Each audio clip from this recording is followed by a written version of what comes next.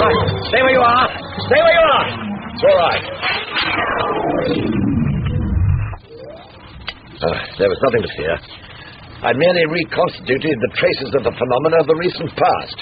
Are you trying to tell us that you played a trick on us? No, not intentionally. Look, I'm sorry you were so startled by the images of the fiends. Startled? Those horrible things coming right at us? Yes, well, it's stupid of me. I should have explained. You see, what we saw on this occasion was nothing more than an action replay, so to speak. What? Even the ghost? Even the ghost. Yeah. She was just an image, too. A meta-spectre. A memory of a memory. But that wasn't the object of the exercise. I wanted to find out exactly what the situation is. Well? No, not at all well. It's as I feared. At some time in the past, a massive psychophysical shock has ruptured the barrier at this point and weakened it drastically. From the evidence, it must be very near the moment of catastrophe.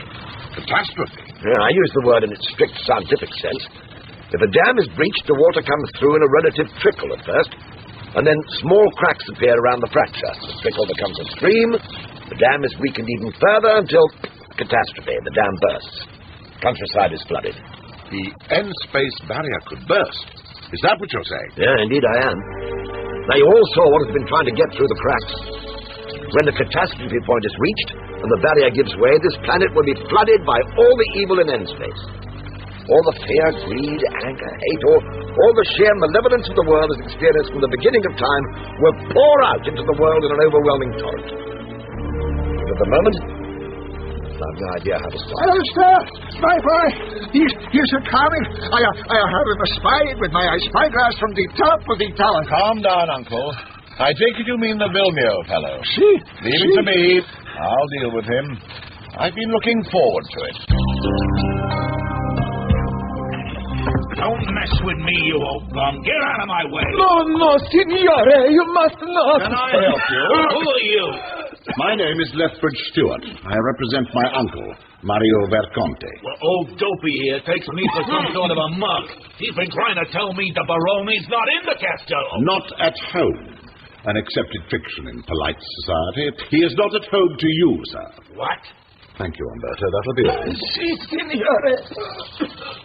I had to tell you, Mr. Vilmio, that neither you nor your propositions are welcome. The island of San Stefano Minore is not for sale, and there's an end of it. You're wrong, Mr. Lethbridge Stewart. This is only the beginning. I want this island, this castle. I'm used to getting what I want. There's no more to be said. Good day. I'm not one of your goddamn silence. You Brits seem to think you still own the earth. I'll be back.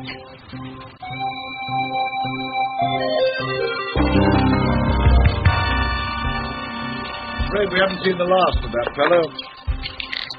Beds? What do you want with beds? Ah, Brigadier, you've arrived back very opportunely. Look, would you be so kind as to hold this? Here, just there, like that. Yes. Next to the seashell, while I run this coil around them. Lord, looks like the skull of a rat. Yeah, probably, because it is the skull of a rat. A very necessary component of the circuit. Thank you, that's fine. One thing bothers me. Yeah? Are we to take it that the expression N-space is just a euphemism for plain, old-fashioned hell? No, not exactly. Look, as you're doing nothing, Brigadier, would you like to catch hold of this wire and pull it under both beds? Oh. Wind it round the pillar behind you. Behind you, there. Yeah, thread it through the other wires, yeah. Those other wires there. Yeah, I'll do the same this side, right? Right. You see, the spirits, as you call them, the selves, are condemned to stay in N-space only by their own ignorance of the truth of the situation.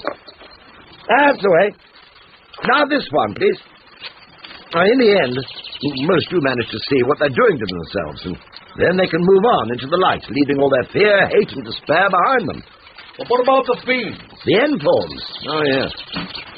Now, what do you think must be the inevitable consequence of the amount of negativity generated by all those selves who manage to quit N-space? Not good? Not at all good. Just as the joy of the light is manifest in the shape of angels or whatever, as Sarah was telling us earlier, so the power of darkness is embodied in the form of fiends. Look, Brigadier, would you be so good as to hold this while I adjust this connection? Hard-boiled egg. Indeed it is. You'd be surprised how high the psychic capacitance is of your average 6-minute egg. Oh, careful, Brigadier. Don't squash it. Oh, it's you. The doctor told me to come and help you. It's taken me yonks to find you. How was I supposed to know where the library was? Oh, what are you reading?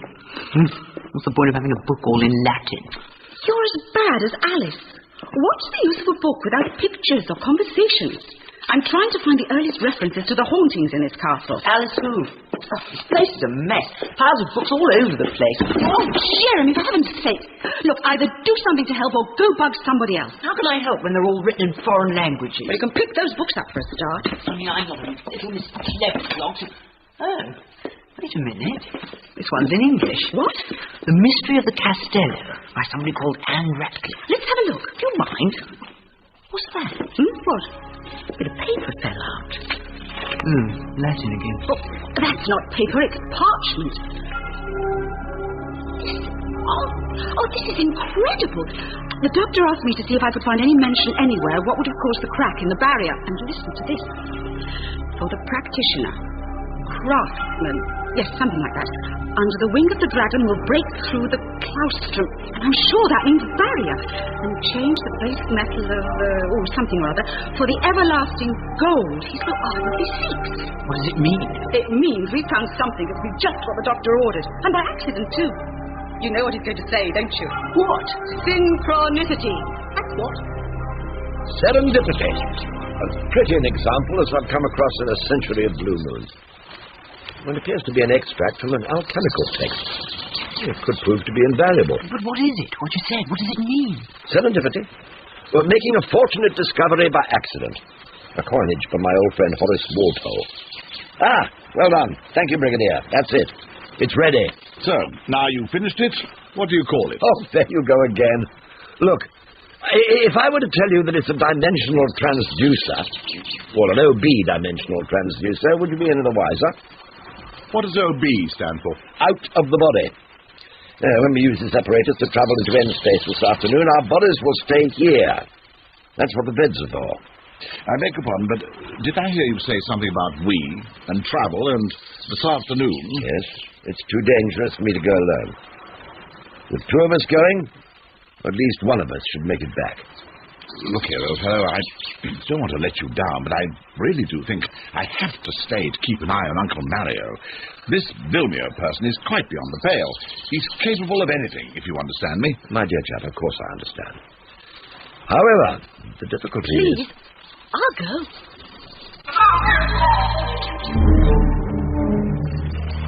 So what happens now? Is the headpiece quite comfortable? Yes. Right then. Hang on to those brass grips. Don't let go. You're completing the circuit, you see. Now, close your eyes and just let it happen. Can't get out of it now, Michael. Relax. Oh, go on. Relax. They're not going to be back by.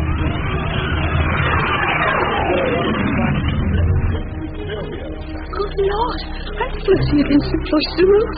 And there's me down on the bed. And the doctor. Off we go. Come on, then. How? Don't ask how to lift your arm, do you? Just do it. Oh, it's easy. It's like flying in a dream. It's great. We need to see the floor and the barrier so that we can get through it. How have you managed to bring that in by spirits? Embodies, I mean. With the cycloprobe. Well, if you know how, small objects can go through the barrier. Look, think of the objects, stones and so on, that drop out of nowhere in the odd poltergeist case. Right, there we are. There, you see? See the cracks of light? Now, follow me.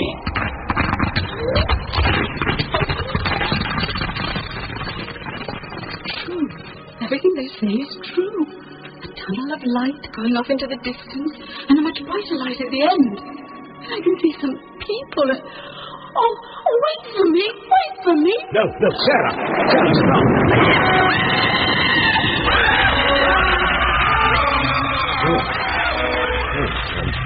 I nearly lost you there. This is a dreadful place. It's like the photographs of no man's land in the First World War, and it's going on forever. Is this end space? Oh, where are the fiends? Oh, they'll turn up. Thanks a bunch. I was worried for a moment. There's nobody here. You said... Now, look again. Look again out of the corner of your mind. Oh, what do you mean?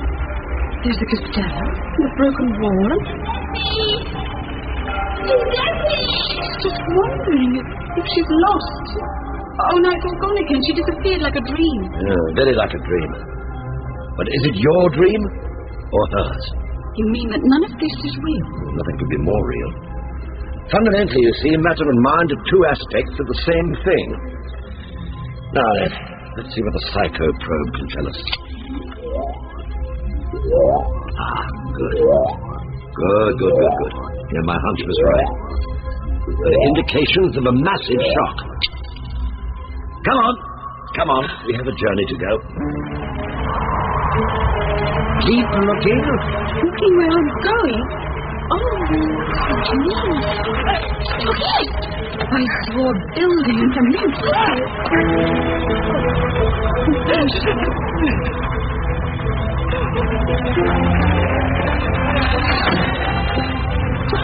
They seem to come and go. You'll soon get them back.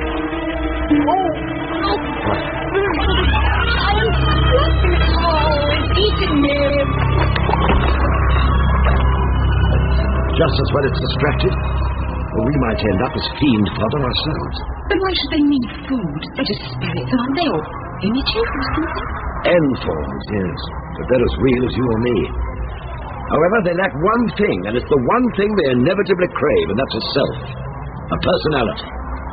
So in the usual human-grabbing way, they try to absorb the selves around them. And the one way they can do that is by eating them. Right. Here we are. But we're back at the castle. Look again. Yes. The wall hasn't come down yet. Exactly. We're trying to trace any disturbance of the end-space barrier in the past history of the Castellum. And there seems to have been two. Now, let's see. Yes, the crack is there. Look. But it hasn't developed nearly so far towards catastrophe. It's difficult to tell whether it's suffered a fatal shock yet or not. Well, there's only one way to find out. Oh! Well. So that's what it feels like to float through a wall. What does it feel like? Nothing at all. No, of course not. Hey, look. It wasn't just the wall that collapsed. There's a sort of room built into it at the end of the property. Huh? There's the peep. A bit big for a gardener's shed. Come on. The vectorscope on the probe will take us straight to the beginning of the perturbation in the psychophysical matrix that brought us here. I could get hooked on this as a way of getting about. I guess that we're heading for the kitchen where Jeremy and I had breakfast this morning. In fact, it's probably the other side of this next...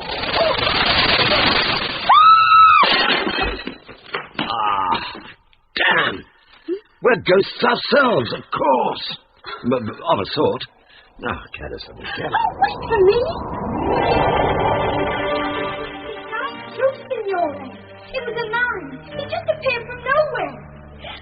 They're in the great hall. Dressed all in black, with white hair, mad, staring eyes. You've been listening to Signorina Louisa and her foolish tale. No, I saw him. You'll be telling me next that the pots jumped off the table by themselves. To be sure, I'm becoming a little tired of these fancies. Oh, Signore, when the glasses flew across the room and broke themselves, we all saw it. Even Signor Perino. I'll have no more of it, you hear? Go back to the kitchen and let me read my newspaper in peace. Off you go. I'll tell Signor Perino. I said it must be a off the poltergeist. broken pot from your wages. Come along. I'll go with you. Hide through the wall. It's the library. A bit tidier, I must say. We have company. Right. That should do it. Right. There we are. We have our confirmation. A simple poltergeist. Now, how old would you say the young lady in the library was? About 15? Yeah, you nearly always find an adolescent involved in poltergeist cases. I wonder what date this is. Early 19th century, judging by the clothes. Let's have a look at his newspaper. The Corsican tyrant ailing. Wow, that must be Napoleon. 1818. A time of hope and a long way from our other port of call. Ready? Or where are we going now? The castle looks just the same. A bit newer, perhaps. About 300 years newer, is a rough guess. Yes. Yes, the crack's that much smaller. Still, it's wide enough to get through.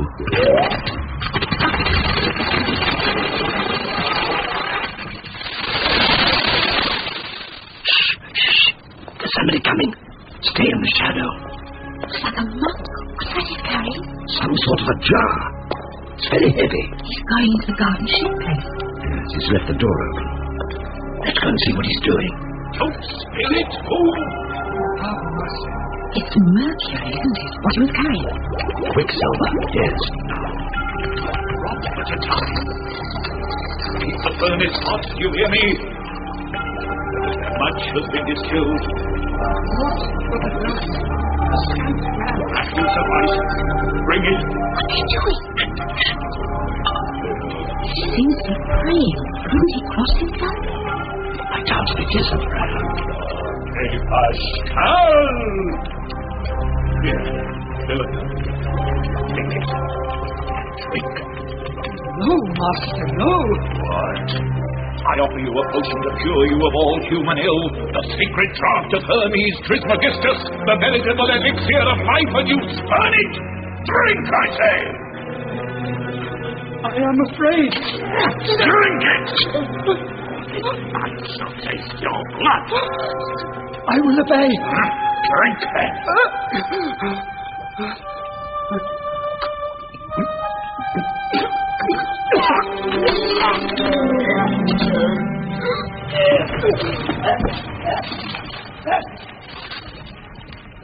Is he dead?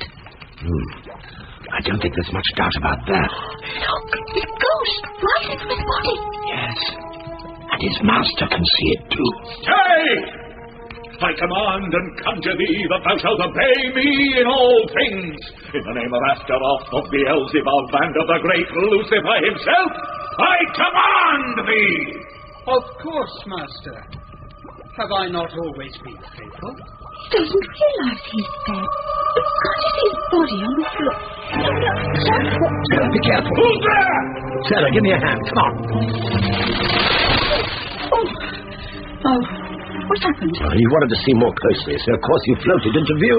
Sorry. In any case, I need more information. Let's go and see what we can find out.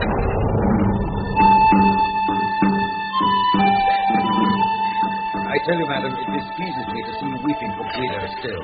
That must be Guido on the wall, the portrait. Weep for it all. I weep that his very inheritance should be in hazard to a stranger. Can this evil man, this sorcerer, be in truth your cousin? He seems to bear the proof. And he is no sorcerer, my lady, but a man of God. What blood is he? To bear the name of the Emperor, a German name, would seem to be unlikely. I think it false. He came bearing letters from the Spanish court.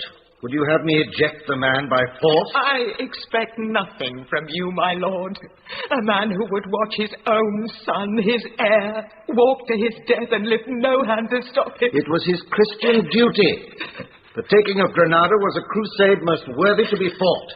Aye, and to die for. Time to go. 1492. What about it? In 1492, the Arabs were finally kicked out of Spain. Granada was the last town to fall. So you were finding out the date again? Yeah, that's right. But that sad lady's son died in the Battle of Granada. Our visit must have been somewhere near the turn of the century. And that's near enough for the TARDIS to be able to take us back there. See? Yeah, you know I love these trips on the yacht, honey, especially on a day like this. But why we gotta go to San Stefano, Fiddle in the Wind? Business, babe, business. You think more about your goddamn business than you do about me. You're always looking through those freaking binoculars. What's with this Costello anyway? Get some clothes on.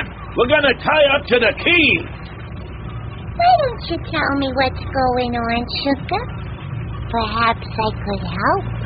Yeah. Maybe you could at that. Would you like another chocolate sorpresa? I really don't think I could, thank you. It was awfully nice of you to buy it for me. Well, I suddenly thought, it was a bit iffy leaving you out in the cold while I went off having all the fun. Hey, look at this enormous boat coming in. All the chrome stuff. More like an ocean liner than a yacht. And there's the brigadier come to meet it. Now, what's he up to? Excuse me. Would you tell me whose boat this is? It belongs to Signor Filmio's.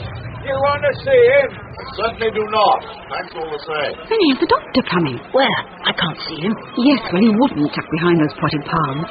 No, listen, Jeremy, what I really wanted to say was that I think that if I really pushed, I could persuade the doctor to take you in the TARDIS as well. After all, you... No, thanks. You mean to say you turned down the chance to travel in the TARDIS? Fitzstewart? Oh, your uncle told me you were down here. What's up? Filmio again. The nerve to set up camp on our blasted doorstep. Uncle saw him coming through that telescope of his. Yes, well, I'm ready to leave. And there are one or two things I'd like to clear up before I go. Have you seen Sarah anywhere? I'm here, Doctor. Be right with you. Jeremy Fitzoliver, I shall never do anything for you again as long as I live. You're a wimp. No, you're a Wally. You're a Wally and a wimp. And if you think of anything else beginning with a W, you're probably that as well. Sorry, Doctor. Right, on our way then. Are you sure that you're not overreacting yet, Fitzstewart? I mean, after all. That's typical of Sarah. It's just not fair. It's gonna look like an accident, okay? Yes, Master. Don't call me that here, you fool. No, Signor, I'm sorry. The one with the moustache, you mean? Are you dumb or something? The one they call the doctor. The one with white hair. And he's still there in the funny fight. Don't come back until you've fixed him good. He's in my way. Si, Signor. Not yet, idiot! You want them to see you? Come back to the boat. Oh, no.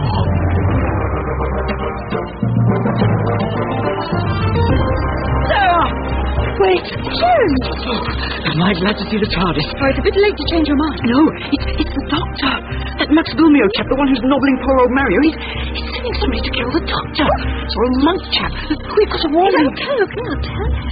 But it's not as if he's going to be in much danger where we're going, now is he? Well, not that sort, anyway. Sarah? Sarah, are you coming or not? I'm coming. Goodbye, Jeremy. Wait! I changed my mind. I'll come too. I nearly got lost in all those costume rooms. You could put on a pageant. Anyway, how do I look? Very nice, too. Well done. Yes, I feel like a refugee from Pride and Prejudice. What did Jeremy want? Oh, a lot of nonsense about the Briggs Americans sending a hitman after you. Well. So, it looks as if Lethbridge Stewart was right about him. But why me? It might be an idea to take your wristwatch off if you think it's a giveaway of the lot, even in the 19th century. Sorry. We'll be in trouble if the TARDIS has landed in the Great Hall again. No, she's really come up trumps. Right on the beach. Well done, old girl. No, not that way, my dear. Well, we're going up to the Costello, aren't we? No, we're going for a swim. What? Come on in. The water's fine. Well, Doctor. No, Sarah, don't take anything off. That'll ruin everything. Sure, it's a good idea. That's the ticket. Now, dunk your head. No. Bonnet and all. Like this. Well done. Oh, that's excellent. Shall we go in now? Well, unfortunately, we capsized. Well, we managed to get to the shore, and it was a real stroke of luck that the fishermen turned up when they did. You may stay as long as you wish. I declare it will be a delight for my ward to have a companion for a while, in particular an English girl. You're both most welcome. You're too kind, Signor Visconti, too kind. Colonel Nettleton was killed at Waterloo, and Louisa's mother died soon after of a putrid infection. So is the girl's godfather. I was living in Tunbridge Wells at the time, you comprehend, and I felt it was the very least I could do. And Mamma died of a broken heart, so Paoli brought me here. Paoli? My guardian, Paolo Verconti. Try and keep still, Miss Smith, or I shall infallibly burn your hair. These curling irons must be just so. At first, I would like to have died of grief, but to live in a castle, a real castle with towers and turrets and galleries, just like the one in the Mysteries of Udolpho. You have read Udolpho, I'm sure. No. Have you not? There. You look sweetly pretty again. You do not read novels, Miss Smith? Sarah, please. Oh, Sarah. I knew at once we were to be the dearest friends. A friend I could tell my secrets to. I should like that. Oh, you must read all my books, so that you can discover my true nature. For of all things I delight in tales of long-lost heirs and skeletons and mad monks and ghosts. Does not the very word send a shiver through you? Have you ever seen one? Not seen, no. But we do have one in the castle. Is that not vastly pleasing? Oh, yes, I think I've heard of her. The lady in white. We must try to see her while I'm here. Oh, I doubt it's a lady, Sarah. What would you say to a soup tureen flung across the kitchen to smash upon the wall, or a scattering of pebbles in the floor of the corridor? And then my pianoforte. My dear little pianoforte turned upside down onto its lid, but not in the least broken, and then after 5 o'clock. Dinner. We eat in a great hall. Dinner? Oh, Powley becomes more vexed than you can conceive if we're late. Oh, and don't speak of the ghost in front of him. He is a rational man, or so he says. Talk of ghosts and such throws him into a pet. Yes, well, I have made a particular study of such things, both from the viewpoint of a historian and as a student of natural philosophy. Come now, Doctor. One can hardly find an equivalence between the watching of birds and the hunting of ghosts. Such things are surely the stuff of the romantic rubbish with which foolish young women like to freeze their young blood. Merciful heavens! Quick! All of you, get under the gallery! Stones fallen from the ceiling. Must have been a poltergeist. Oh, John! Where they're coming from? Doctor, look out! Sarah! It's been hit. Sarah! Sarah, answer me. Dead! She's been killed by the ghost!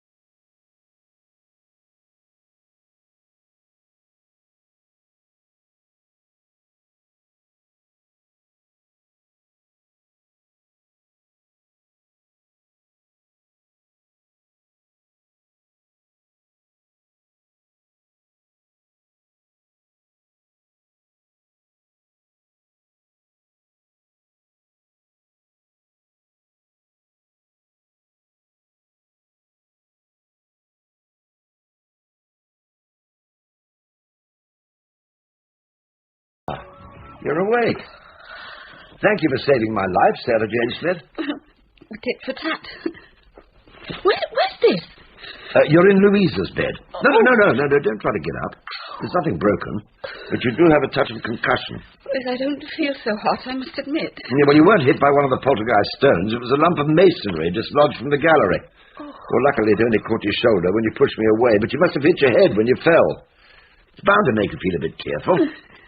Yeah, I know. I'll get them to make you some sort of posset. I'd rather have a cup of tea. Right. Well, I'll see what I can do. No, it's not the shock that's making me feel like this. It's the White Lady.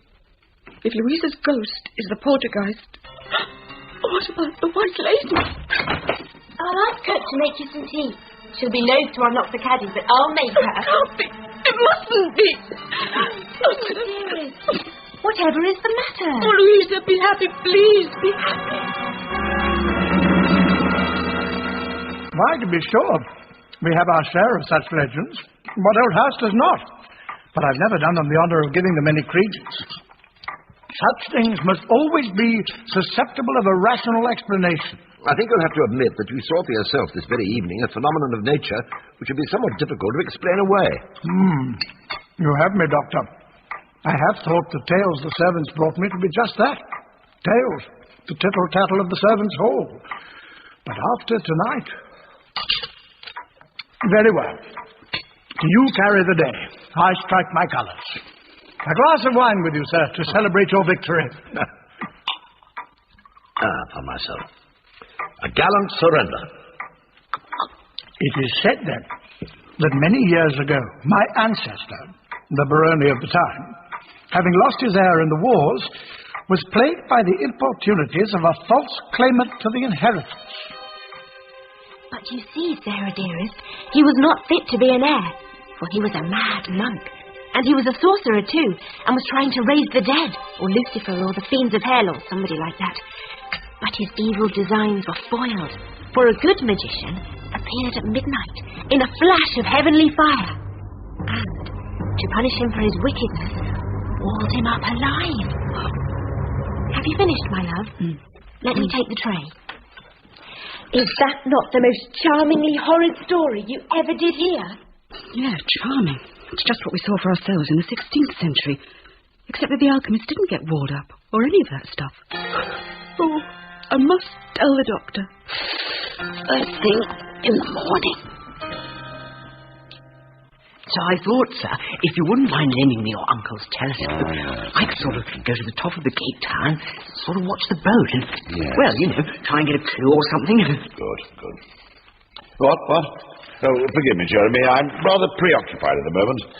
So may I? May you what? Borrow it, the spyglass thingy. Oh, yes. Take it. Thank you, sir. Yes, I can see right down into the harbour. There's his boat and all. Hey, there's the man himself, the great Max Romeo in person. I've got my eye on you, matey, so watch it. I say, just look at the boot on that tourist he's talking to. What they're saying? I want that castle. I need that castle. If I can get it legitimately, okay. If not... So, what is it you want me to do, hon? I want you should use your talents on this Brit, this, Lethbridge Stewart guy. He knows more than he's pretending. Find out... Yeah? Find out what? Find out if they've seen any ghosts up there. Ghosts? Yeah, and find out whether they know about the 21st of May. Whether they know what about the 21st of May? Well, that's what I want you to find out. Now get going. Here she comes around the Orange Grove, and straight to the art, and... Oh, fishhooks. Brim of her hat gets in the way, I can't see a thing. Still, she's probably a clue.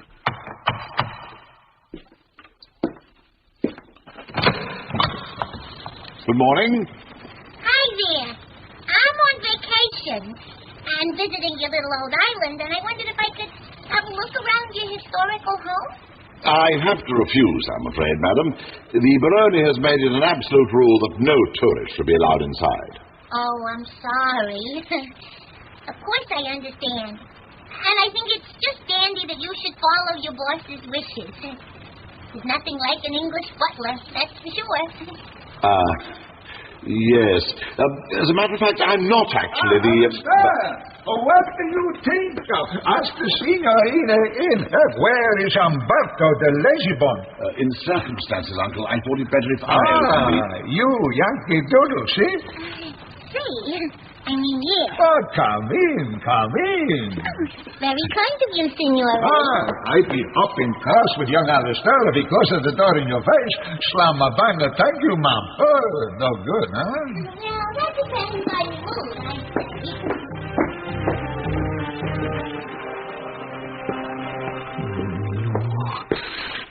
They haven't got back yet. Oh, I thought I lost them. And she might have been scattering clues like confetti. They're coming. But are they? You've been really, really kind, Mr. McCarthy. And I mean that sincerely, telling me about the ghosts and all. You come and visit me again, see? Yeah, sure, I'd like to. Only, it'd have to be tomorrow because my vacation is up on the 22nd. Or is it the 21st? A bad day for you? Maybe the 21st. The 21st again? Tell me you said something about the 21st. And why should she want to come back? Such a bella ragazza is honor to my house at any time, Miss Pulaski. I saw you painted ceiling in my bedroom, huh? Judging in Paris, all stark and bomb naked. Uncle! I like that, Mr. McCarthy. Stay cool, Alice, dear. Have a nice day now. Uncle, if you want me to help you, you really must be more discreet. I don't want you to think I'm afraid, but the way you've been... I don't know, I know you. If you ask me, she was in the tourist at all. I can find out what the 21st is all about. Only one way to do that. There she is. And she's going on board the boat. Excuse me. Sorry. I just want... There doesn't seem to be anyone else about, so if I get on board, I might be able to hear her tell Filmio about the 21st. Or whatever. Oh, a lot of doors. All different cabins and saloons and stuff, I suppose. No sign of Miss Pomotsky. And the 21st? Hello? Isn't that her voice? He didn't say. Oh, Lord. I can't go back or they'll catch me. A broom cupboard, just the ticket. Oh, no. They're leaving. The boat's going to sea.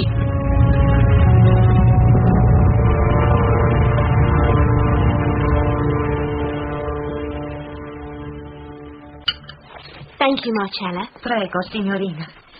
Did you enjoy your breakfast, Sarah? Yes, thank you. Thank the heavens she has gone. Oh, Sarah, I am so pleased that the doctor has said you must stay in bed this morning. For now I have the chance to discover to you some of my secrets. I can't wait. I know more about the evil monk and his dread deeds than you might imagine. But first, it is of the utmost importance that you should peruse Mrs. Ratcliffe's latest work. Here it is. Oh, thank you. In the meantime, I shall take a turn in the garden. And when I return, you will comprehend my purpose. I promise you. The mystery of the Costello. Well. And I guess it's the very same copy Jeremy found in the library, but it's brand new now. Oh, well, here goes. I can't stay in here. If I was sick. No. Where's the handle? I wish there was a light. There doesn't seem to be. Oh, no. Of course there isn't a handle inside. It's a cupboard. He's locked it. Yes, help! Help! Help!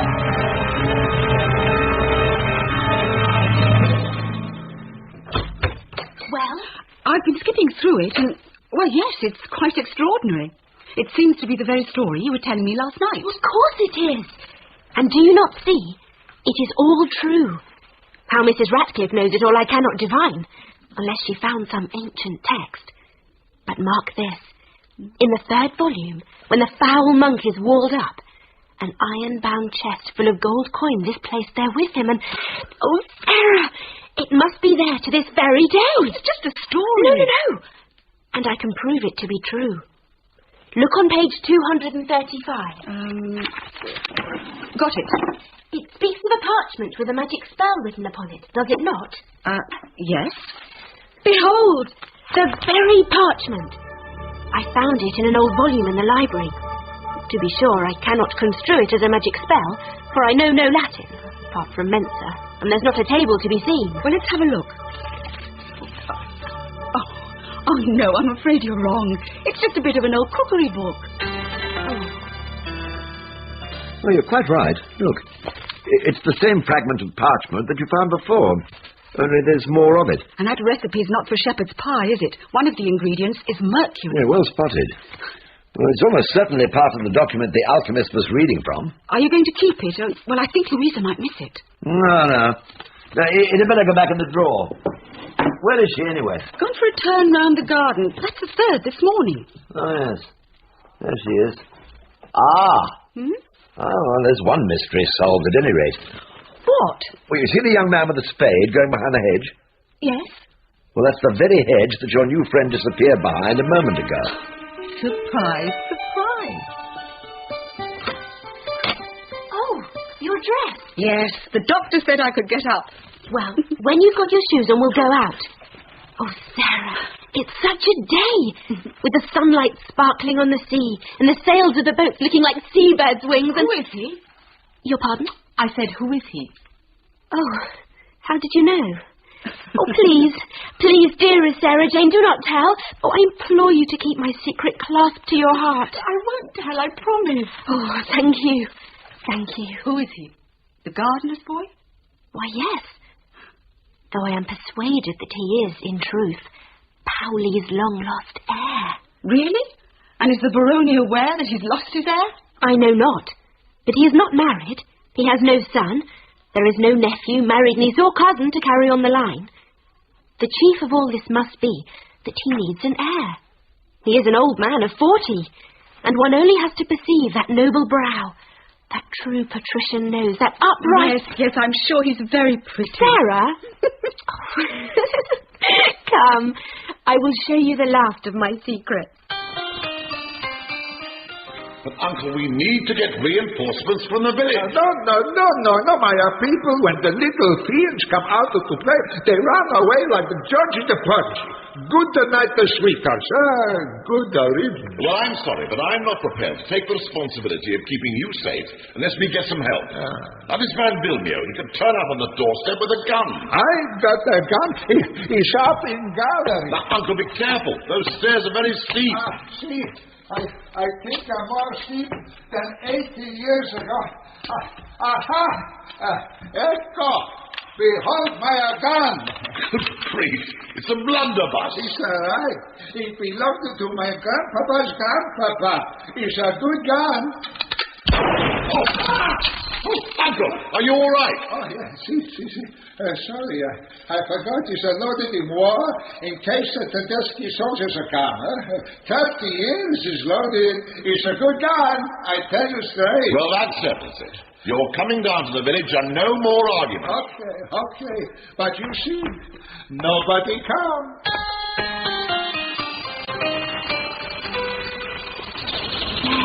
Well, what about it? I mean, that's just used as a garden shed these days, isn't it? Well, it is a garden shed. Behind the wall of that ancient structure, we shall discover the secrets of the ages. That is where it lies, the treasure of the Castello, along with the mouldering bones of the evil monk. I should think they've stopped mouldering by now. And Powley will be so pleased to have the treasure that he'll consent to our betrothal and recognise him as his heir And just who's going to do all this discovering? As if I didn't know. Why, Giuseppe and myself, of course. As the clock strikes 12, just as it happened in the book. Giuseppe. His name is Giuseppe. Oh, Louisa!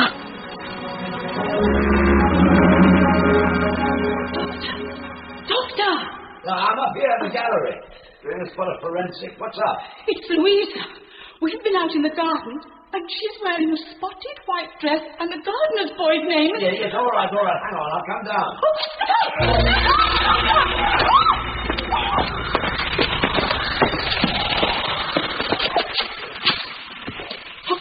Are you all right? Well, I shouldn't be if I hadn't learnt the Malbravian roll a couple of 100 years back.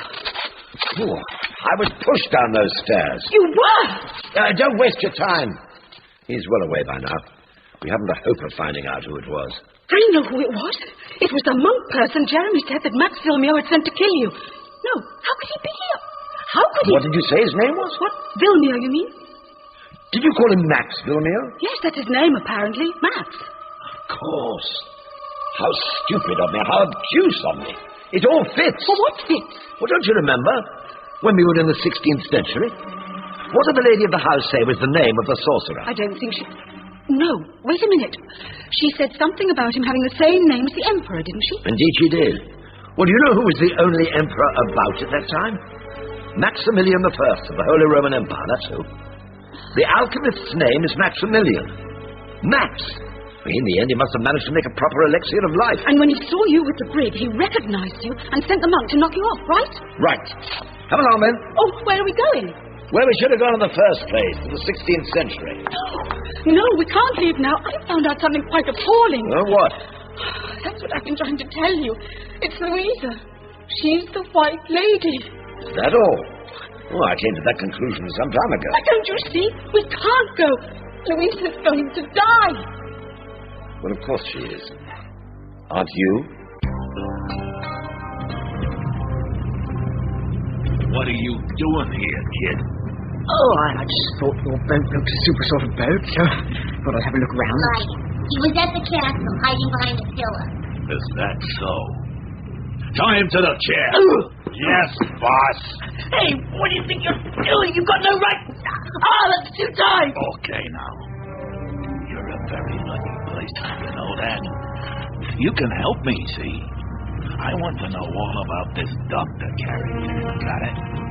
My name's Jeremy Fitzoliver, and that's all I'm going to say. You've been watching too many old movies. I'll ask you again.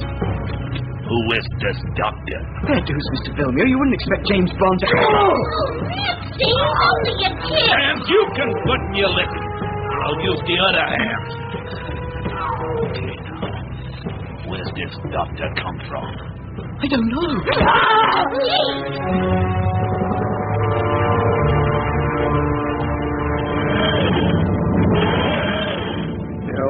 We'll drop in on Lethbridge Stewart on the way. He needs to know what he's up against. Oh, on the way from the 18th century to the 16th, we drop in on the 20th. Yeah, why not? Oh, why not indeed? Silly me. You know, it's quite clear that the poltergeist incident was deliberate, too. What? Do you mean that the monk chap was responsible for all those stones? Well, no. Ordinary ghosts don't have any preternatural powers beyond their ability to be solid or permeable at will. No.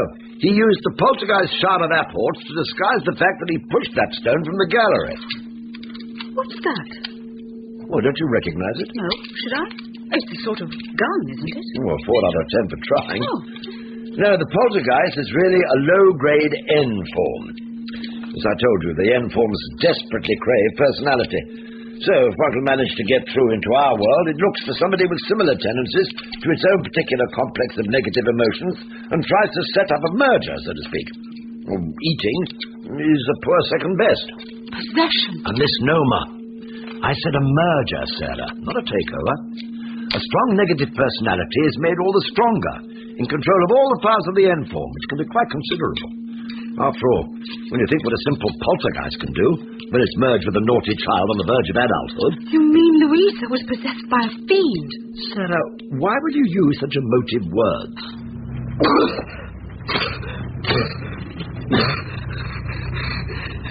I'll tell you anything. Only please, don't hit me again. I'll give you one more chance, you little bastard.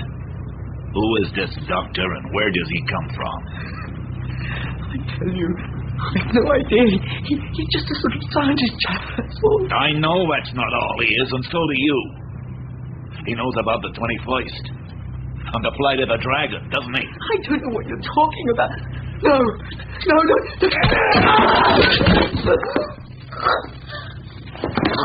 You got something to say? He smashed the chair, honey. A couple of grand those chairs cost. Tell the skipper we'll spend the night in Maggiore and sail back in the morning. Enough's enough. I have to take that castle by tomorrow midnight. And what about the kids?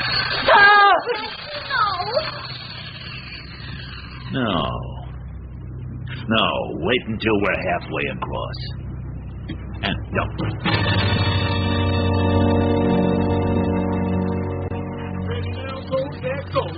Uncle Mario, will you please stop saying I told you so? Please try to keep up. You have a fine army now, Signor Duca Yorca. What you march to top of hill. Elmer's come again, who's really Roberto, and the greedy old Sancho, who will eat all of the food of the 10,000 men you haven't got. Yes, thank you, Uncle. You're being a great help. Now listen to me, all of that's to say, both of you. And now we've arrived at the house. Do you mind? Thank you. Now, to start with, please follow me up to the Great Hall and we'll discuss the allocation of duties, right? Si, senor. You're right on, man. Right, gather round. Now, the problem as I see it...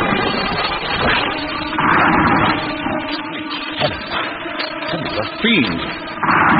Keep right still, all of you. Sergio, come back. Hey! They're kissing! No, they're not. It's eating.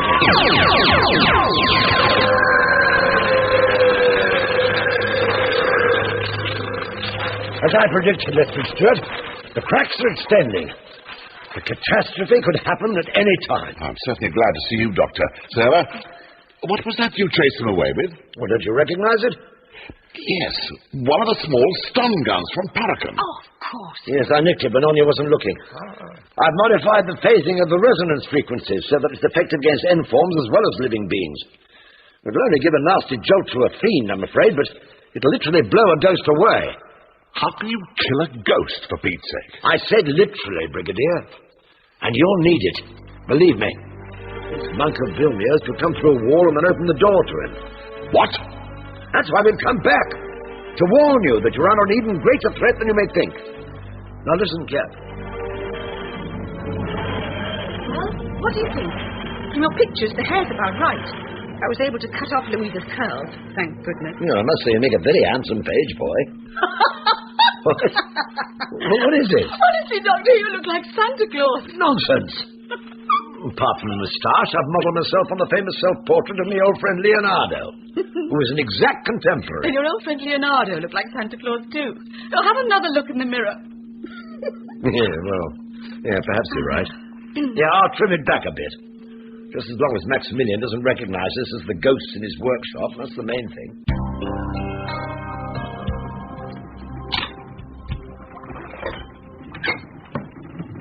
Jeremy. Me, Maggie. Hold on to your socks. It tied me up. Okay, give me a chance. Lean forward a bit. What time is it? 2 o'clock in the morning. They're all asleep. I see. It's awfully nice of you. Will you if they hear us? We're dead meat. Come on. Where are we going? You are indeed welcome, Doctor. Our people will rejoice in the presence of a seeker of wisdom, such as yourself. You are most gracious, Lord. I trust that you are not too fatigued to join me at dinner. I shall send somebody to take you to your room.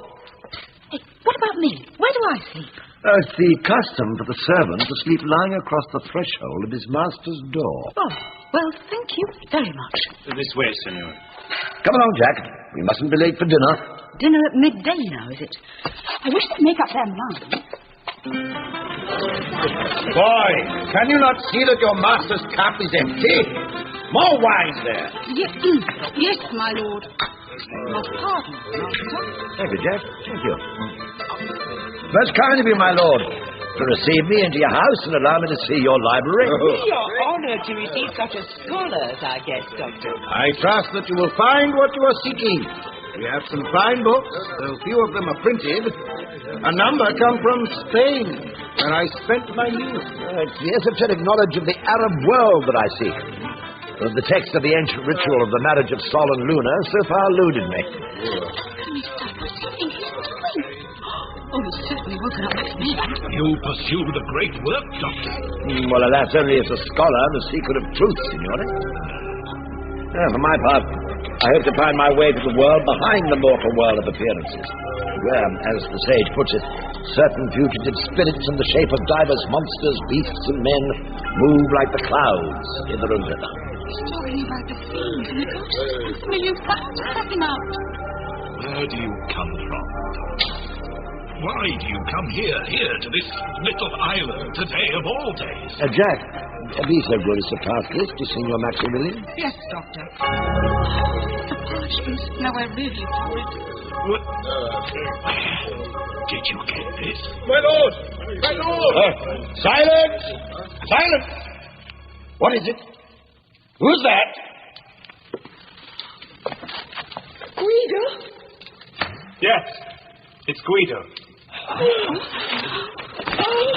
Look to the lady. Madam, are you all right? Mother. Really, you? Yes, Mother. I've come home. Oh, Guido. The son who was killed in the wars. My boy. Father.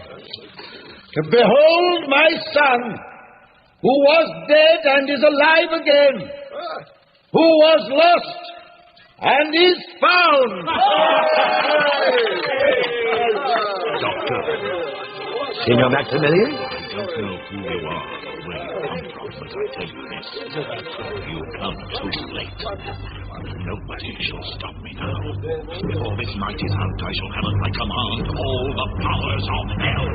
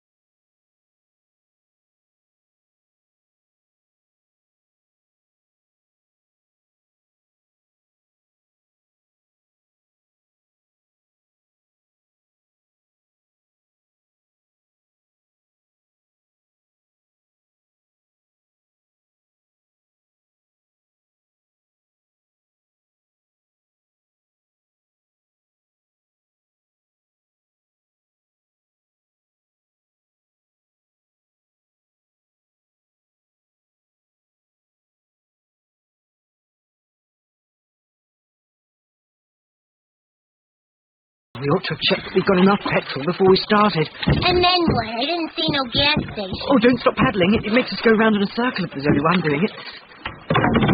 What's the good of kidding ourselves? It's starting to get light. Max will catch us up, and that means curtains for both of us. Don't cry. I'll think of something. I mean, there must be something we can do. Oh, I know.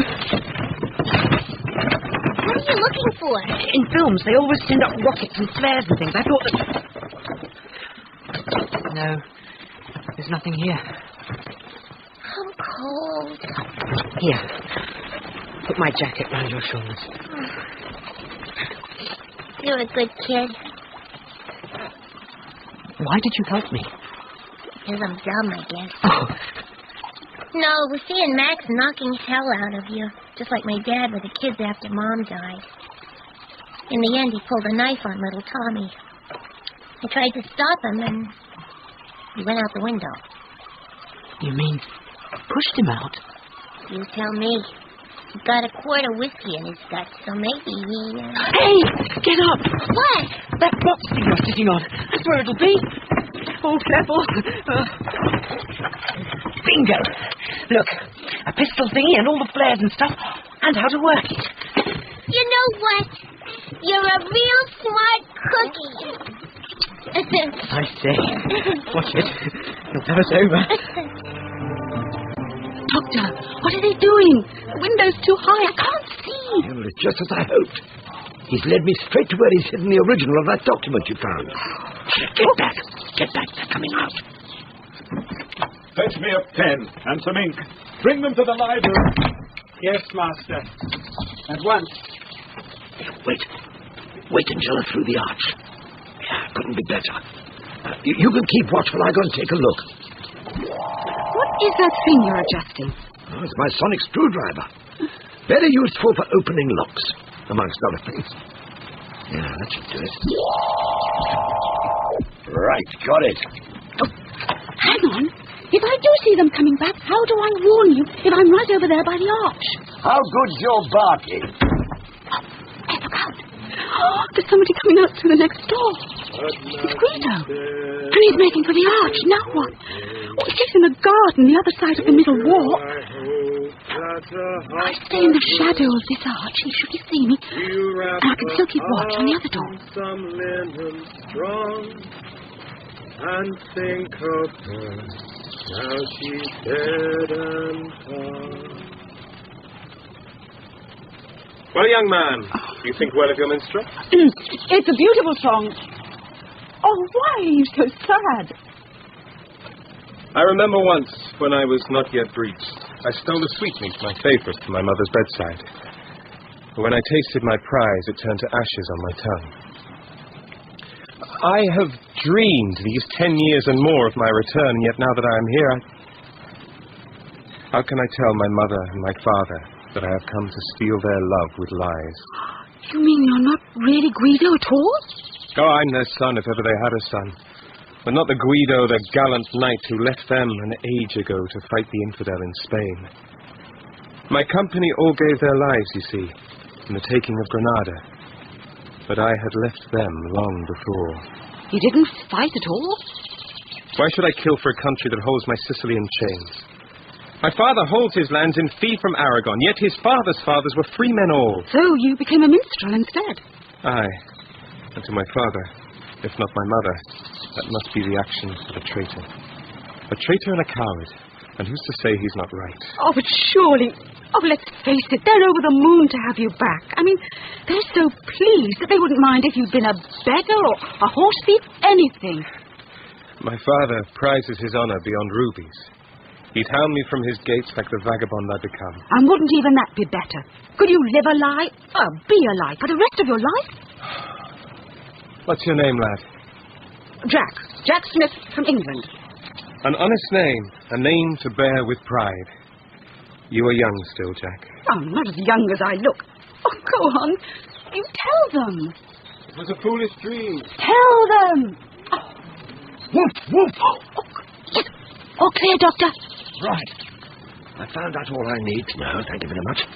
Now, let's get out of here. You mean I've been shacking up with a guy old enough to be my great-great-grandpa? That's sick. Hello, I'm afraid, Miss Pulatsky. Maggie to you, Alistair. And you're not the butler, and Nico's the spook. Now I've heard it all. Yeah.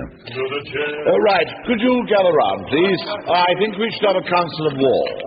Well, now, this place was built to withstand a siege, so the only thing we have to worry about in the first place is Vilmio's getting over the outer wall. What about this dead guy's little party trick? Ah, yes, the joker in the pack. This monk chap who can walk through walls. Well, I've got a gun. I got a gun, too. Look.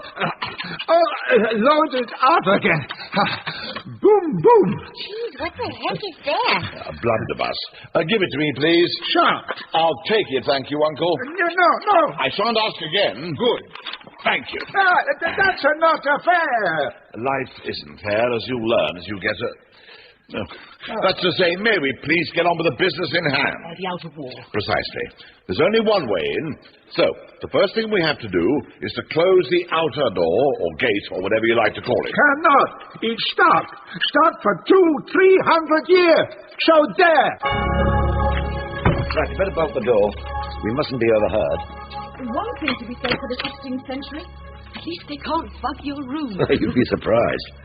Still, there's no fireplace, no air shafts, no jakes. So it's probably safe. Jakes? Yeah, the medieval loo. A shaft overhanging the moat or a sewage pit. Oh. Now, I know exactly what Maximilian is up to. I found the document, and it's what I feared it might be. It's a Latin translation of the Spanish version of an Arabic extract from a Greek alchemist text, taken from an Egyptian esoteric original of immense power. You missed out the Babylonians. That's not a joke. They probably had a hand in it, too.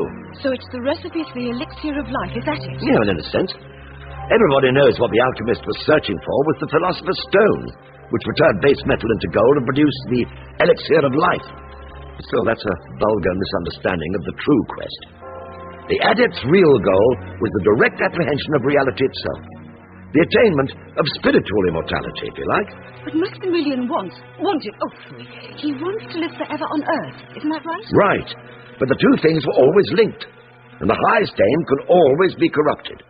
With the marriage of Sol and Luna as the alchemist's code for the combining of the earthly body and the end body. And what result do you think that would have? Immortality. 2, 3,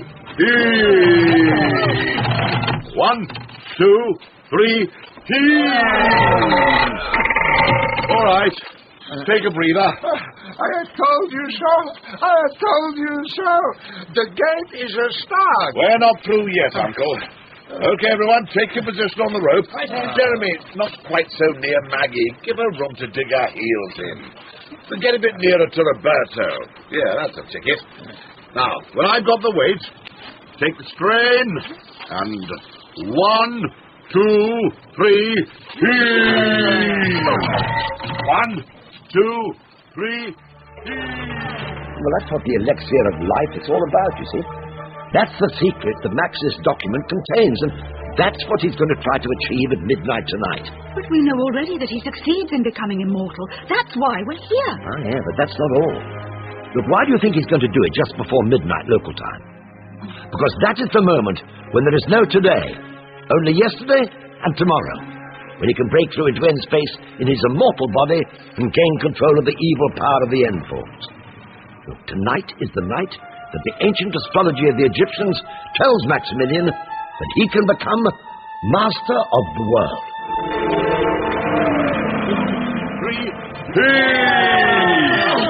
All right, take another break. Oh, look, everyone, there's a dog coming from behind McKean. Here, boy. I didn't know they'd got a...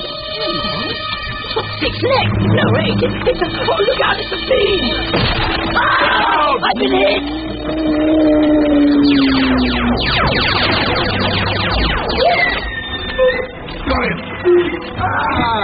Good hunting, Alistair. You won a lousy good shooter. Jeremy, you okay? It's got me in the shoulder. Let's have a look. More like a near miss. Burnt your shirt a bit. You live. Well, thank you very much. I'll have you... Well, look at there, General. The gates are hanging loose. So it is. One of the creature's bolts of energy must have hit it. Well, I must say, well done, that fiend. Yeah, let's get on with it, shall we?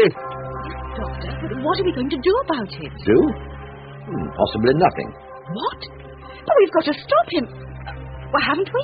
Oh, my dear Sarah Jane, you're looking at a man, for want of a better word, who is a convicted criminal. I mean, I've been judged guilty by my peers of the unutterable sin of intervention in the affairs of the people of this universe.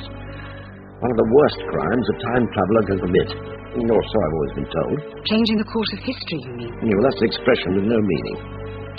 I admit it's a quick way of making a point. I've sometimes fallen victim to its seductive charm, but well, the trouble is, you can rarely predict the consequences of your actions. In trying to avert a disaster, you may be the unwitting cause of a far greater one.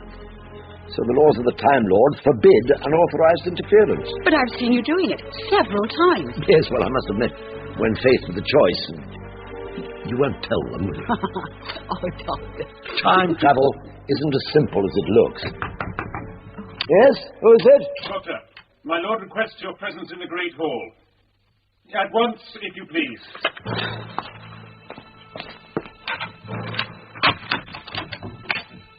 Thank you. Would you be so good? Oh, with pleasure, Sir Knight. But I assure you a guard with a drawn sword is quite unnecessary. You too, boy. Come along, Jack. Let's find out what the good Baroni wants us for.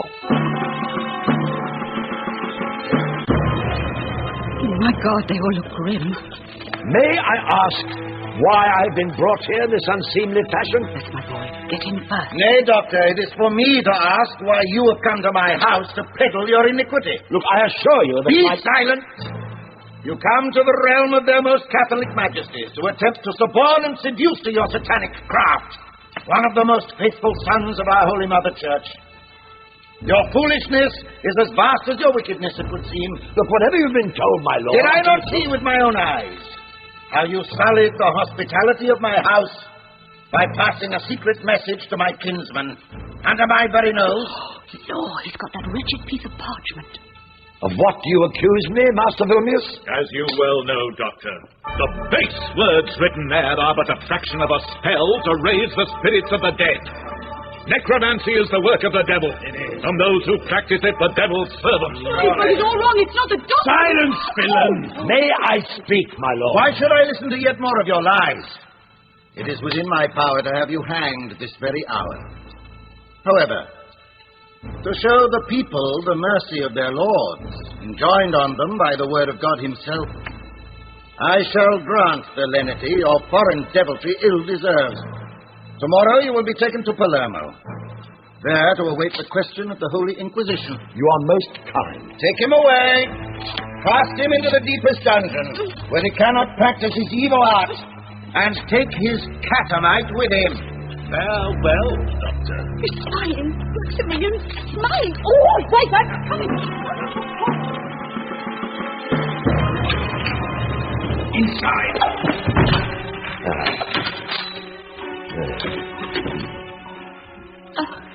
Where are you? I can't see a thing. Yes, well, your eyes will soon get used to it. Oh, stink. It's always... Oh, What is it? Oh, cobweb in my face. Oh, yuck. There's nowhere to sit. The floor's all wet. Yeah, I think there's a pile of straw in the corner there. Oh, yuck. That's wet too. Oh, I'm sorry. My strategy was a mistake. It was aimed at flushing him out, making him reveal himself, and it succeeded in producing exactly the opposite effect. Seems our discussion about the rights and wrongs of intervention was a trifle academic.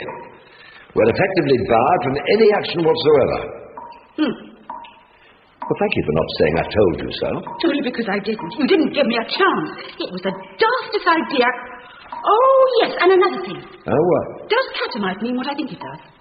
I'm afraid so. Thought it might. Well, I suppose there's a good reason why you're not using your fancy screwdriver contraption to open the door. There is. It only works on locks. This door's barred and bolted. Oh, so what do we do now? Well, there's nothing we can do but wait. Oh, where have I heard that before? Right, all together, push!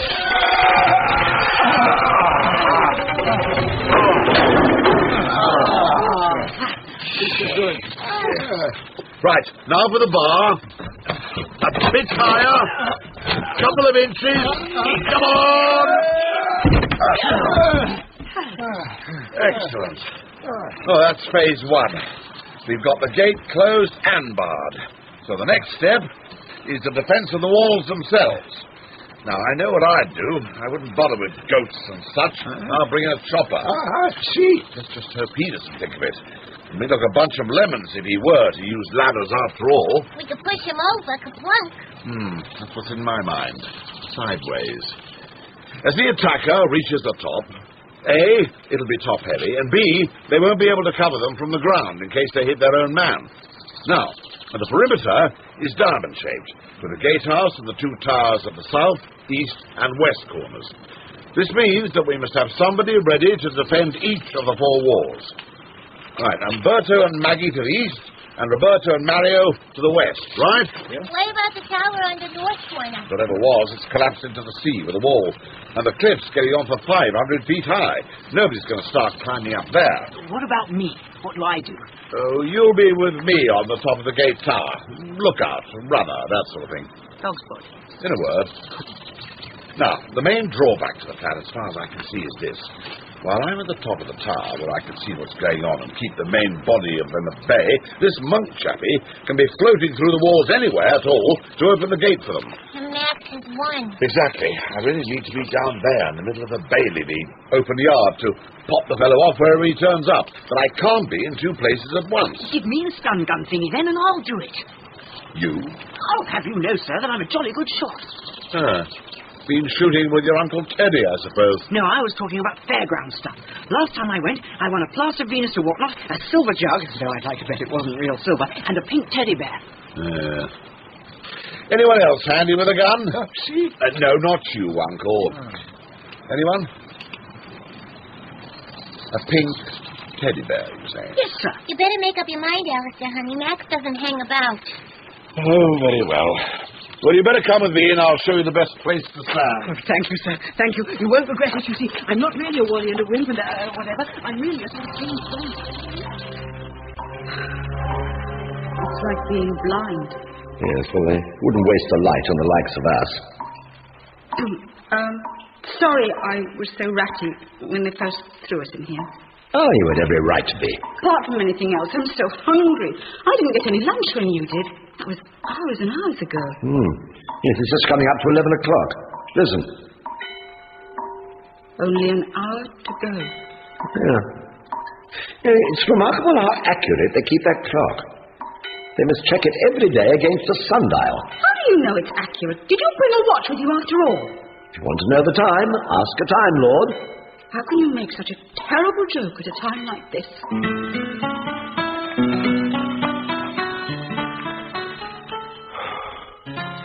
Madam, it is with a breaking heart that your penitent son inscribes these words. How can I add another lifetime of sorrow to the years of grief you have already endured? And yet to stay would be to live a lie, nay, to be a lie. like the rogue at a goose fair who plays the part the better to cozen you of your purse. How would such a grievous sin redeem the cruelty of these many years? I have to say farewell once more, and beg the blessing and forgiveness that I so ill deserve. Your loving son, Guido. I have no choice. I must tell my father the truth and then leave the castle. Forever. But first, I have a debt to pay.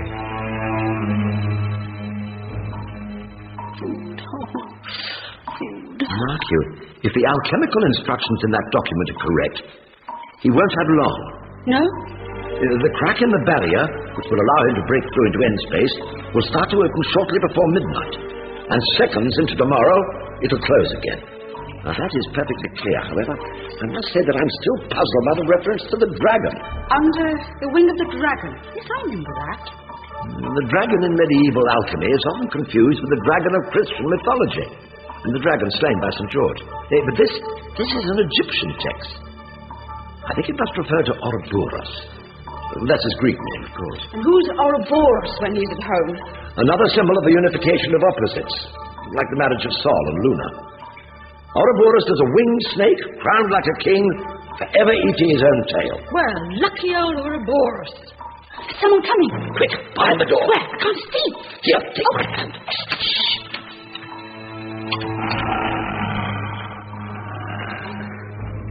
Jack? Doctor? Are you there? This is my room. You will be safe here until dawn. If you change your appearance, not to appear so well-born, you understand, then you should be able to leave as soon as the main gate is opened. There is always such a coming and a going that another couple of bodies will be neither here nor there. I thank you, sir. Yes, thank you, Guido. Nay, lad, it is I who should thank you. Perchance we shall meet again one day. I go by the name of Guido il Menestrello. If not, fare thee well.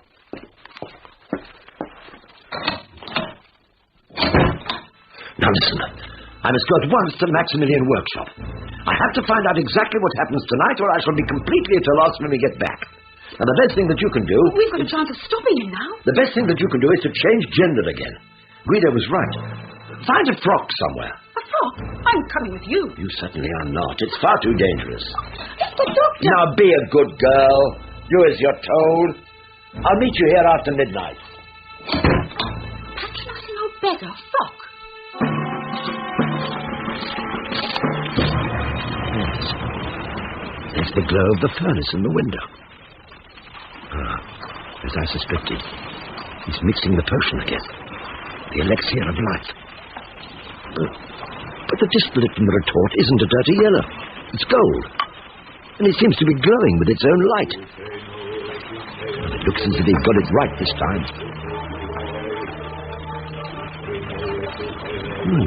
He keeps glancing at his hourglass. The sound will soon run out. If he succeeds in his plan, the power he'll gain from the evil of end space will be overwhelming.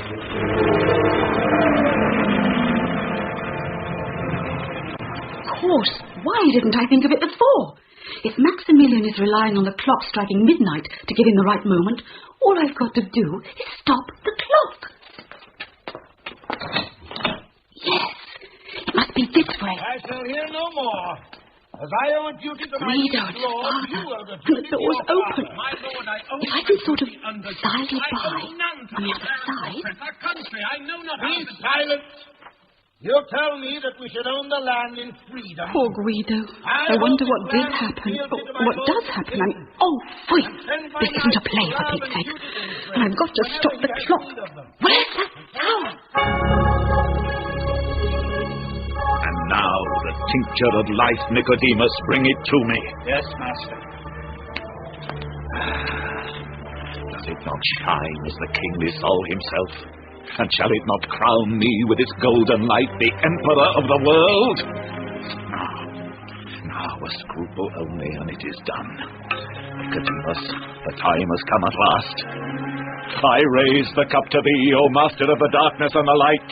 Hearken to me, Lucifer, as I cry to thee, Eva, Eva, Capus, Count! See, the arc of light upon the wall. Behold the door to my domain, the golden pathway to my kingdom. Lucifer, I drink to thee! Oh, no, you don't! You! I should have had you hanged! Nicodemus, seize him! It is useless to struggle, Doctor. Power in those arms is no earthly power. You seek to stop me, but you're too late. The ritual is complete.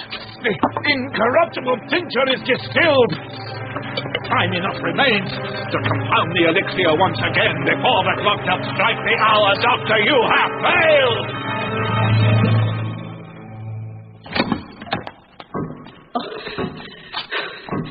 It must be the same as Uncle Hubert's old grandfather clock, only bigger. So, all I have to do is stop the pendulum. It's nearly midnight. Now, where? There's the weight chains going through the floor. Oh, no, there's no pendulum. There's a hammer ready to strike the bell. Perhaps if I shove a pad of cloth in between. Oh, no, not even my doublet would be big enough. It's too enormous. The thing, like two cannonballs whirling backwards and forwards. Oh, no. It's the only way. Now! Got it! Oh, no, it's too heavy! Oh! And it's going to strike!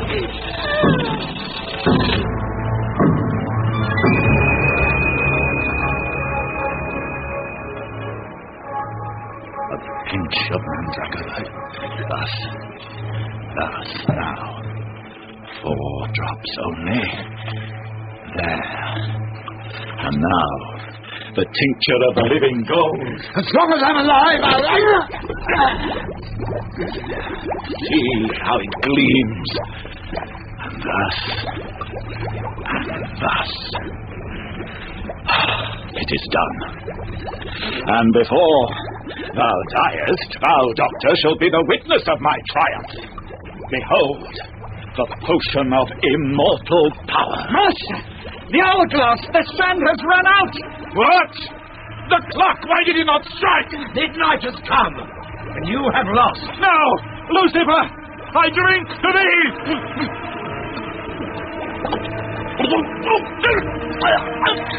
I must get through the barrier! You're too late! The arc of light is fading. No!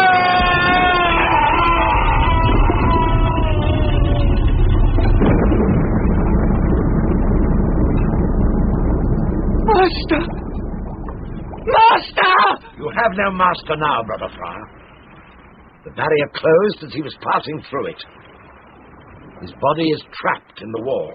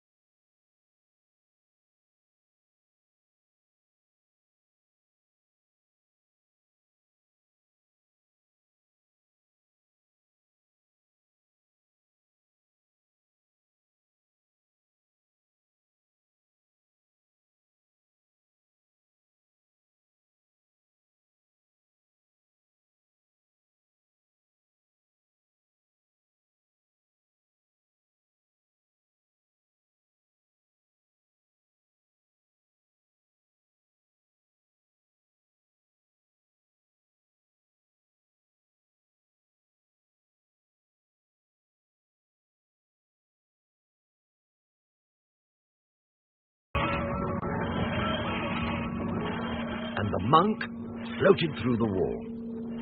All that was left of Maximilian was his arm sticking out of the stones.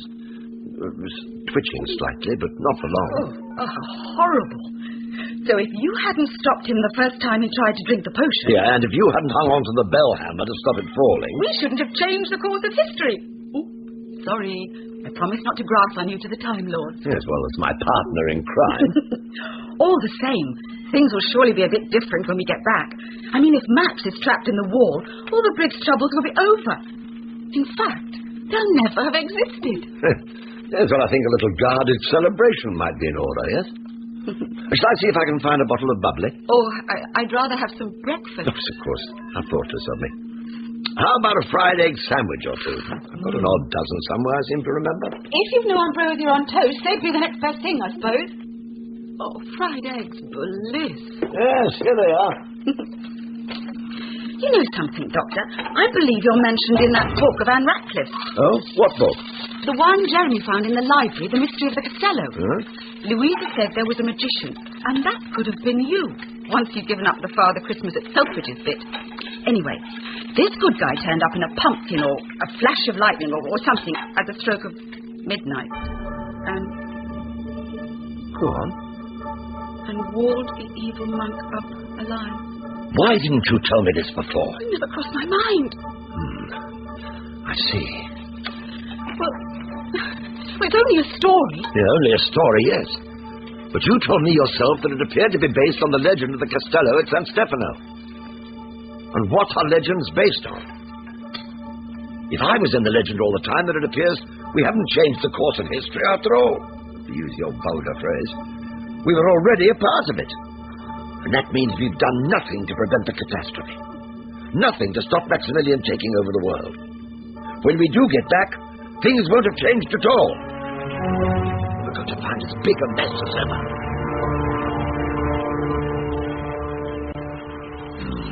Wretched fellow's parked his boat out of sight. Alistair! He's coming up the hill. I saw him through a gap in the trees, Max and that sucker Nico and a couple of other guys. Thank you, Miss Pulaski. I've been expecting it. The phone line's been cut. What's with this mist stuff, Alistair? My name's Maggie. Yes, well, Here they come. Look, round the corner by the orange grove. Yes, I see them. Jeremy! Stand by with the stun gun. Anything could happen in the next few minutes. Stand by, everybody! There's a whole bunch more of them in the woods. What do you know? The little monk's gone scooting off into the trees. So, the doctor was right. It looks as if he's intending to outflank us. Come again? Going round to the side, like that. Watch out to the east. To the east? Which is the east? To your left, man! To your left! He shot right up into the air. He's not coming through the wall. He's coming over it. 10 o'clock high, Jeremy. What? I don't know what you're talking about. Look, up in the sky. Oh, no. Now, hold your fire until you've got him in your sights. Now! It stopped him. He's going backwards. Good shot, Jeremy. Oh, yeah, pretty damn good. Yes, it was rather, wasn't it? Look out. He's coming in again. Got you. Got you. He's blown him right up into the sky. Well done, that man. Well, I did tell you, didn't I? But one thing... Will they wonder where he's been all this time? Yeah, from the readings I'm getting, it looks as if we'll arrive back less than an hour after we left. Louisa probably won't even have missed you. But why are we going back there at all? You said we've got to help the break. Like, if we went back to the 20th century now, we'd be in a worse position than we were when we started. Look, Max escaped from the wall, that's quite clear. And it must have happened in Louisa's time. Somebody or something caused that wall to collapse. And The buried treasure. What? Louisa and her boyfriend were going to break into the wall to look for a chest of gold. It was in the Ratcliffe book, and she seemed to think... Yeah, did this just slip your mind, too? Of course not. She made me promise not to tell anybody. Well, really? The fate of the world at stake, and because of a foolish schoolgirl code of honor... Yes, I'm sorry. Oh, damn. You're not very good at doing your hair, are you? Look, unless I get it sorted, the whole plan will go for a Burton. With my hair up, I look like a startled hedgehog. You think she won't suss out that we have been up to something? Yeah, but hang on a minute. I mean, why should I go for a walk in the woods and cut off all my curls? Look, I know I must look like an irresponsible twit, but I really... Yeah, well, let's just hope there's no harm done. Ah, here it is. Well, at least we know what we're aiming at this time. I'll have another go at Signor Visconti just to make sure we're on the right track. But the ball is really in your court, Sarah. Here, have a look in there. Sarah? Her hair? Well, it looks like a theatrical wig box. Spot on. Now, what you have to do is to find out when she's intending to take this foolhardy action and persuade her not to. Yes, and maybe prevent her becoming the White Lady. Yeah, maybe. Good Lord. Fringes, plaits, falls. Aha, yes, a bunch of curls. Thanks very much. Right colour? Near enough. Yes, she'll never guess. Sarah who? Bernhardt? No. Siddons. does it matter? What's happening your side, Jeremy? They're putting up ladders this side too. Watch bridge wall. Rebecca and the Baroni are standing by. Oh, Lord! Keep your head down. I'll see if I can pick off the gummel on this side with a stun gun. Ones I can see, that is. Two birds with one stone. Out of the way, Jeremy. Come on, side 2, 2, 4. Back there. Aloft. There go the ladders. Hold the fort here, Jeremy. What? Keep a good lookout. I'm going to deal with 2 firing on our burgers.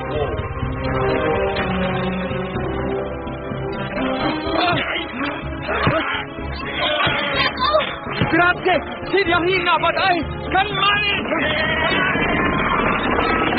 Get down, both of you. Good show, everybody. What were you hitting him with?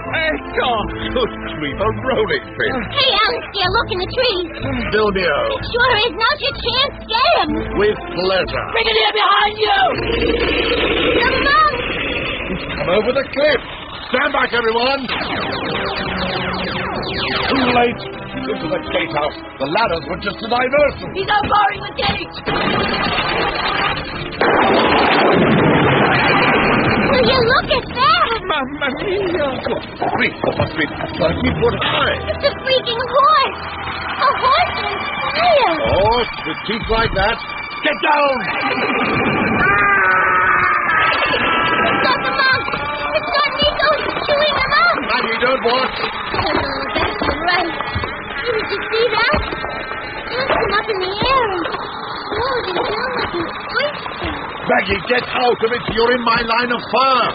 Come here, lover. For God's sake, it'll eat you too. There's my boy. There's my beautiful boy. Don't touch it. Oh.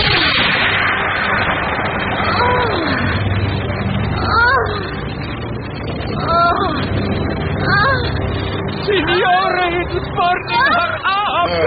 The flames are flowing into her body. The creature itself is turning into fire.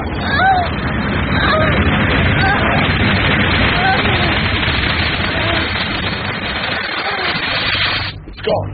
It's entered her body. Maggie's been possessed by the fiend.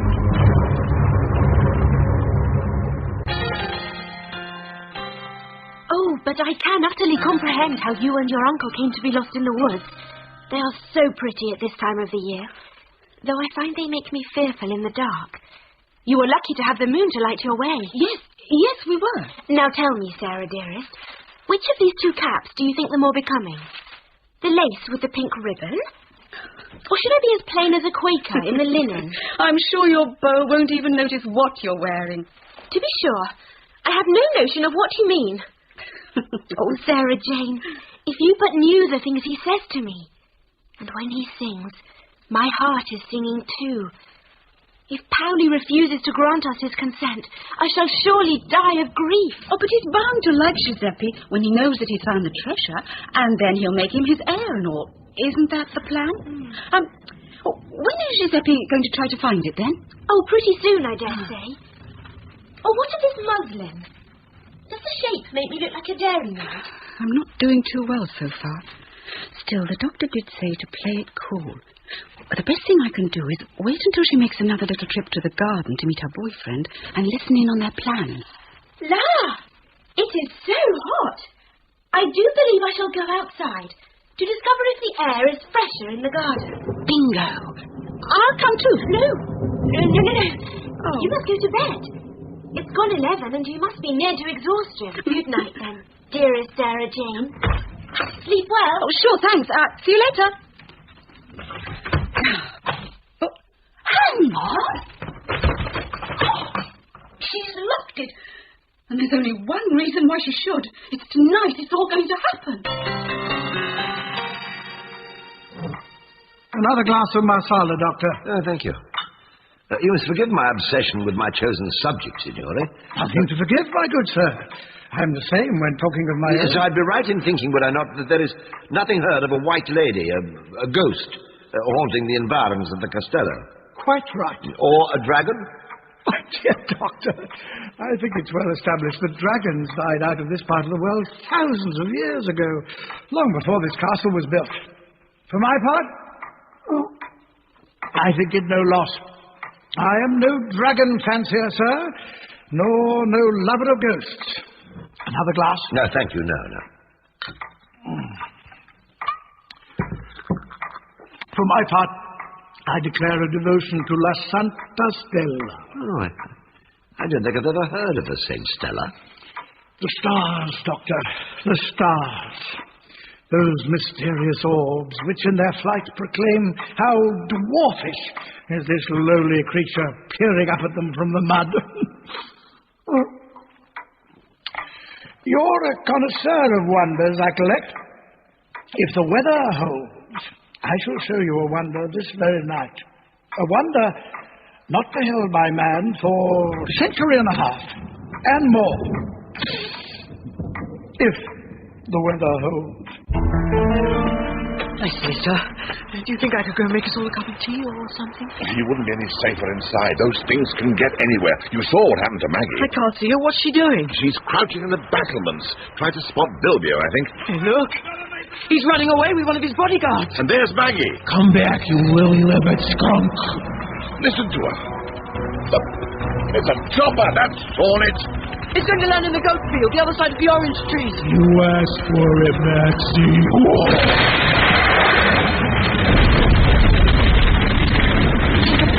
Flamethrower! That orange tree's had it. She missed Max, though. He's into the orange grove. If his bodyguard had any sense... Playing games, Emilio.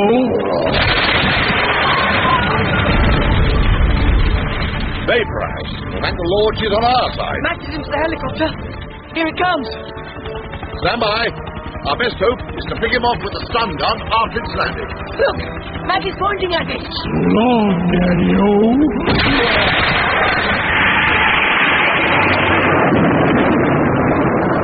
Well, that settled it. Nobody could survive a crash like that. He's still alive. Good grief. Well. You packed quite a punch for a dumb Polak hooker. Goodbye, sweetheart.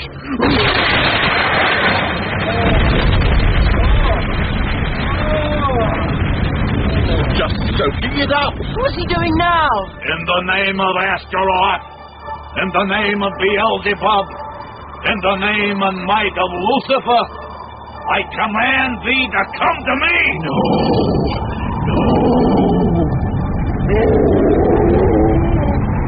The fire! It's the beast. It's transferring itself to Max. Once he's taken it over, look, stand clear, Jeremy. No effect whatever. Just what I was afraid of. Help me. So long, Maggie. Been nice knowing you.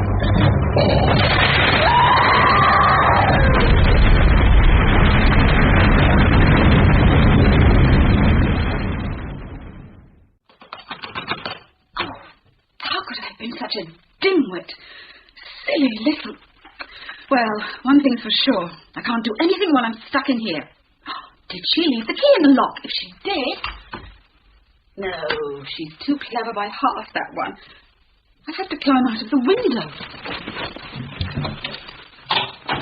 Oh, second story. The sheer drop, too. The things I let myself in for. Well, stop whinging, Sarah Jane, and get knotting.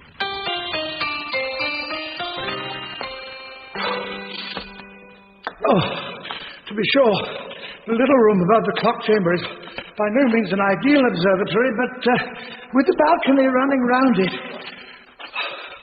Here we are. Oh, my word. A most impressive collection. The orrery belonged to my father, but the planetarium was constructed to my own design in Padua. And of course, my pride, my joy, the companion of my solitude. Your telescope. It is by Dolland of London. I would venture to claim that it has the only 6-inch speculum to be found south of Rome. Yeah, magnificent. Thank you. But that was not why I have brought you here. At grave risk of an apoplectic seizure to the both of us. Pray, step outside. We're lucky, Doctor.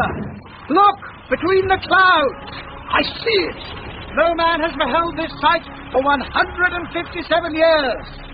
When Clancy's prediction to the Royal Society in 1661 proved accurate, Clancy's comet. Is it not a wonder in nature, sir? Did I not promise you that? 1661. Of course. Of course. Fool. Your pardon, sir? Ouroboros. I fear I do not comprehend you. Ouroboros. Where are you going? Doctor!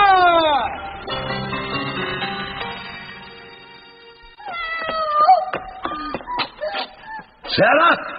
Sarah, is that you? Help me! Right, Sarah? Sarah, lift your feet and put them against the wall. I can't. Yes, of course you can. Now have a go. Well done. Well done. Now walk down. Walk down a step at a time and a hand at a time. Inch by inch. That's the way. That's the way. Gently. Gently. And I'll pull the sheets into the window. And in you come, here. Gotcha. Oh, Doctor. I climbed out of Louise's room above and the bed slipped. Yes, well, you're all right now. Oh, Doctor. It's nearly midnight and... I know. Ouroboros. Now, come on.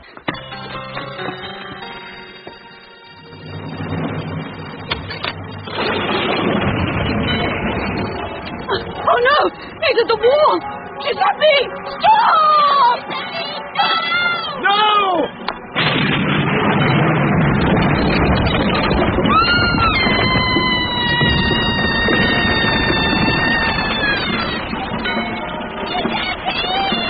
Stop her! Stop her over the cliff after him! Louisa!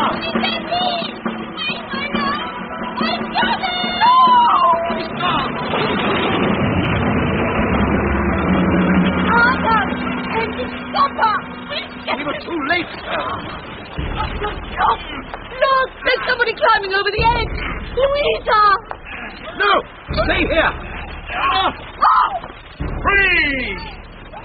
Free at last! Well, Doctor, what are you going to do? Kill me? Come on, Sarah. Come on, I'm going back to the TARDIS. But, Doctor, you can't just let him go! There's nothing we can do here.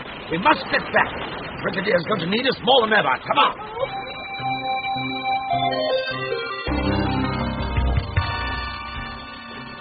Put me down. Put me down, I say. Excuse me, Signor Bocconi. Well done, Roberto. Right, shut it, Umberto, and bolt it. Si, signore. Any luck, an ironclad door may hold. Right, up to the hall, everybody. We can see what he's up to through the window. The gate's gone up in flames. Only to be expected. There's more power in one of those bolts of energy than a whole tank full of napalm. Couldn't we, negotiate or parley or something? Here's it coming through, boss. Let me see. Yes, so he is. And coming this way. Right, get down, everybody. There's Mario. Doing a sort of dance. Good grief, he's got his blunderbuss. Uncle, come back. Cannot catch me from a fumbling bee.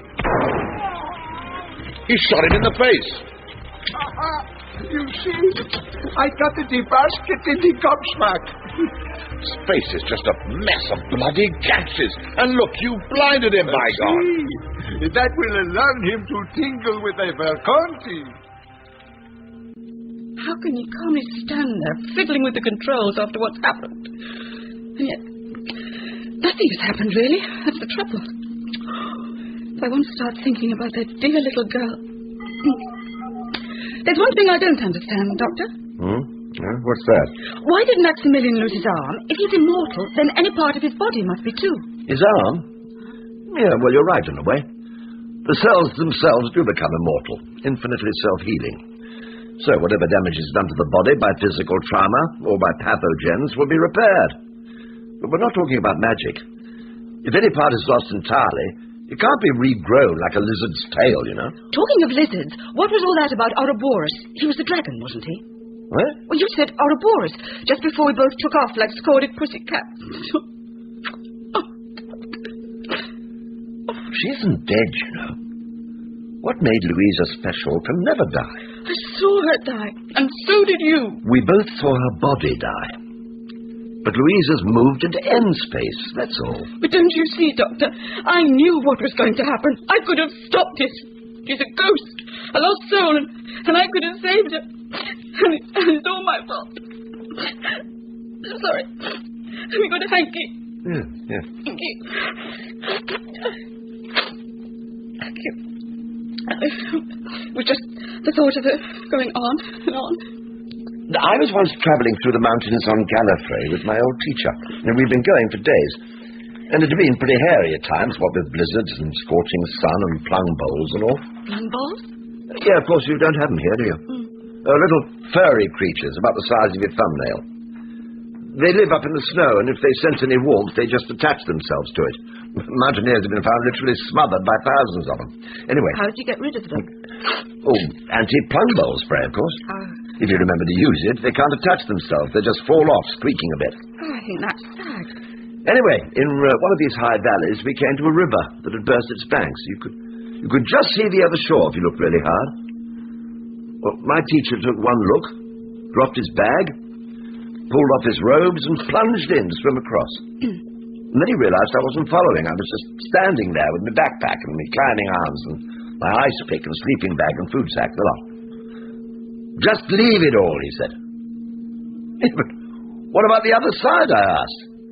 And he just said, trust me. So I stripped to the buff and followed him. It was great. Like having a cold beer after a game of scratching. What?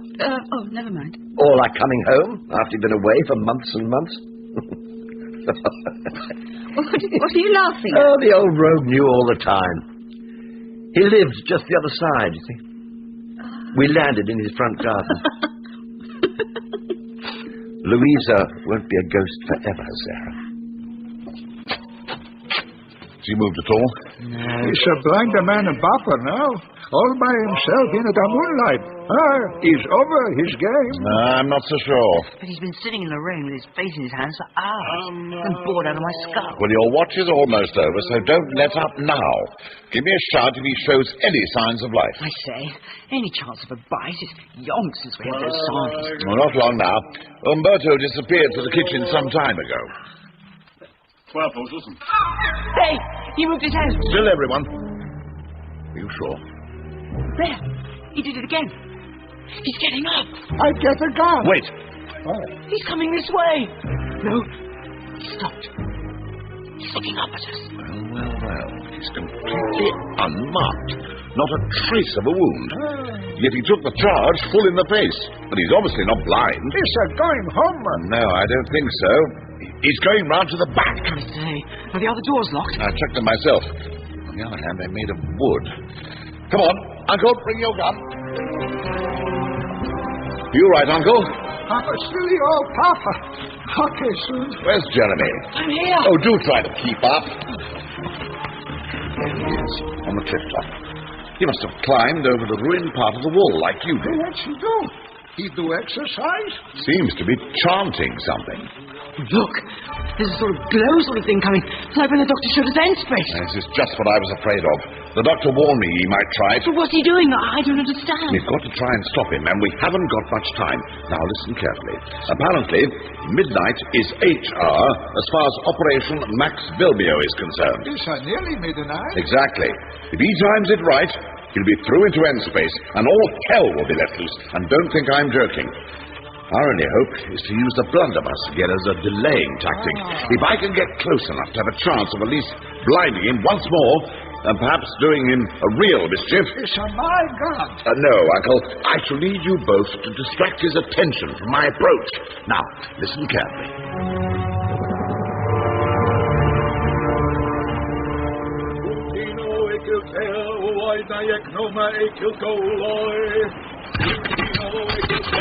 So far, so good.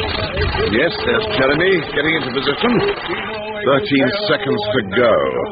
Only just in time. That crack of light is bigger even than when the doctor showed us.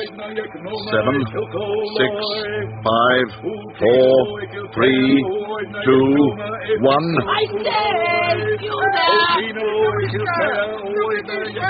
No, Mr. Vilnio, this way. Hey, Bob!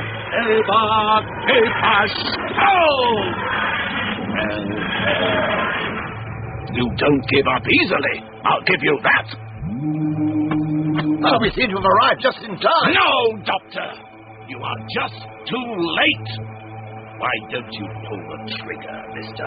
Lethbridge Stewart? I'm no murderer. Spoken like a true Brit. Farewell, Doctor. For a while, I thought I'd met an opponent worthy to challenge a king. Maximilian Vilnius, this is not the end. Farewell!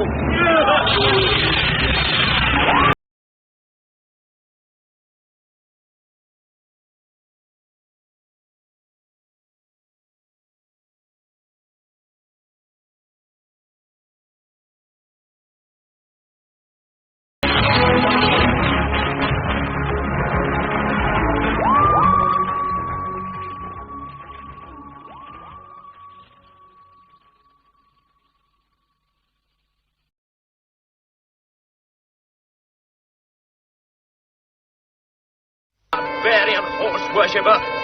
Out of breath so soon, my light-foot princeling. Your friend Patroclus led me farther and made better sports. Murderer! Patroclus was a boy! A boy? Well, he died like a dog, whimpering after his master, Achilles. Come. Let me send you to him where he waits in Hades. Let me throw the dog a bone or two. Achilles lunges at Hector, who easily parries the thrust. They circle round each other warily. What? So anxious to be gone? I would not keep you for the world.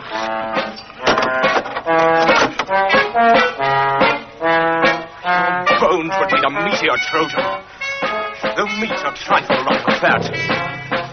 We're all's one. They will whiten well enough in the sun.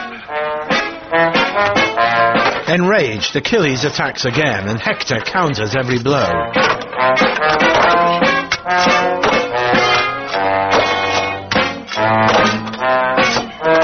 Hector seems to be gaining the upper hand when Achilles turns and dodges out of reach, running past and ignoring the blue police box which has no place in the middle of a Trojan plain.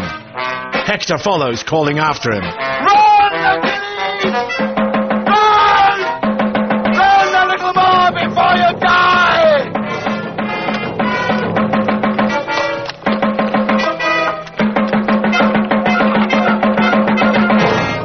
The Mythmakers by Donald Cotton.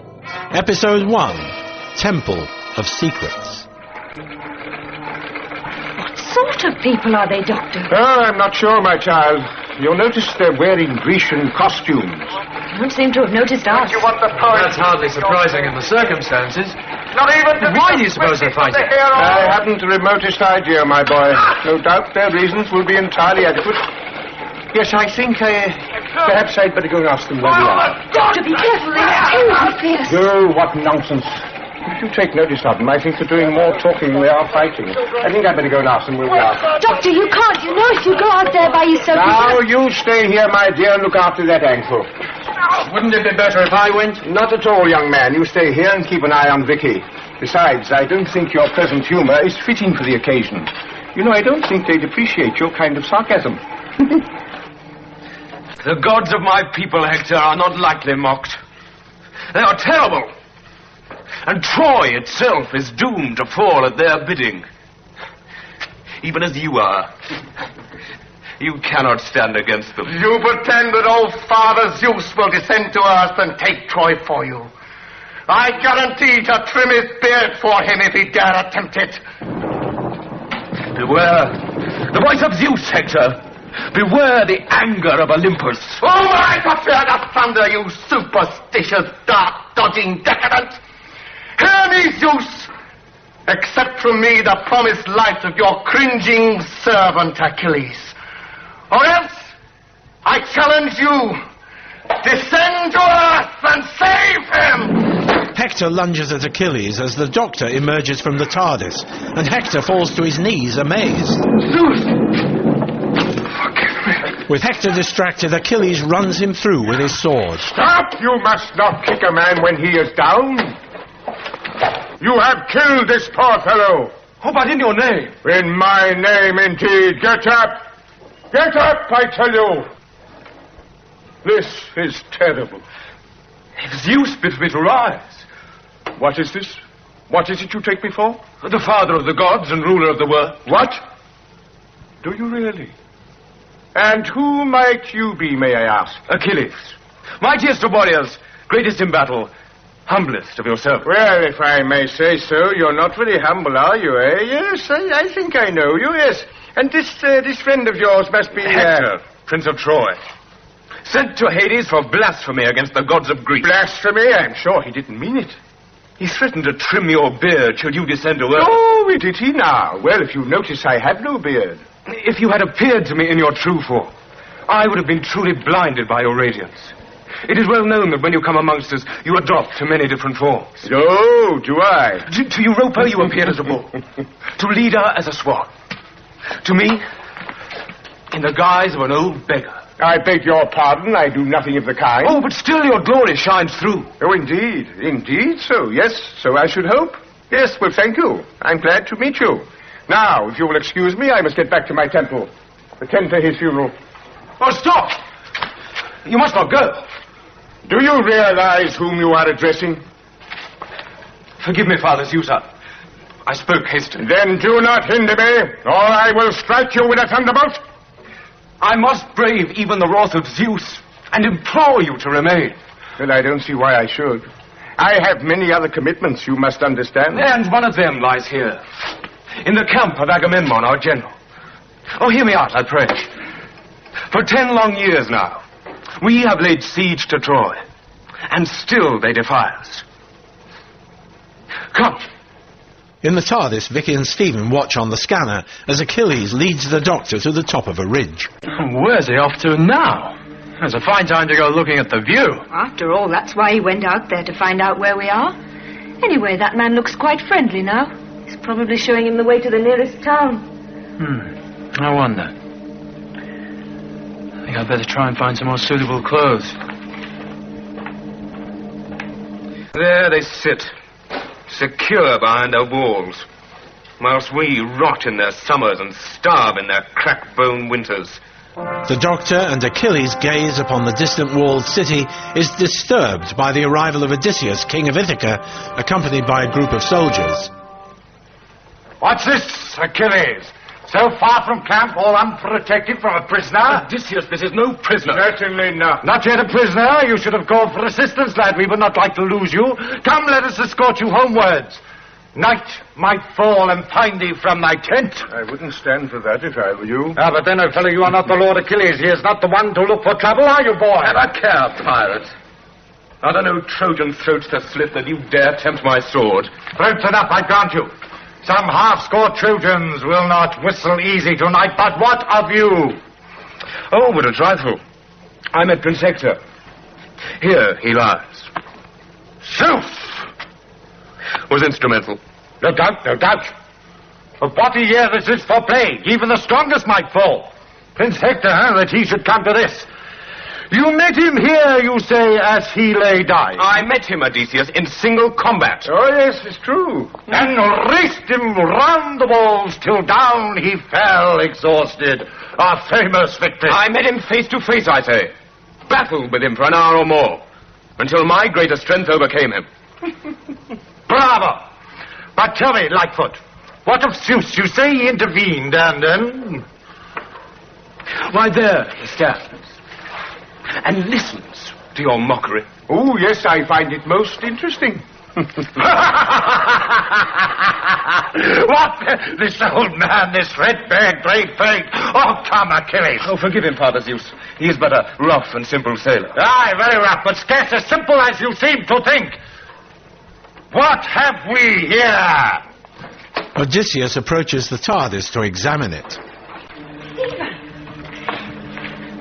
He's coming in. No, the doctor will stop him. I must go out and help.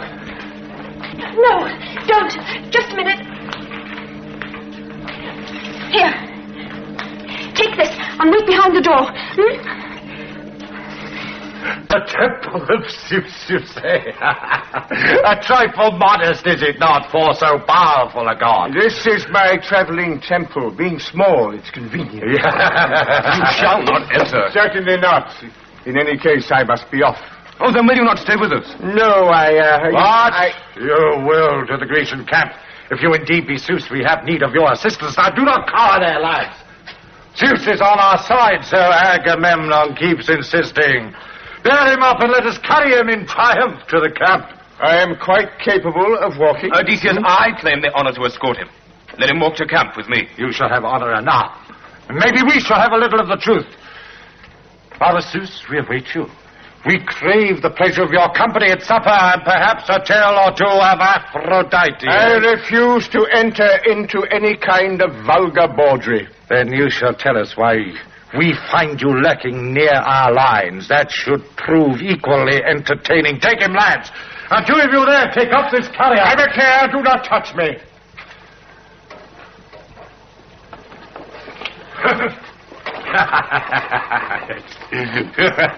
You will pay for this, Odysseus. Will I? We shall see.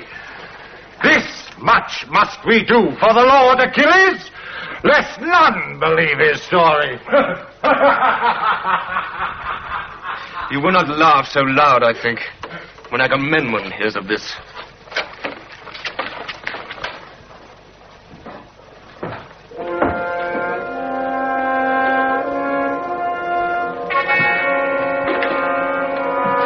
From the TARDIS, Stephen and Vicky watch as the soldiers march out of sight, carrying the Doctor.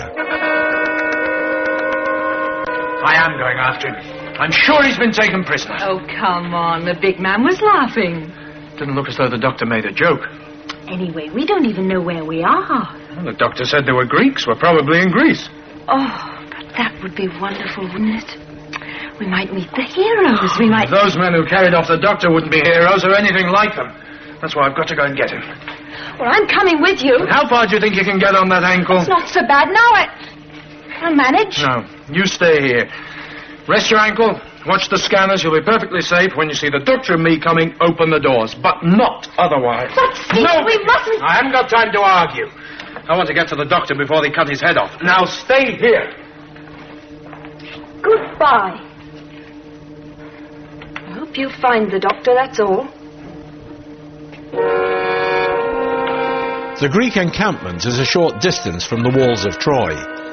Inside the largest tent in the camp, the army's general Agamemnon is feasting with his brother Menelaus.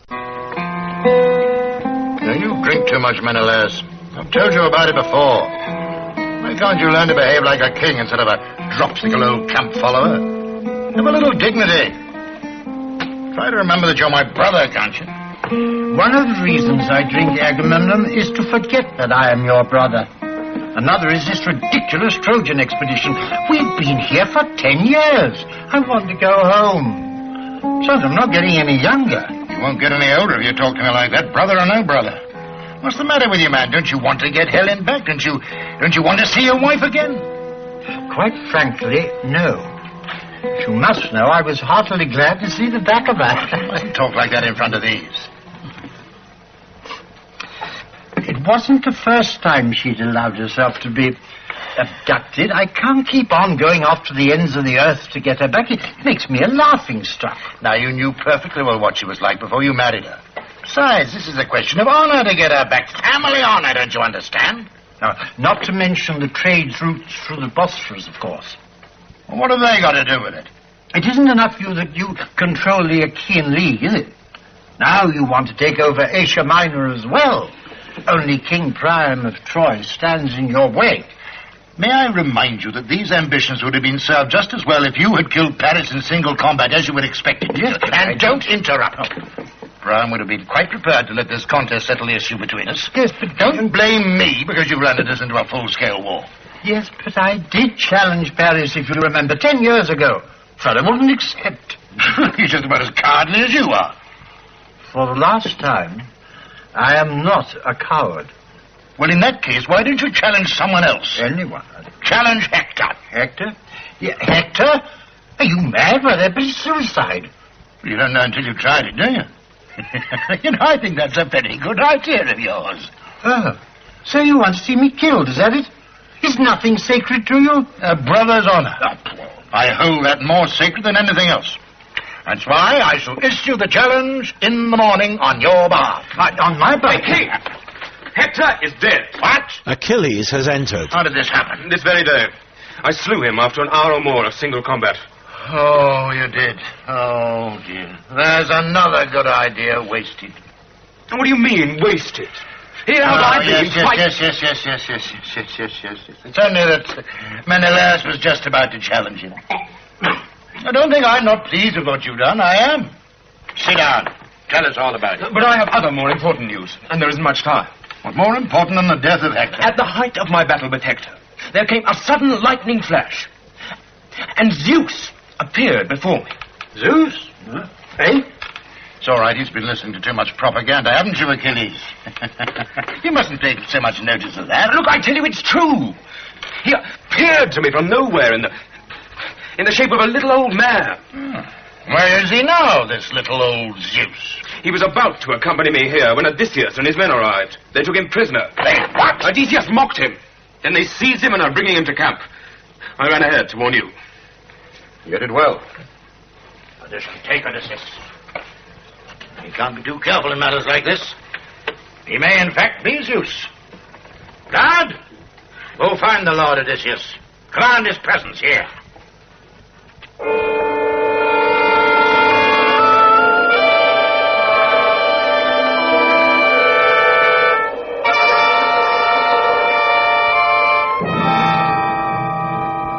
A while later, Odysseus, having received the command, storms into Agamemnon's tent. Who dares command, Odysseus? What, Agamemnon, is it you? Well, we will not quarrel when we have a guest of such importance. Here's this old man, claims to be our father Zeus. The doctor is shoved into the tent. You may rise. I am most displeased. Who is in command here? I have that honor. As I have always understood. Yet this mountebank Odysseus appears to be a law unto himself.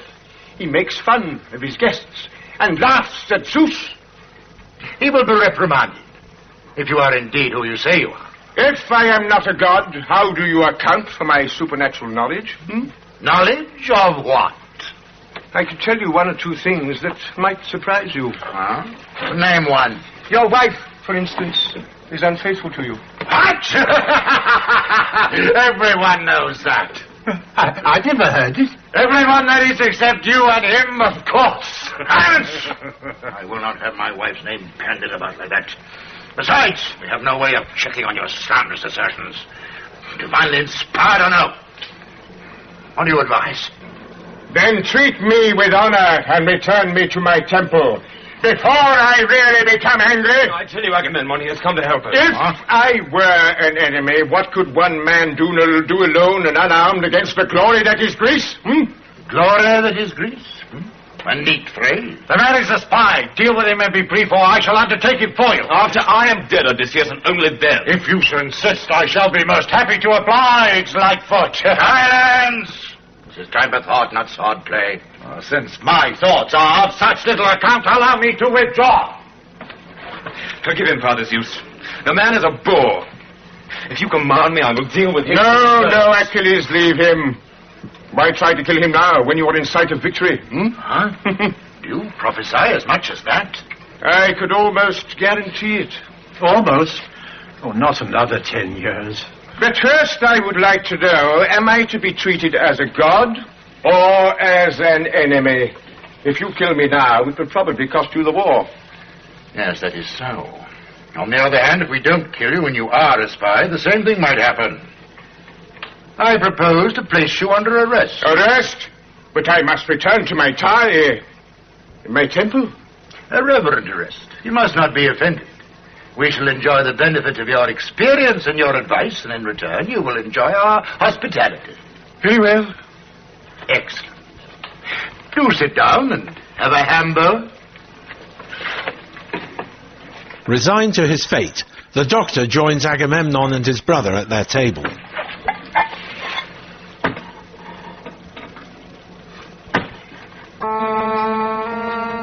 Stephen has waited until nightfall to approach the Greek encampment.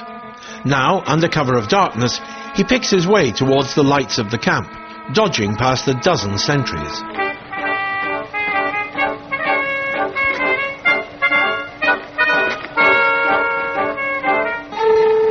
But Stephen's progress is observed from the shadows by a man with a patch over one eye, the Greek spy, Cyclops.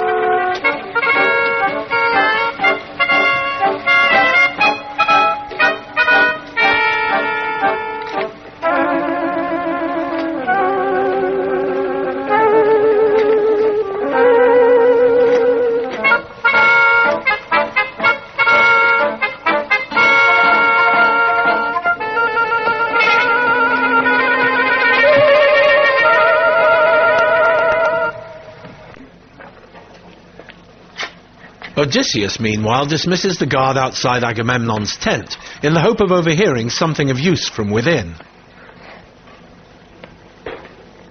Get thee to thy rest. Once the guard has gone, Cyclops emerges from the shadows.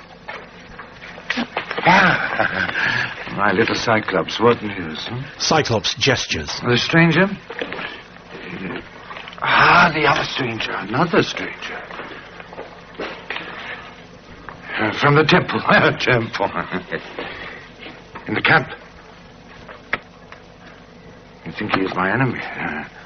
You have done well. Now, my little chatterbox, go back to the temple. See what happens, Odysseus spots Stephen approaching. Get you gone. Cyclops leaves, and Odysseus ducks out of sight.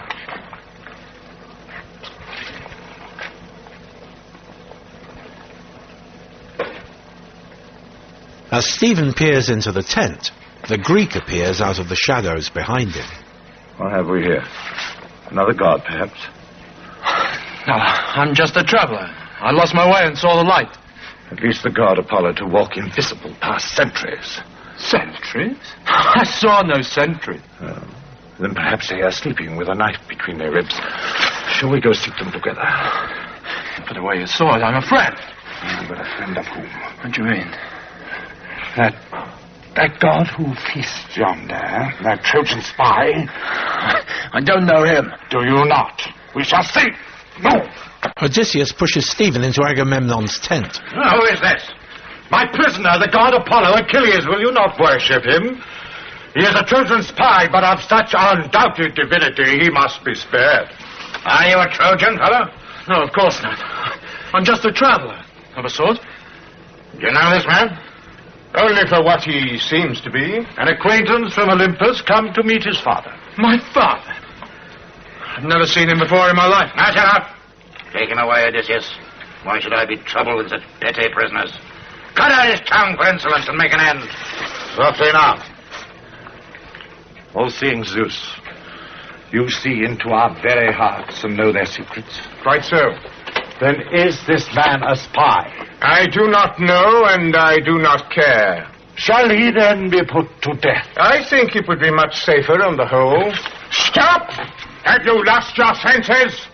Now we have it. On second thought, you think we should release him to return to Troy. Do not mock me, my lord Odysseus.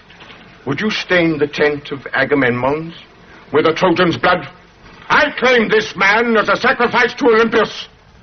Bring him to my temple in the plain at sunrise in the morning, and I will show you a miracle. A miracle? Oh, that would be most satisfactory. Convincing proof, I would say. What sort of miracle would you... I will strike him with a bolt from heaven. Very spectacular. Two guards drag the struggling Cyclops into the tent. My lord Odysseus, who is this man? My Cyclops, my little servant. So. Can he speak? Alas, no more. For once he spoke too loud for comfort and stammered all the night, but he speaks to me. Get you gone and wait for me. Thunder at the temple tomorrow, did you say? Yes, I did. Ah, weather is so unpredictable. If there is no thunder on the plain, I have a sword will serve for two as well as one. Your temple, as you call it, has disappeared. Disappeared? Vanished into thin air.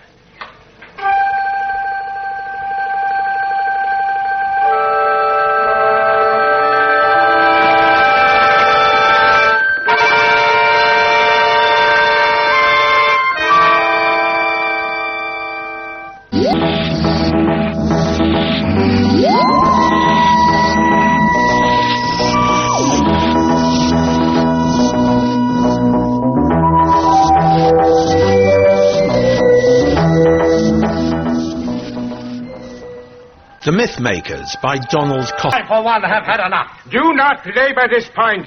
I am not Zeus. And this young man is a friend of mine. Neither of us are Trojans, sir.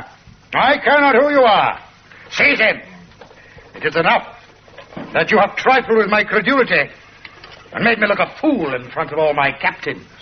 Now finish the business and be brief, and do not bring their bodies back. Let them rot here, so that they can be an example to their fellows. Are you quite sure Vicky couldn't have dematerialized the TARDIS? She couldn't. I told you last night. First of all, Americans, who are you? I think you had better tell him. Yes, well, this may take some time. I will be patient, but this time, if you value your lives, do not lie to me. In the main square of Troy, a crowd has gathered. A group of soldiers are manhandling the TARDIS off the cart that brought it into the city. Sound the trumpets! Dismiss! Fourth of Asia is none of us to rest. Who's there? Harris, father, returned from patrol. Well, what news? Have you avenged your brother Hector? Have you killed Achilles? I sought Achilles, father, even to the Grecian lines, but he skulked within his tent. He feared to face me. Well, go back and wait until he gets his courage up. Upon my soul, what sort of brother are you? Furthermore, what sort of son? What is that you have got there? Ah, a prize, father, captured from the Greeks. Captured, you say? I wager they were glad to see the back of it. What is it? What is it? Well, it's a sort of a shrine, or so it seems. King Priam strides up to the TARDIS door and tries to open it. Inside, Vicky watches with increasing horror as Priam's face looms on the scanner.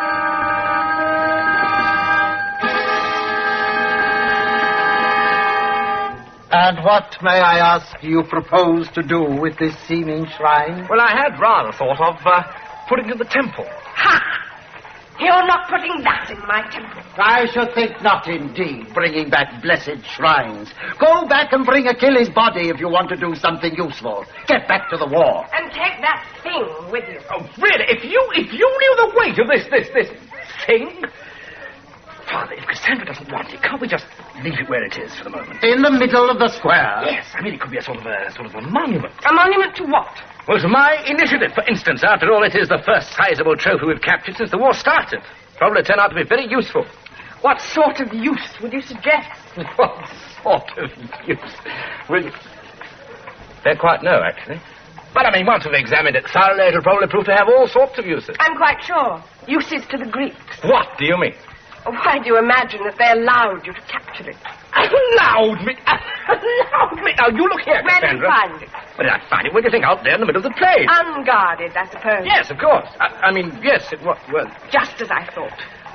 Can't you see that you are meant to bring it into Troy? No, I can't see, quite frankly. I think I'm beginning to see. What are you two getting at? This has broken my dreams. The auguries were bad this morning. I woke full of foreboding. Never knew her when she didn't. Paris, your sister is high priestess. Let her speak. All right, Cassandra, now, what was this dream about? Thank you. I dreamed that out on the plain, the Greeks had left a gift. And although what it was remained unclear, we brought it into Troy. Then at night, from out its belly, soldiers came and fell upon us as we slept. Yes, well, I hardly think we need trouble to interpret that one. Oh, really, Cassandra? I mean, have you looked at this thing, as you call it? I mean, just how many soldiers do you think you can get inside that? A whole regiment, perhaps? I mean, you'd be very lucky to get even 2 medium-sized soldiers out of that thing. Fool! One soldier could unbar the gate and so admit an army. It's exactly the sort of scheme Odysseus would think of. Why don't we open the thing and see? Yes, well, that is rather the point. You see, there is a door, but it doesn't seem to open. Just as I said, it's locked from the inside. Oh, it is it? Stand aside. Priam attacks the TARDIS door with Paris' sword, but to no effect. Well, there you are, Father. Perhaps you'll believe me next time, I suppose. Oh, Cassandra, perhaps you would like to have a try. The thing need not be opened.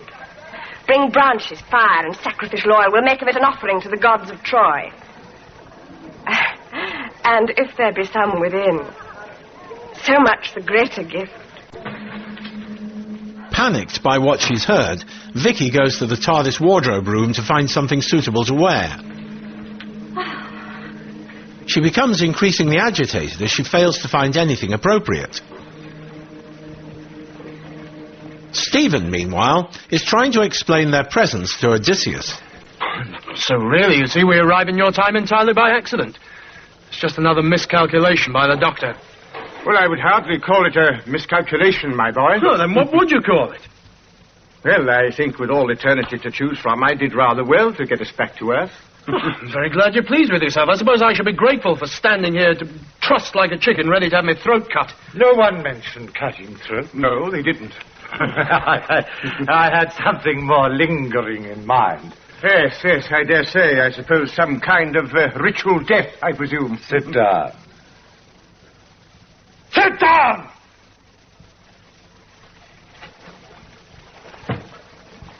In my life I have traveled far and met many deplorable people. But not one of them has had the credulity strained as I have strained today by your effrontery, Doctor. Your story is probably true. Otherwise you would never have dared to tell it. Stand up!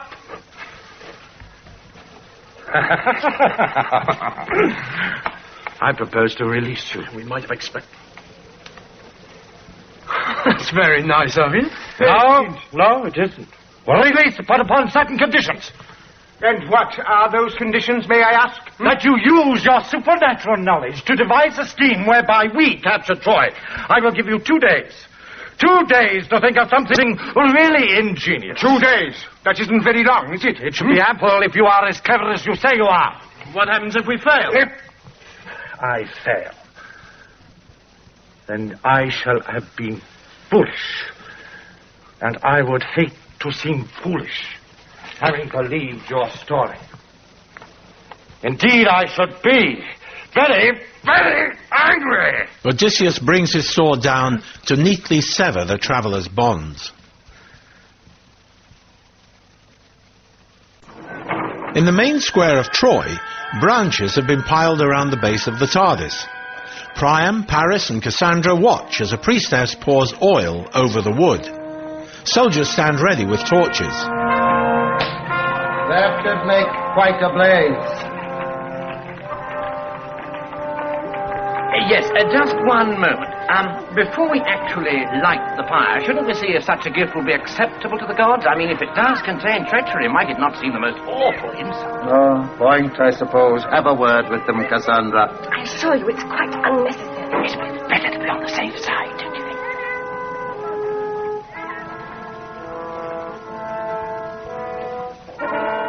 Oh, hear me, you horses of the heavens who gallop with our destiny. If you would accept this gift, let us see a sign. Show us your will, I pray you, for we are merely mortal and need your guidance. At that moment, Vicky steps down from the TARDIS dressed in an elegant gown. Well, she smiles disarmingly. There's no horse of heaven. This is no soldier either. Who are you? I'm nobody of any importance. I'm just someone from the future. The future? How do you so? You're no Trojan goddess. Are you some puny pagan goddess of the Greeks? Of course not. I'm as human as you are. Then how comes it that you claim to know the future? Oh, really, Cassandra? You're always going on and on about it yourself. I'm a priestess skilled in augury. Yes, I know, all those dreary flights of birds and entrails and all that kind of thing. Well, I mean, perhaps she's read the same ones. I shouldn't imagine you have a monopoly. Are you a priestess? Not that I know of. I mean, I never took any exams or anything. Then how dare you practice prophecy? I haven't done yet, have I? She's some drab of Agamemnon sent to spread dissension. I'm nothing of the sort. Of course you're not. I can tell. I've never even met Agamemnon. I wish to question her. Come here, child. That's better. Now, are you a Greek? No, I am from the future. So you see, I don't have to prophesy, because as far as I'm concerned, the future has already happened. I don't quite follow. Of course you don't. She's trying to confuse you. Kill the girl before she addles all our wits. She's a sorceress. She must die. Oh, don't be absurd. You're not to touch her. I wish you'd both keep quiet just for a moment. Now, don't be frightened, child. You shall die when I say so, and not a moment before. That's very comforting. Ah, you see? Neither of you has the least idea how to handle children. All you need is a little kindness and understanding. Now, first of all, what is your name? Vicky. Vicky? That's a very outlandish name. It's a heathen sort of name, if you ask me. Nobody did ask you, Cassandra. Well, I really don't think we can call you Vicky. We shall have to think another one for you, shan't we? Let me see, how about Cressida? Would you think that would be all right? Very pretty name. Very well, then. Cressida, it shall be. Now, you claim, Cressida, to come from the future. Yes. So you know everything that's going to happen. Look, Cressida, come into the palace. I expect you could do with something to eat. Oh, thank you. That would be very nice. That's a very good idea. I've not eaten. You get back to the war. If you've not killed Achilles by nightfall, I shall be seriously displeased. But look, Father, why couldn't Troilus go? I mean, it's much more his sort of thing. Hey, don't argue, Paris. Get back to the war. Right. Well, bye, Cressida. We shall meet again this evening. Oh, all being well. Goodbye, Paris. Thank you very much for trying to help me. Oh, not at all. It was a great pleasure. Come, Cressida. You and I have a great deal to say to each other. I have a feeling you are going to bring us luck. She will bring nothing but doom, death, and disaster. Don't pay any attention to Cassandra. She takes the gloomiest view. I suspect it's a kind of insurance, so that if things do go wrong, she can always say, I told you so, come along. Hear you, gods of Troy. Strike with your lightnings this usurper. Or show me a sign that she is false. And then I'll strike her down myself. In a tent in the Greek camp, Stephen and the doctor are discussing plans for the capture of Troy. But not the wooden horse. No, my dear boy, I couldn't possibly suggest that. The whole story is obviously absurd. Probably invented by Homer as some good dramatic device. No, I think it'd be completely impractical. That's what you say so, Doctor, but in that case, hurry up and think of something else. The only way we can rescue Vicky is to get into Troy. We've only got 2 days left. Patience, rather less now. Haven't you thought of anything yet? Yes, well, I have thought up of some conditions of my own. Ah, really? I don't see how you're going to enforce them, but what are they? Well, it's all very simple. That is, if you want me to help you sack the city, you must promise me that Vicky will be spared. Vicky, who's she? You know, I told you about her. Look, if they have taken the time machine into Troy, then she'll still be inside it. I hope she is, for her sake, because if she left it, she's past worrying about now. Well, we're not quite sure of that, are we? Perhaps not, but I don't know what you expect me to do about it. When we enter Troy, I can't stop every woman and ask her if she's a friend of yours. It wouldn't be practical. Yes, what is it? Prince Paris has called again for my Lord Achilles. Well? Lord Agamemnon asked that you go in his stead. To fight that fool? Yes. That puny princeling cannot fight a waste of time. Go tell our Lord Agamemnon, if he wants someone to fight Achilles' battles, to go himself, not get out. Is Paris such a bad fighter? The weakling cannot stomach killing. Let me go to Troy. Now, before you attack. What's that? To get Vicky. After all, I'm no use here. I'm sure the doctor can manage very well without me. My dear boy, are you quite sure? It's perfectly simple. I allow Paris to take me prisoner. You really are most anxious to die. They will take you for a spy as we did. Not if I were wearing a uniform. I'd be a prisoner of war. I don't know what they're doing with their prisoners of war at the moment. It rather depends on how they're feeling at the time, I imagine. They're a very unpredictable lot, these Right. Well, I'm prepared to take the risk if you're prepared to let me go. Really, that's very courageous of you. Then you'll help me?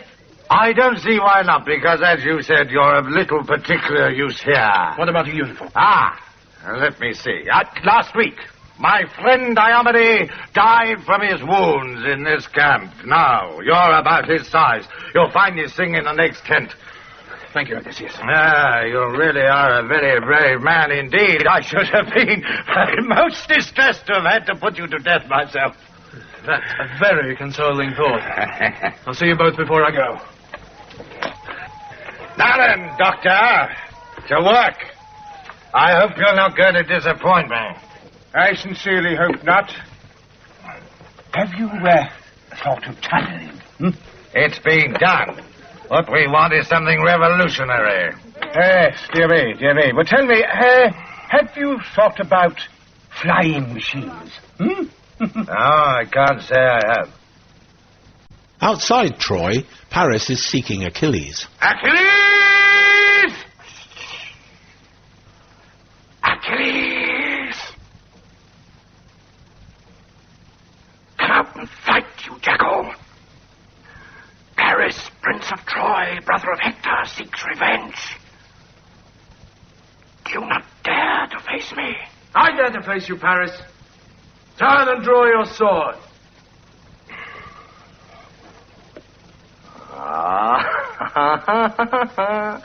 No, you're not Achilles, are you? I'm Diomede, friend of Odysseus. Oh, Diomede, I do not want your blood. It's Achilles I seek. And must my lord Achilles be roused to undertake your death, adulterer? Yes. Well, I'm prepared to overlook that for the moment. I assure you I have no quarrel with you. I'm Greek, you're Trojan. Is not that quarrel enough? Yes, well, personally, I think this whole business has been carried just a little bit too far. I mean, that Helen thing was just a misunderstanding. Which I now propose to resolve. Draw your sword. Right. Well, you'll be sorry for this, I promise you.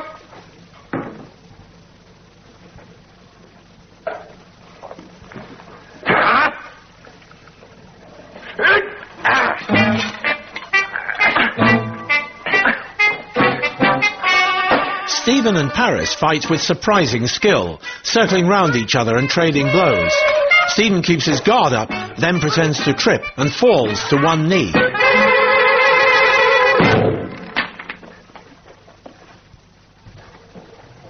Now, die, Greek, and tell them in Hades that Paris sent you thither. I yield. Beg your pardon? I yield. I'm your prisoner. Oh, but I say, this sort of thing is just not done. I mean, surely you'd rather die than be taken prisoner. Well, yes. But only in a general sort of way, you see. You see, when I first challenged you, little did I know that you were indeed the Lion of Troy. Sorry. I should have listened to my friends. Why? What do they say? Why, that they would rather face Prince Hector and Troilus together than the mighty Paris. That you are unconquerable. Really? Don't say that in Troy. Oh, I could tell them a tale or two of your valor that would make even King Priam blanch to hear. I say, could you really? Yes, and will. I hope my lord Achilles does not meet you. Even now he searches the plain for you, and what indeed would happen to our cause if he were vanquished? Yeah. Well, I don't really see how I can oblige him if I have a prisoner. I mean, there will come a day of reckoning, of course, but, well, for the moment, pick up your sword. Now, I suppose I shall have to drive you like a Grecian cur into the city, won't I? Excuse me a moment. Farewell, Achilles! For today, Paris of Troy has other business. Come, dog. Paris retrieves his sword, and they depart for Troy. Oh, yes. Vicky, meanwhile, is dining with King Priam. Oh, thank you. That was delicious. You're sure you wouldn't like a little more breast of peacock? No, thank you. I couldn't eat another mouthful. How on earth do you manage to live like this when you're under siege? My nephew Aeneas brings us a little something from time to time. He's in command of our mobile force. Spends most of his time harrying the Greek supply routes with his cavalry.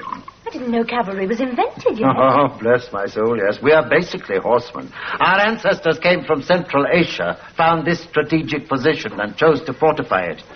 We only need now to beat the Greeks a few score more horses. You seem very fond of horses. Fond of them, I should think we are. We worship them. A Trojan would do anything for a horse. Funny you should say that. Funny? Why? What do you mean? Well, it's nothing. It's just a story I heard a long time ago. A story about this war? Well, yes.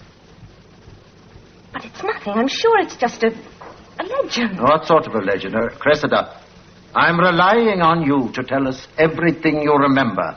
The smallest thing may be of importance. Yes. Prince Troilus, who was here just now, is he your youngest son? Troilus, yes, he's about the same age as you, I suppose. But why do you ask? I thought we were supposed to be talking about... Very good looking, isn't he? Is he? Well, I never noticed myself. I don't particularly notice good looks. Only gets you into trouble. Look at Paris. Handsome as the devil, but a complete coward. I thought he was rather nice. Yes, women generally do. That's what got us all into this trouble. Of course, you've not met Helen yet, have you? No, I'm looking forward to that. Yes, well, she's... Oh, well, never mind. If only he'd met a nice, sensible girl like you. I always say it's character that counts, not good looks. Thank you. Kindly. Oh, no, I didn't mean... Good heavens, no. I wish you wouldn't keep changing the subject, Cressida. It's funny you should say that about Troilus. I thought he was rather taken with you. Did you really think so? Well, of course I did. I thought we were supposed to be talking about the war. Now, don't keep changing the subject. You were saying something about a legend. Was I? Yes. Well, you see. I've captured a Greek. Paris, when will you learn to stop bursting in here when I'm busy? Oh, well, I just thought you might want to question him, that's all. Well, I may do so in due course, but... Oh, good, he's just outside. But you've not brought him here into the palace. Oh, you needn't worry. He's thoroughly calm. That's not the point. Yes, well, now he is here. Couldn't I just bring him in? Oh, I suppose so. I'm sorry, Cressida. This is utterly unforgivable.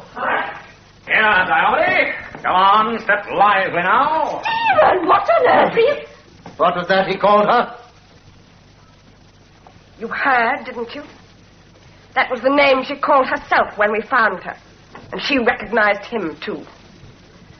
Since he's a Greek, what more proof do you need that she's a spy? Guard!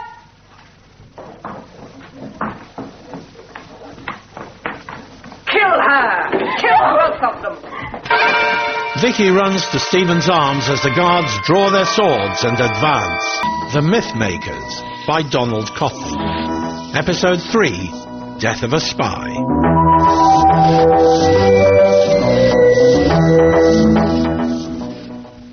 That was the name she called herself when we found her. And she recognized him, too. Since he's a Greek, what more proof do you need that she's a spy? Guard!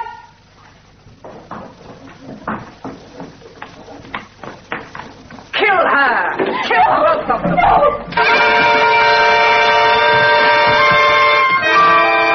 Guards! Chief Arms!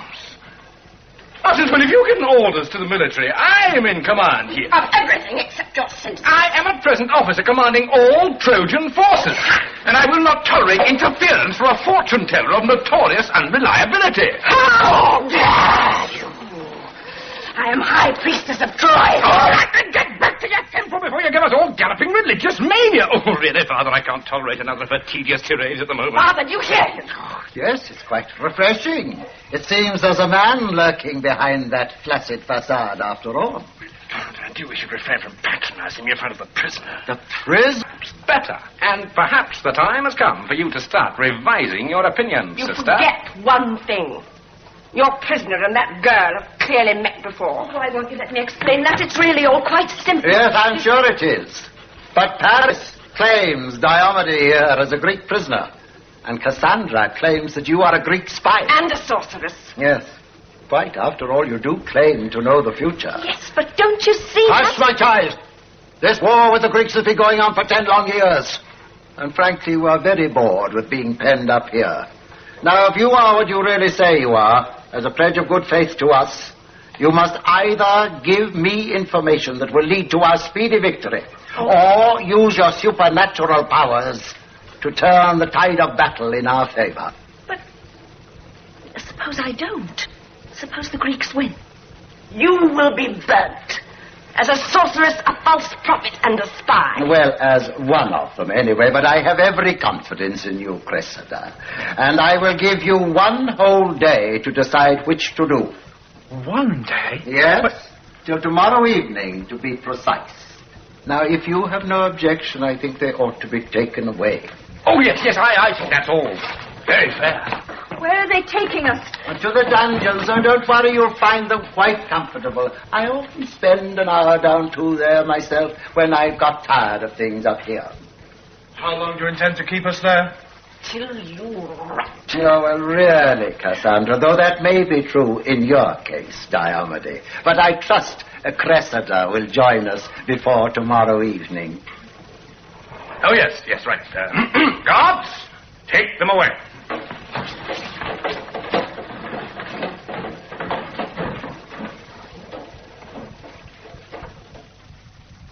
The doctor is hard at work at a makeshift desk in the Greek camp when Odysseus comes looking for him. Oh, Doctor!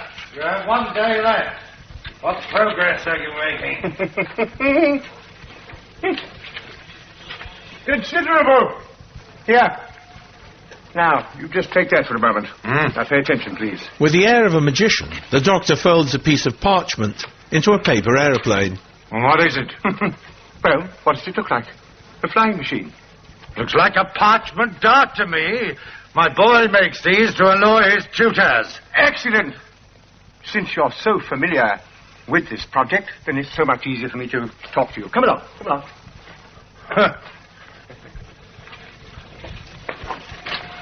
Now, of course, you realize that we can build a much larger one capable of carrying a man. I suppose so. What good would that be? Oh, think, my dear Odysseus, a whole fleet of them.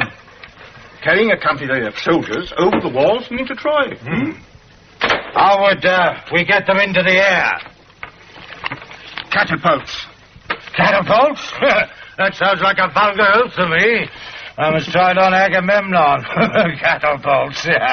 Nonsense. A catapult is, well, you could make one for yourself out of strips of oxhide and secure both ends and then stretch it out like a bowstring. I see. Then you pour water over it, let it dry in the sun, and what happens then? It begins to smell. Never mind that. It shrinks. Now, allow me to demonstrate.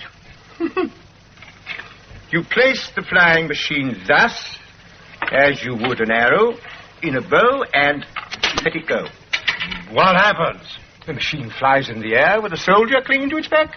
Yes, well, here's one soldier who's doing nothing of the sort. Agamemnon, then. Yeah, that might be quite an idea. Thank you.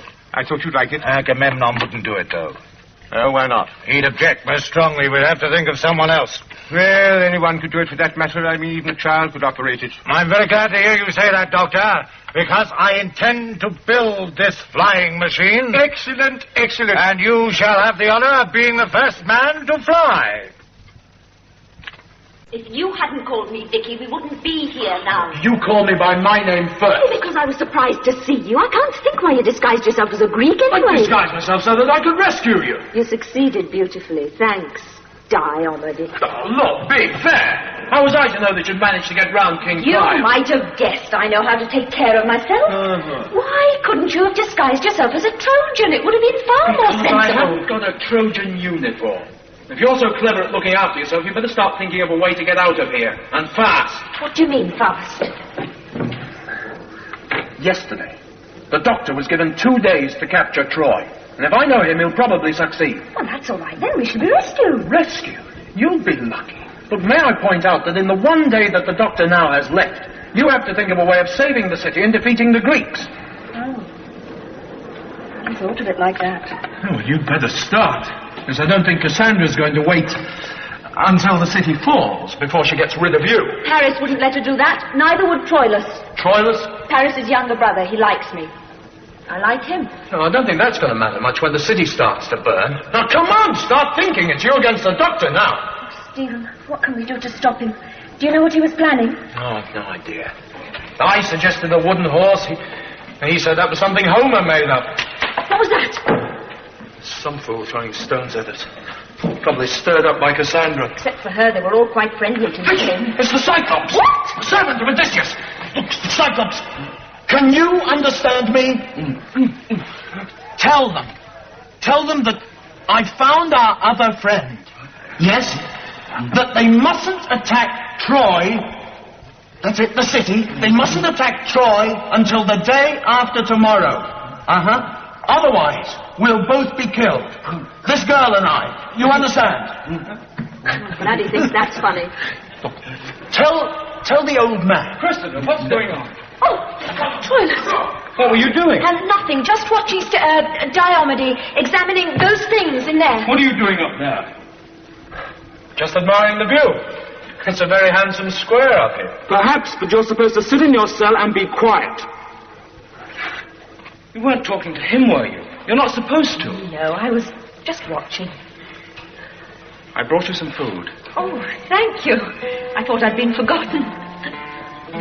You can tell me what's going on while I eat. I'm not allowed to talk to you. Why not?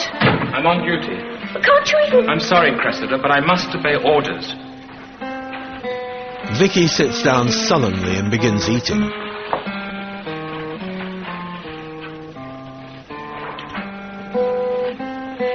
This is very good. Would you like some? Go on. Try some. Well, actually, I have already eaten.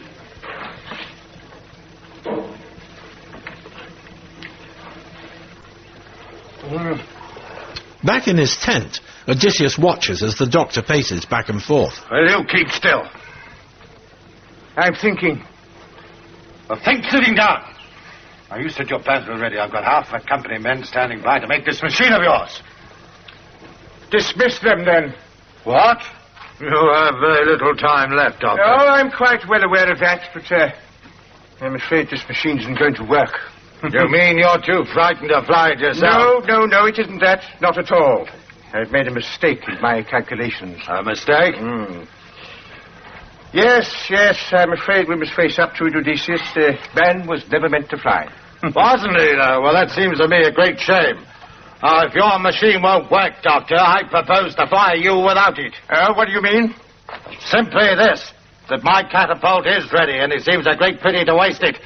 Now, you have failed me, therefore you are expendable. I propose to fire you over the walls of Troy. But I have another idea. And a much better one. It had better be. Well?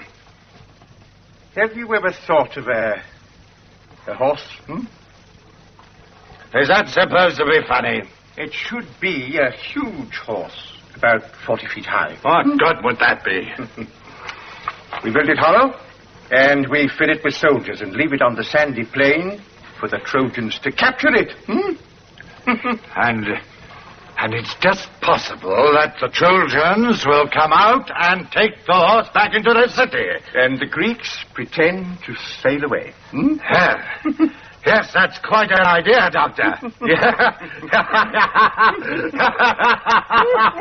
No, of course not. It was just that Cassandra went on so about your being a witch. You thought I might put a spell on you? No, of course not. I'd like to see you try it. You're not a witch, are you? Of course not. Do I look like one? Well, no, but then I've never met one. Look here, I shouldn't be talking to you like this. What are you laughing at? Well, you're not in the war, are you? You're far too young. I'm 17, next birthday. Well, that's hardly any older than me. You shouldn't be killing people at your age. Well, between you and me, I don't honestly enjoy killing at all. But I love adventure.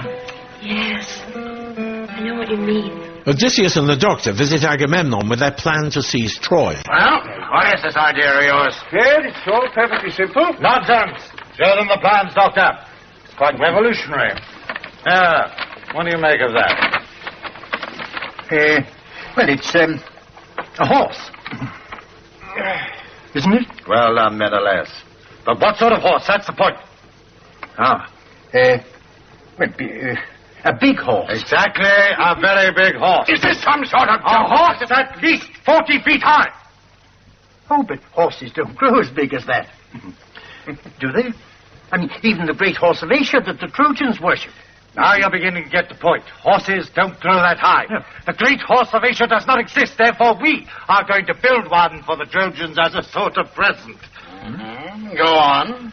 We build it of wood and we build it hollow. Then we fill it with a picked team of soldiers. But then what do we do?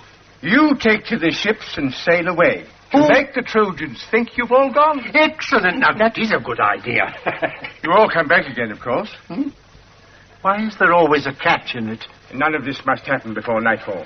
Now Achilles will take his myrmidons and hide out upon the plain. I thought you said the best warriors would be in the horse. So they will be. I shall be there with my Ithacans. Eh? My Ithacans and the doctor, of course. That wasn't part of the plan. It is now. I've just thought of it. I'm standing no more nonsense from you, Doctor. That will not be necessary. I shall only get in the way. You'd better not do that. Now the rest is up to the Trojans. They see that we have gone. They see their great horse upon the plain, which has descended from heaven to drive us away. And then they drag the horse into the city. Are you sure? Suppose they set fire to it. Oh, well, that is a calculated risk, but somehow I don't believe they'll want to destroy one of their own gods. Yes, but once they have the horse inside, won't they close the gate? Of course they will. But during the night we shall leave the horse, open up the gates to let you all in again. What more do you want? A drink. There, I've finished. That was lovely. Then, I'd better go. I've stayed here far too long as it is already. Oh, but, aren't you going to take some food to Diomede? Why? Well, perhaps he's hungry, too. But he's a Greek. He deserves to be hungry. Well, perhaps so, but you can't let him starve. He won't starve. The guards will throw him a scrap or two later on. Well, that's a very nice attitude, I must say. Look here, is this Diomede a particular friend of yours? A very good friend, yes. Well, I don't see how you can be friends with a Greek. Oh, look, Troilus. When you come from the future, you make friends with a lot of people, and he's one of them. I see. But he's not in any way special. No, why do you keep on? Well, because that's what that's what the others were worried about. Oh. Yes. Well, all right. You can tell them to stop worrying and let us out. Yes, I will. But I don't suppose anyone will take any notice. Well, do your best anyway. Naturally. I'll let you know what happens. Perhaps I can come back later on, if there's any news, that is. Well, you know where to find me, don't you? I mean, I don't expect I should be going out or anything. I suppose not. Well, goodbye for the present, then, Cressida. Goodbye, Troilus.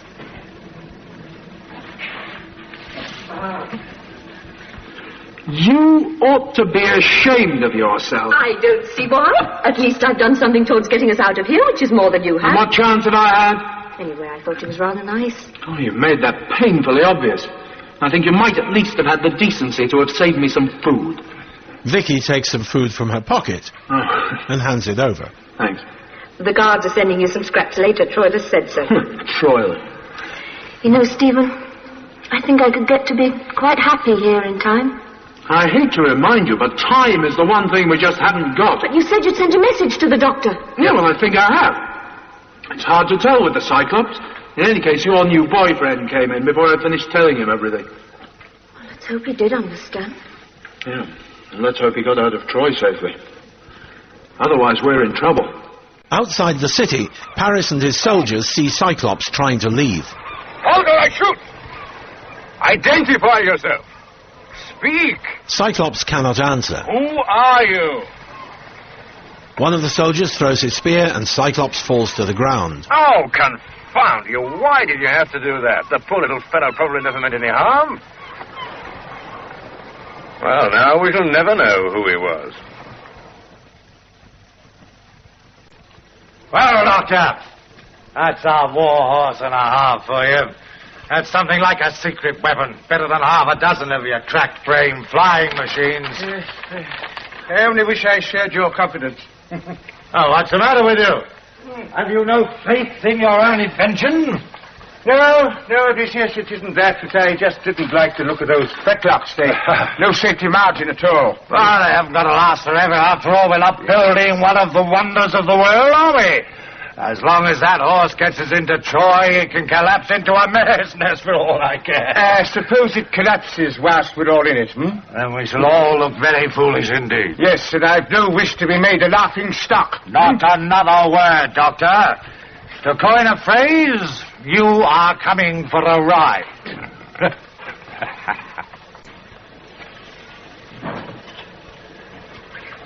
In the cells, a guard brings a plate of scraps for Stephen.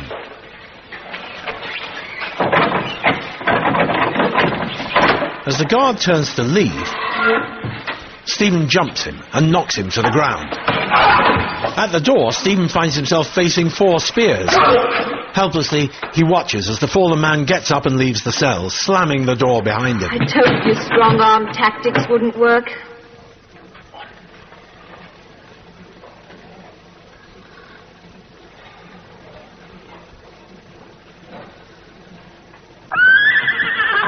The wooden horse is now on the plain, with the doctor, Odysseus, and a number of Ithacan soldiers inside. The doctor sits by the open hatch, peering out into the darkness. Odysseus, come here, quickly. What is it now, Doctor? On my soul, you're making me as nervous as a bacchante at her first orgy. Why don't you try and get some sleep? I never felt less like sleep in my life.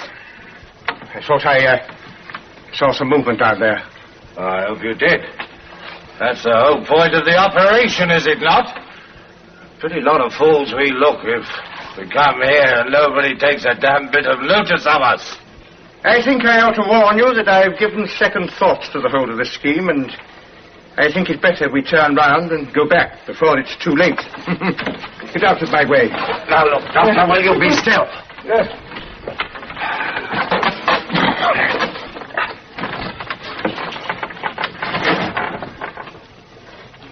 I suggest, Doctor, that if you cannot sleep, you start counting Trojans. Here they come, now. Across the plain, a column of Trojan soldiers carrying torches advances towards the wooden horse. The following morning, Troilus rushes to wake Vicky in the cells. Cressida, wake up! You must come quickly. What's the matter? The Greeks have gone. What do you mean? Well, the whole fleet has sailed. And now there's not one to be seen. They've all gone home. The war's over. Troilus. Are you sure they've all really gone? Well, Paris has gone out now to make sure, but what else can it mean? Well, come and see for yourself. Are you really seeing me? Well, naturally, Father's terribly pleased with you. Oh, it's nothing to do with me. Well, he thinks it was, and that's the main thing. He's saying that you've brought us luck as he always said you would. Cassandra's furious about it. She hates you more than ever now. Oh, dear. Oh, that doesn't matter. She's completely discredited. If even the end of the war can't cheer her up, she's not worth bothering about. Well, come on. Father wants to thank you himself. Yes. Oh, what about Diomede? Who? Diomede. Yes. What about Diomede? Do you think that you can fight the whole of Troy on your own? I don't want to fight anybody. Well, that's just as well. You're the last of the Greeks now. Your friends have all sailed home without you. But come on. Troilus leads Vicky from the cells, leaving Stephen alone. Absolute silence, everyone. But I include you, Doctor.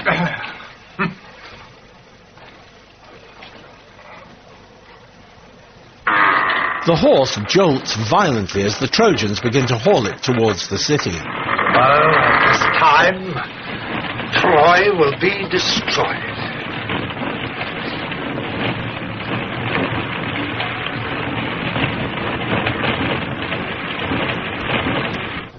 Troilus escorts Vicky to see King Priam. Come on in, Cressida. Come in, both of you. Has Troilus told you the news? Yes, it's marvellous, isn't it? I'm so pleased. Pleased, I should just say you are. You did it. Oh, yes, you did. I don't know how, but that's your own business, I suppose. Now, why on earth couldn't you tell us this was going to happen? You would have saved yourself all those hours in the cells, and us a great deal of worry. She didn't tell you because it's some form of treachery. Don't trust her, Father. Oh, stuff and nonsense. Oh, go and feed the sacred serpents or something. If you can't be pleasant at a time like this, Cassandra, I don't want to see you. Oh, Paris. Have the Greeks really gone? Every last one of them, or so it seems. There you are, Cassandra. I told you so. Do, for goodness sake, smile. But, more important, I think I've just found the great horse of Asia. You've done what? Something uncommonly like it, anyway. What on earth are you talking about? The great horse of Asia. Standing all by itself in the middle of the plain, about 40 feet high and made of wood. Whereabouts in the middle of the plain?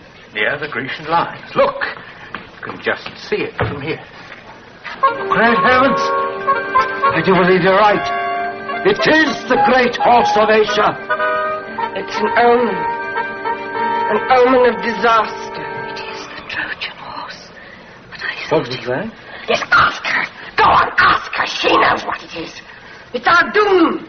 It's the death of Troy brought upon us by that cursed witch.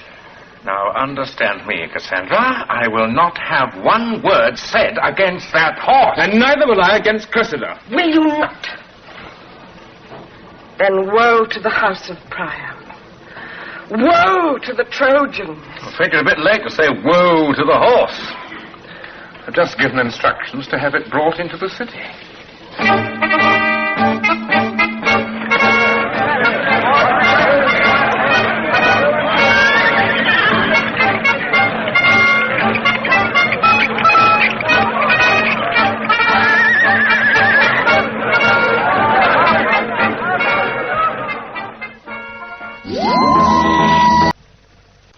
Then woe to the house of Priam. Woe to the Trojans. I think it's a bit late to say woe to the horse. I've just given instructions to have it brought into the city. The Mythmakers by Donald Cotton. Episode 4, Horse of Destruction. Of all the idiocy to have it brought into the city. Why, that horse is in the image of one of our gods. It's a trick. My dreams have always been right, and they foretell disaster. Now, were they right about that little temple? That has brought us nothing but good luck. Good luck, you call it. The whole family besotted by that sorceress. Oh, I do wish you'd stop calling Cressida that, and I would call it luck to have the entire Greek army removed from our shores. Peace at last. Though the arrival of the horse is a little puzzling. Well, Cressida probably arranged it, and the very sight of it just frightened the Greeks away. Well, where is Cressida? Well, she's probably down in the square watching them bring in the horse. Oh, then I'd better go look for her. I don't like her to go wandering around the city on her own. No, bring her back up here again. She'll get a better for you. Katharina, go and look for the sorceress. I don't trust my lovesick brother. But, Great Priestess, the augury said that Do I you was... dare to question me? No. Very well, then. Go and watch for that girl. Vicky has made her way to the cells to release Stephen. What's going on? They're just bringing the horse into the city. Follow me. I'm still very worried about those fit-ups. Yeah, that's all you have to worry about. Of all the undignified ways of entering a city, this takes a bright phoenix. If only you would have allowed me another day to fit shock absorbers. You were...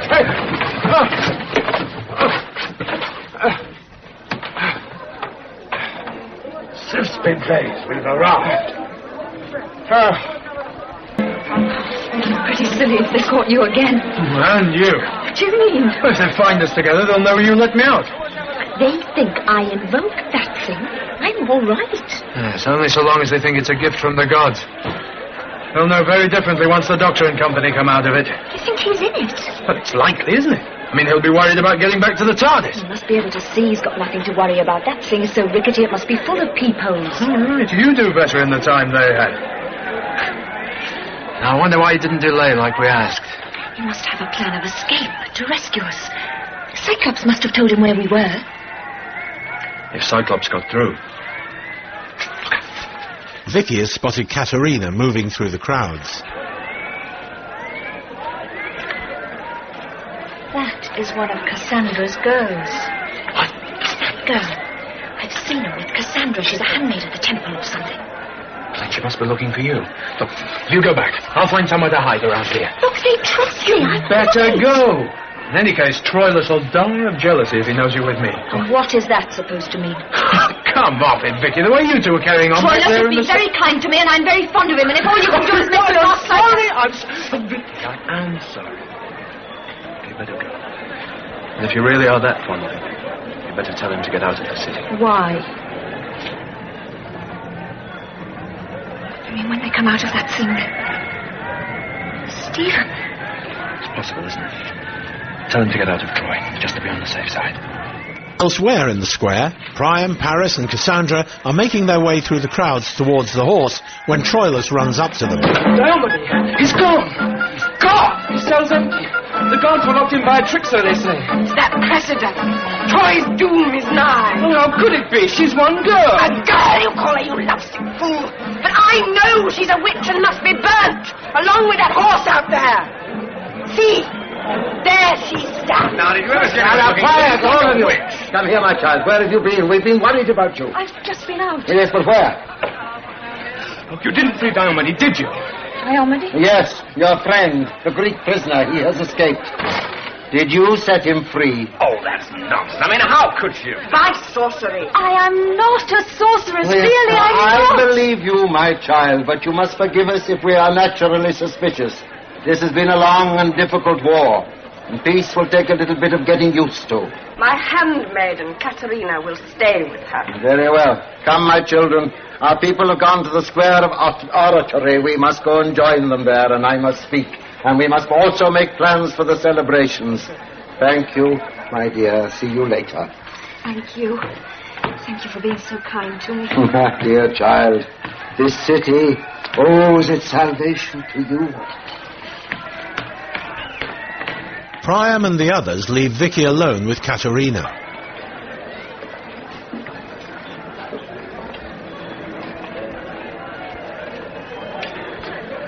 Oh, no, let it not happen. Did you want something? No, thank you. How you can sit there so peacefully defeats me. Having no feelings, no emotions. I was thinking, Doctor, that with any luck, either Agamemnon or Achilles will not come through. You mean they'll desert us? No. Die. Just a hope. One less finger in the pie, a greater share of the booty for me. That is a most immoral way of looking at life. Nonsense. It's the reason that I've been here for 10 long years, fighting all the time.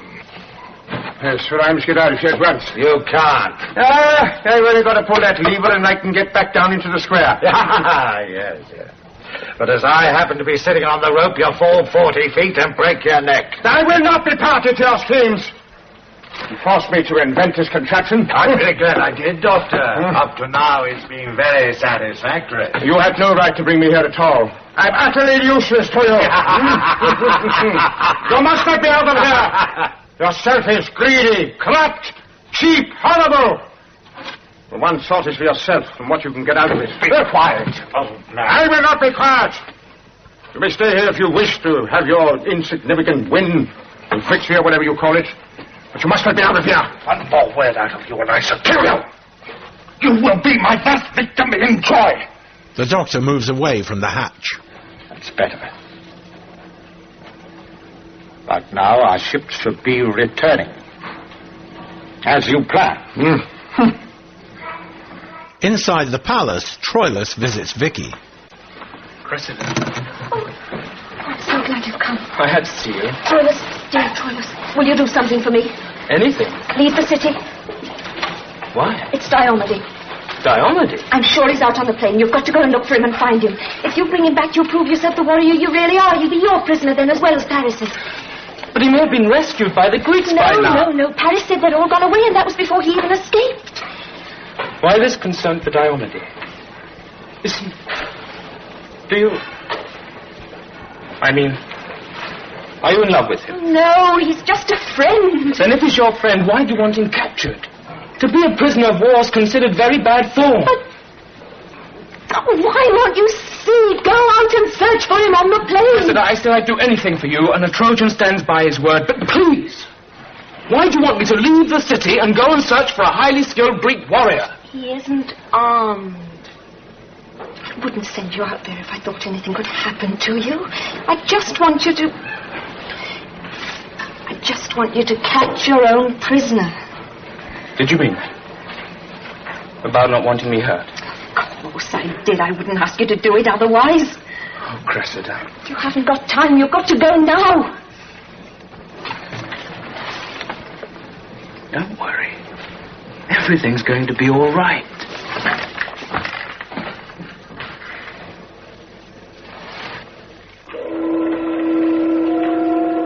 Night has fallen, and the city of Troy is quiet. In the main square, a rope descends from the belly of the immense wooden horse. One by one, the Greek soldiers drop to the ground.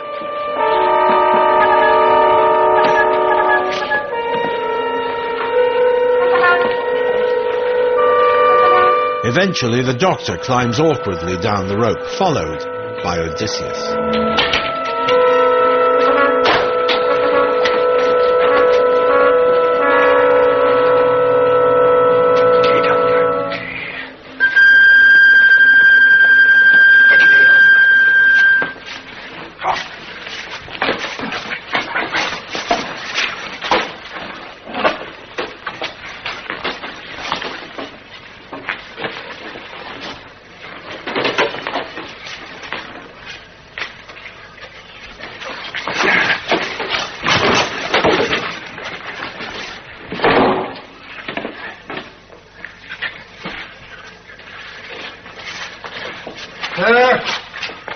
This plan of yours, Doctor, is going to be a great success.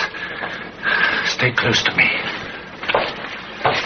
Outside the city walls, Troilus is searching for Stephen. Diomede! A figure emerges from behind some nearby rocks. Diomede, where are you?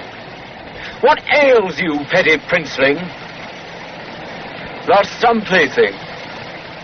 The one you call for is long dead. You're a Greek. I thought you'd sailed away. Who are you? You should not ask. My name is Achilles. My brother's murderer. So, Prince Troilus, is it? Well, I killed your brother fairly. Fought him man to man. Alas, I cannot do the same for you. This will be the murder of a boy. Has Cressida played me false? Very well. I'll fight my brother's murderer, for I only live to kill Diomede, who is already dead. So follow him, Trojan.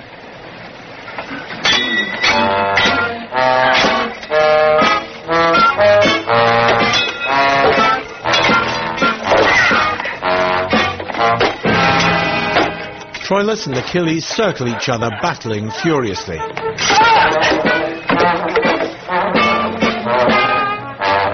The Greek is surprised by Troilus' skill with a sword. He's beginning to tire when he slips on the rocky ground and falls. Troilus is quick to move in for the kill.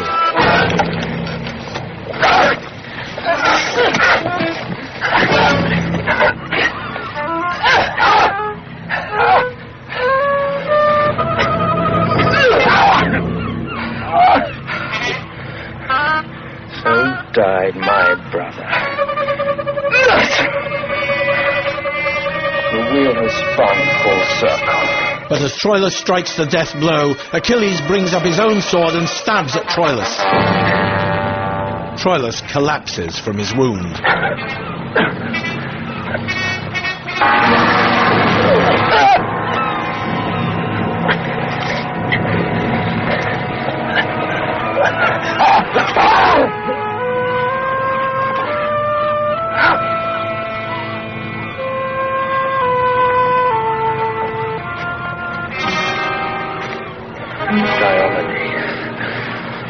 I live to call down wrath for love of Cressida.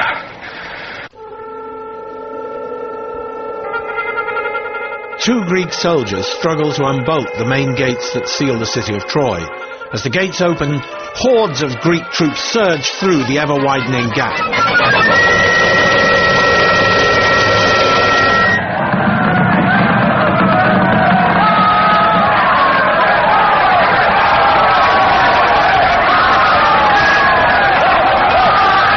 In the palace, Priam listens to the carnage outside with growing alarm. What noise was that?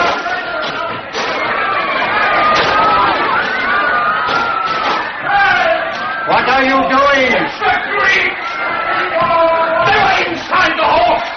And our gates are open to the enemy! And none of you would listen to me! Odysseus bursts into the room. 3 hornets in their nest!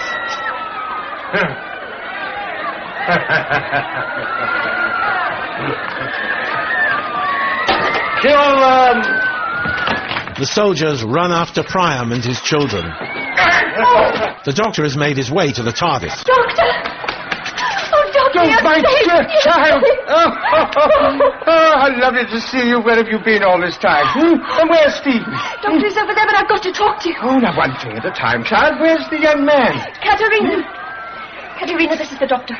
Now go and find the man you call Diomede. He's hiding amongst those pillars over there. You're from the other place. But who is this child? Now, pull yourself together. We've got to go. Katerina, go and find Diomede. He will be there. Bring him to my temple. Let's all go and find him. No, Doctor, But into the now. TARDIS. Quickly, My I've got dear to talk child, to you. the boy. Open the door and listen to me, please. But just be patient. Stephen, it's safe. Katerina will bring him. Listen, I've got to talk to you.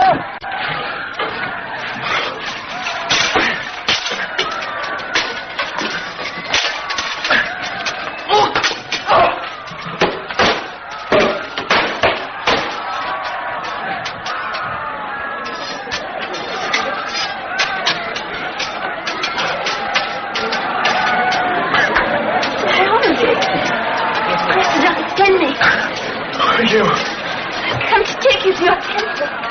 Oh, come quickly. Lean on me. Katerina helps the weakened Stephen back towards the TARDIS.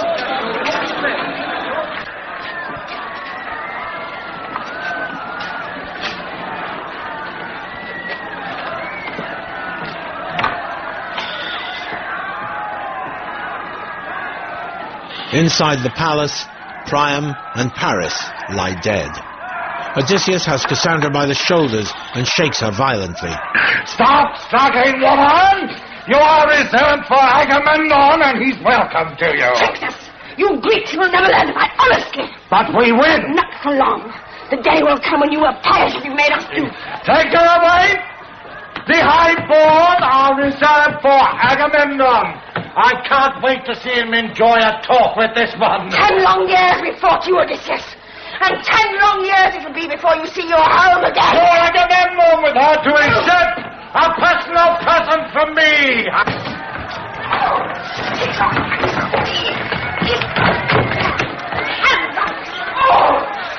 Doctor helps Katerina get Stephen to the TARDIS. You sure it's just the shoulder? Right, now steady, steady. Hold tight. Hold on. Just careful. Just a minute. Careful. Careful. There it is. Business. There we are. Now, come on, bring him in. Get him in there. Gently and carefully. That's it. That's it. Put him on the couch. Stand still, old man, or you die. I claim your machine as part of my share. Share of what? The spoils of war. Now you stand back. I've gone far enough with you, my lord Odysseus. You go adventuring on your own. Be off with you! Sing it! Move! Quickly!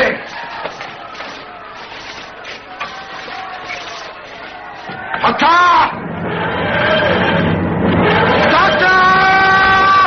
Odysseus and his soldiers watch in awe as the TARDIS dematerializes.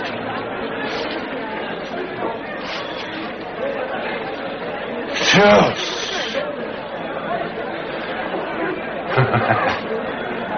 I wonder. Were you really Zeus? After all. Cressida. Cressida, could you have betrayed us?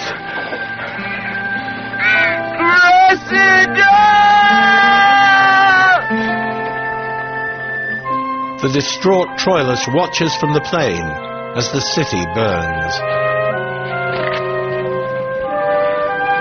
I came to find you.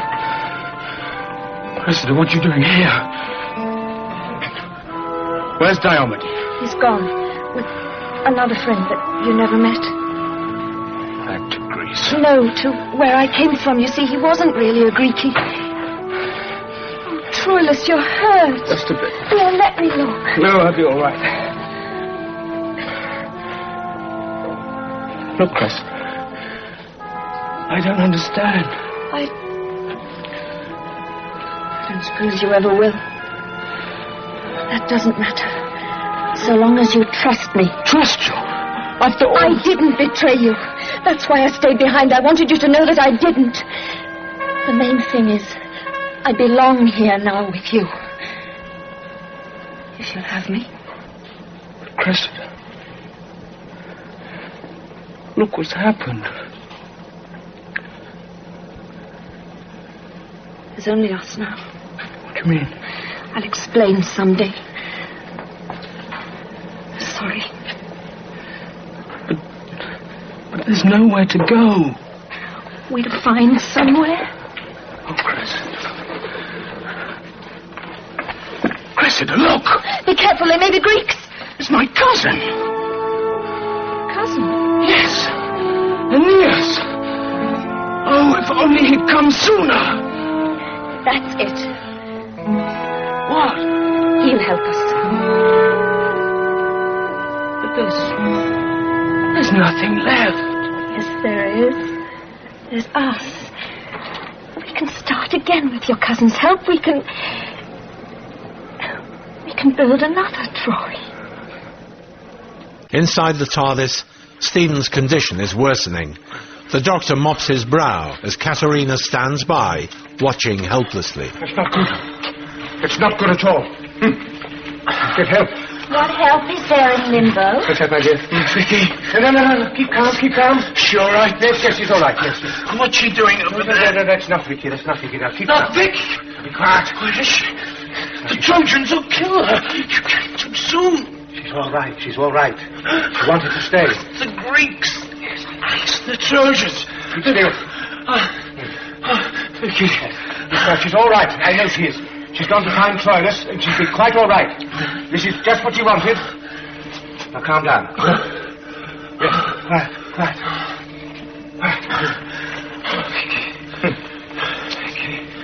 You'll have to look after that young man. I think he'll calm down. Strange God, you bring me peace. No, I don't know what Vicky has advised you, but... Oh, the priestess Cressida told me all would be well, and I knew it was to come. What was to come, my That I was to die. My dear child, you're not dead. That's nonsense. This is not Troy. This is not even the world. This is the journey through the beyond. Well, as you wish. Thank you. Yes, as you wish, my child. Now, I want you to keep an eye on that young man, will you? Yes, great His God. name is Stephen. And remember, Katrina, you must call me doctor. Oh, as you wish, Doctor. I am not a doc. I am not a god. Oh, my dear Vicky, I hope you'll be all right. Yes, you missed your child. Oh, yes, now there's tracks. What am I going to do? I must stop somewhere. But how? I've got to. Yes, I must.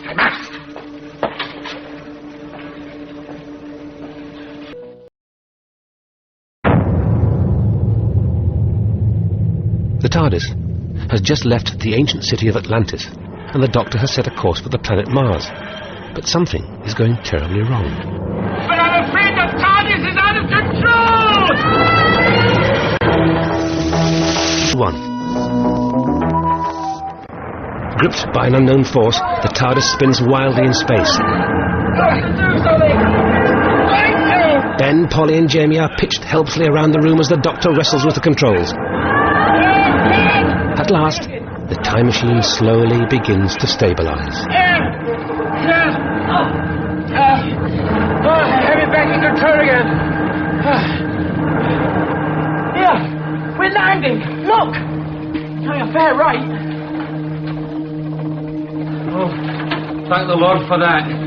You know, Doctor, I'll never ask you to do that again. I know. There must have been a reason for that. Anyway, Doctor, you've done it. It's Mars. It must be. You're landing the TARDIS exactly where you said you would.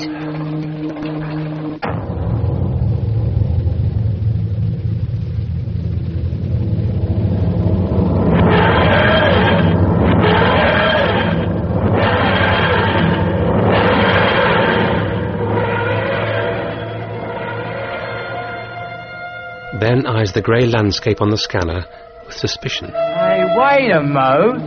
This don't look like Mars to me. How would you know? You've never seen it. No, Duchess, but I have seen pictures of the moon's surface, and that's what this looks like. That's the moon. Doctor, is it the moon? Sheepishly, the Doctor nods at Polly. Oh, well, you weren't too far out, were you? Only about 200 million miles. All right. Let's move on. While we can. Now, what? A minute. You don't expect to land us on the moon and just let us fly off just like that, do you? Yeah, at least let's have a look round. How picture can it be the moon? The moon's way up in the sky. Where do you think you're going? Well, you're not going to tell us it's no, surely. Ah, please, Doctor. The TARDIS isn't out of control or anything, is it? No. It was just a bumpy landing, that's all. Yeah. Well, if you must go ashore, only half an hour. Right. You can't go ashore like that. You need spacesuits. There's no atmosphere out there. Come on, there's some in the chest. Polly and Ben follow the Doctor, but Jamie is transfixed by the lunar landscape on the scanner. We'll maybe meet the old man of the moon. You won't meet nobody, mate, if you don't get some gear on. What? Oh, aye.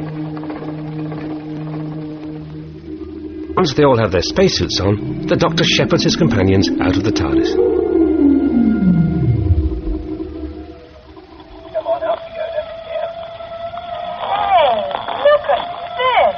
Polly's antics, Ben and Jamie copy her actions, but collide in mid-air and tumble gently to the ground. Careful! One tear in that spacesuit and you'll suffocate. Never told me to take a ballet lesson, Ben. Feeling more confident, Polly takes a huge leap forward to a rocky outcrop, down on a large, domed building. What on earth? Look! What is it? Doctor, what is it? I don't know. Hey, I can see Jamie. There he is. Jamie is lying unconscious. Hey, there's somebody coming out. Come on, let's go. Two space-suited figures emerge from the dome's airlock and carry Jamie inside. The Doctor leads Ben and Polly down the slope towards the dome. Reaching the airlock, Ben hammers on the entry port, but it remains firmly closed. There are no visible controls and no obvious ways of attracting the attention of anyone inside. But as they are beginning to despair, the door behind them slides open.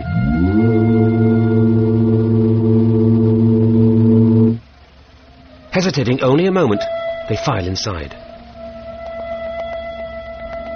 The complex they have entered is a weather control centre. From here, a small team of scientists govern weather patterns on the Earth, using an immensely powerful gravity device called the gravitron. A huge map of the Earth dominates one wall. The gravitron probe itself is mounted in a transparent dome to one side of the room, and a further insulated chamber houses the main gravitron power controls. Each base member wears a numbered uniform, and the gravitron technicians also wear protective headgear to guard against the infrasonic rumble emitted by the apparatus. As they monitor the progress of a hurricane in the Pacific Ocean, one man collapses at his station. The cursors on the huge map begin to flash wildly. Hobson, the base commander, leaps to his feet and hurries over to the slumped technician. He's followed by Benoit, his second in command.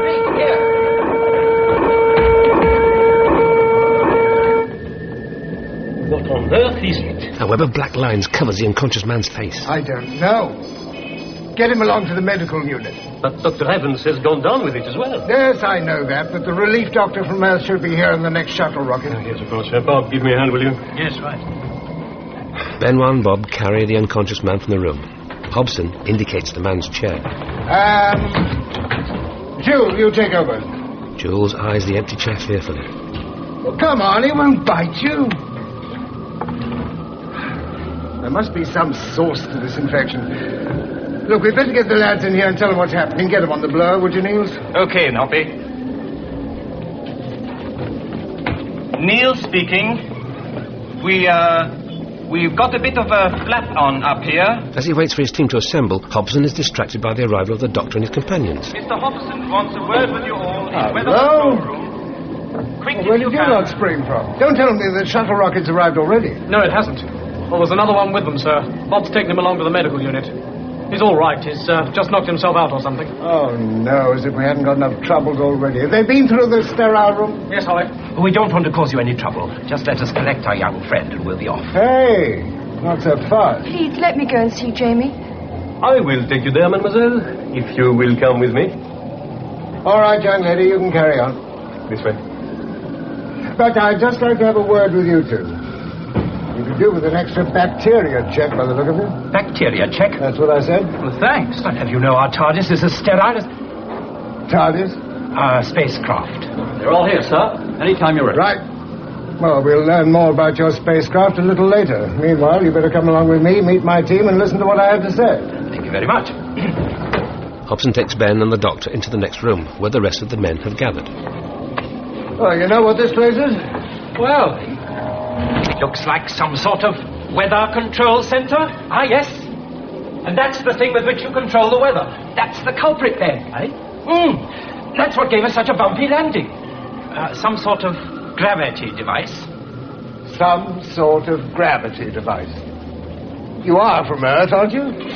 Yes. Well, where have you been for the last 20 years? Every school kid knows about the gravitron, isn't there? Ah, yes. It must be about the year 2050, then. We got a proper Rip Van Winkle here. It's 2070, in case you'd like to know. There you are. I was only 20 years out. Well, before we all forget what century we're in, I better tell you why I've called you here. Won't you introduce us first? I am a doctor. A doctor?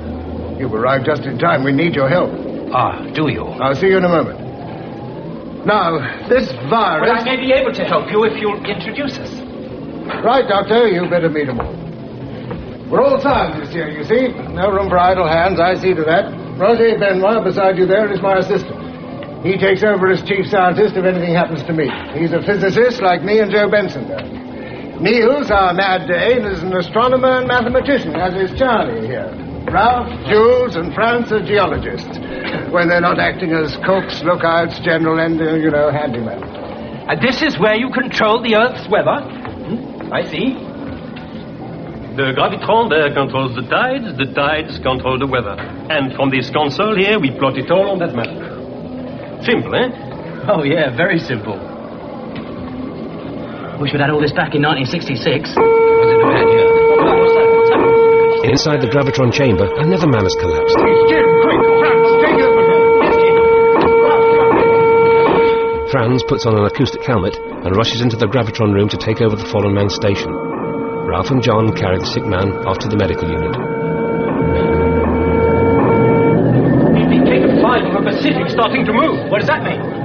Some sort of change in the weather. We'll soon hear from Earth what it means. Here it comes. International Space Control Headquarters, Earth. Calling Weather Control Moon. Come in, please. Moonport standing by. Calling Weather Control Moon. Come in, please. Standing by. Hobson here. What's happening up there? The hurricane you were guiding is now 45 degrees off course. It's threatening Hawaii. One of my men was taken ill. We're operational again now. The controller would like to know the cause of the illness. Yes, so have we. We've now got 3 men down with this mystery virus in the past few hours, including the doctor. 1 moment, please. Stand by for further instructions.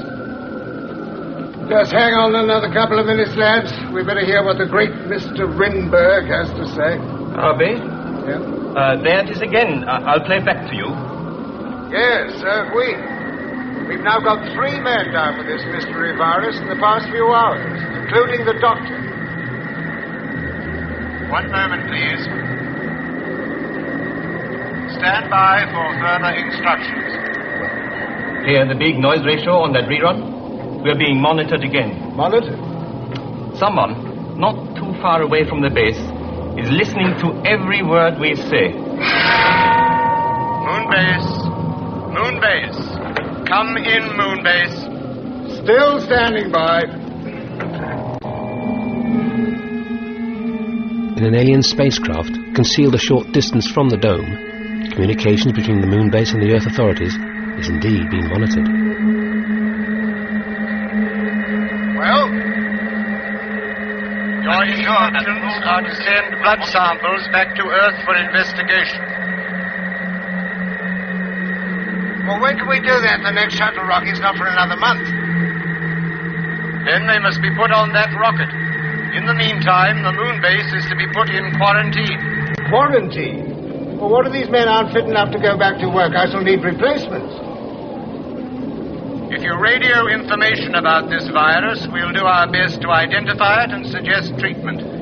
I demand to speak to Rinberg. The monitoring continues. The controller is busy. I'm sorry. Over and out. That whole conversation was monitored by someone or something. Oh, never mind about that. Now, that Rinberg fellow just won't talk to you. How can we trace down this mystery illness with the doctor himself down with it? We'd better get out of these things and see how Jamie is. Perhaps I could be of help in the sick bay now. Anything you can do. Bob! Yes, Mr. Hobson. Show him to the medical unit, will you? Yes, of course. Will you come this way, please? Yes. Bob escorts the doctor and Ben from the room, and Hobson turns to address his men. Well, you all heard the position. We don't know what this infection is or how it got into the base, but I want you all to take extra precautions while this emergency is on. We may be short-handed for quite a while. In the sick bay, Polly is tending to Jamie and attaching a medical monitor to his chest. Is that how it goes, Doctor? Yes, that's right. And then this unit automatically controls the pulse, the temperature, and the breathing. A sort of electronic doctor? Yes. Almost got striped trousers. And it even gives him medicines, too. Yes, it'll do very nearly anything. It can't be nice to him. Dear, how do you think he is, Doctor? Oh, he's not too bad. He's a bit concussed and feverish, but he'll be all right with rest. Piper. The McCrimmon Piper. Oh, don't let him get me. Piper? No. Some legend of his clan. As far as I can make out, this Piper appears to a McCrimmon just before he dies. Well, has this phantom Piper appeared to Jamie yet? You don't believe it, do you? No, but he does. It's important to him. He keeps asking us to keep the Piper away from him. Good. Well, we'll see whether we can do just that. Well, carry on, nurse. Well, at least I tried to help. With a ward full of sick men and no doctor, somebody's got to do something. Polly turns her attention to one of the other patients. I wonder who this is. Don't get too near, Polly. Have a look on his chart. Yes, that's a good idea. It's Dr. Evans. Oh, yes, the station doctor. He was the first one to get it. He looks one of the worst. There's something about this epidemic that I don't quite understand. It's not like a real disease at all. It's almost as if... Well, not real. What more do you want? I don't know. But there are certain signs and symptoms which don't add up. Ben, I want you to go along to the control room and keep an eye on things. Well, Al, no, give a hand. Do anything, but keep your eyes and ears open. Right. Something very wrong here. Something very wrong indeed. Weather control is on its night cycle. Benoit returns after a rest period to find Hobson still on duty. Still up, hubby? Why not take a rest? Go and get some sleep. How can I rest with that thing up the spout? You know the score as well as I do. 5 units off center, we lift half London into space. 5 more, and the Atlantic water level goes up 3 feet. Rinberg just doesn't understand the pressure we're under. Hey, you! What do you think you're doing, skulking there? Well, I was just wondering if I could help, sir. Help? How could you help? We could do with an extra pair of hands. He can help me. Well, keep him away from me, that's all. All right, I'll go lie down. Call me if anything happens. Yes, of course. Oh, by the way, there were 2 more of those momentary drops in air pressure while I was on. I put them in the log. Right. Well, there are some coffee cups to clear away if you wish to be helpful. Right. And, Ralph, that is number 14, needs a hand down in the food store. Can you find a way there? Yeah, I'll find it. Goodbye. In the food store, Ralph is loading up a trolley with supplies from the shelves and checking them off his list.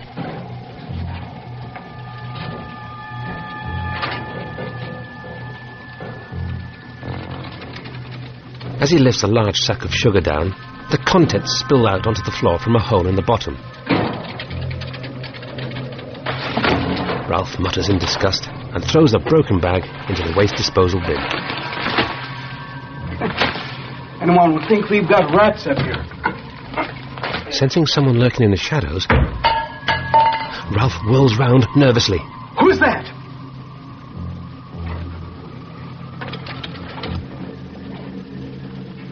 Who is it? It's only me, mate. Oh, for heaven's sake, don't go sneaking around like that. Blimey, you lot are half edgy. You will be too, mate. You've been up here long enough. Say, are you responsible for the broken bags here? Well, come off it. I've only just arrived, haven't I? Uh-huh. Okay. See if you can find that lot. Round the back there, most likely. Okay. Let's see. Still need some more milk and sugar. Ralph continues to search the shelves. A huge figure looms out of the darkness. Ralph's body is dragged away as Ben returns with more supplies. Number 14. Ralph? Where are you? Scarford. Funny bloke. Polly is dozing in the sick bay. What's that? All right, Polly, it's only me. We don't want to wake everyone up, do we?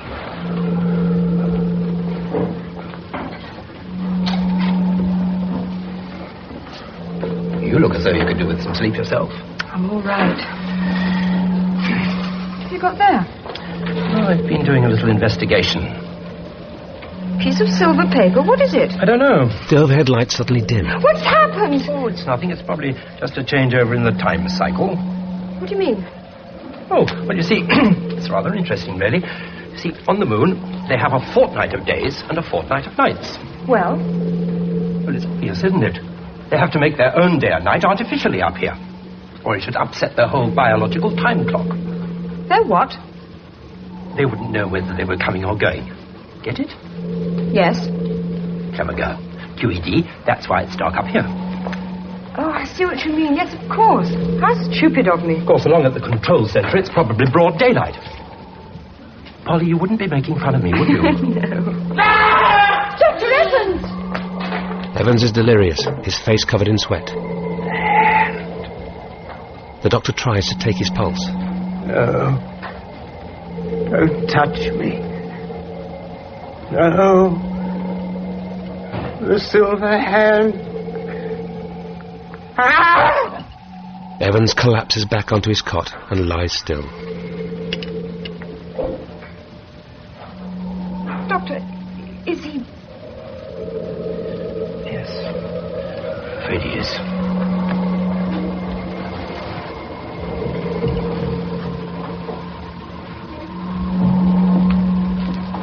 What are we going to do? What do you mean by the silver hand? I'd better report this to Mr. Hobson. Ben has reported Ralph's disappearance to Hobson. Can't find him, Ralph. Well, I was helping him load some stores. He just disappeared. What, in this place? Well, there are only 19 of us. Have you tried his quarters? Yeah. Why didn't you report this to me? Well, I'm just telling you now, aren't I? Now, Very sorry, it's Dr. Evans. Well? I'm afraid he's dead. Dead? No. This must be reported at once. Yes. No, we haven't got enough data yet. You know what they're like down there. I'll come to the sick bay with you. In the sick bay, Jamie is still feverish, gulping down the water that Polly gives him. Here. Gently, Jamie. As Jamie drinks, His eyes widen in panic as he sees something behind Polly. Jamie! Terrified, Jamie tries to speak, but no words will come. He falls back, unconscious. Polly turns to look behind her. Hearing Polly scream, the doctor, Hobson, and the others dash into the sick bay. What's the matter? Something just went out of that door. Niels, John. What was it? John and Niels go to check the doorway. Nothing there.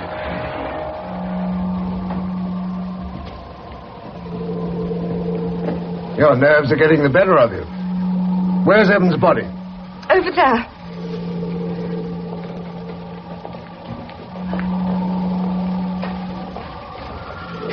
All right, let's get it over.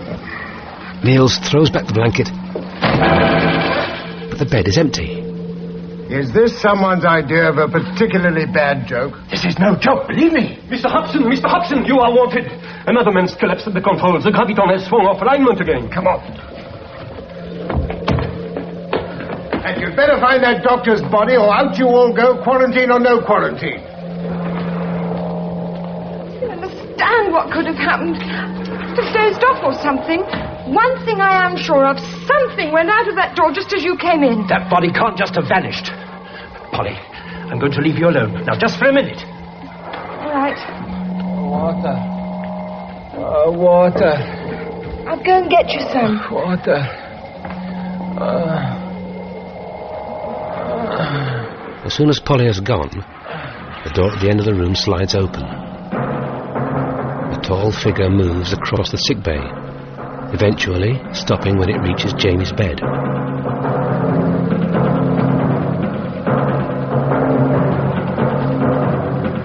A shadow falls across Jamie's face and he stirs, his eyes flickering open. It's you. Phantom Piper. Medical unit, Jamie stirs. Feverishly, he struggles to sit up, his eyes widening in horror as the huge figure of a Cyberman looms over him. It's you. The Phantom Piper. No! No! I'll not go with you. Do you hear me, Piper? No, leave me. Leave me, I'll not go with you. Do you hear me? The Cyberman stops in its tracks, leaving Jamie unharmed, and turns to look around the room. Then it moves to another bed, throwing aside the covers and lifting out the unconscious man lying there as if he were a rag doll.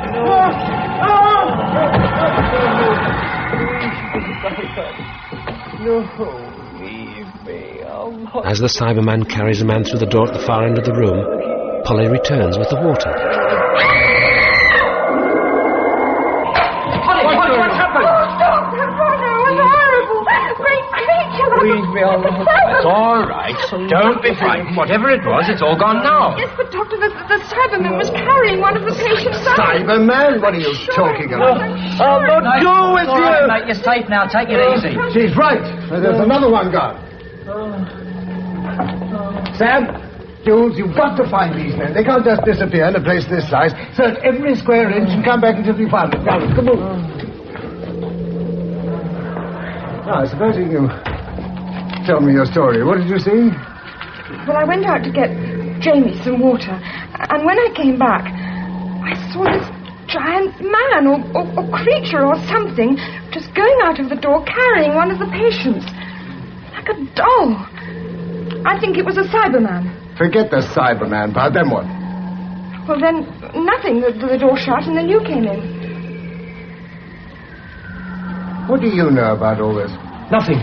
Absolutely nothing. We'll see about that in a minute.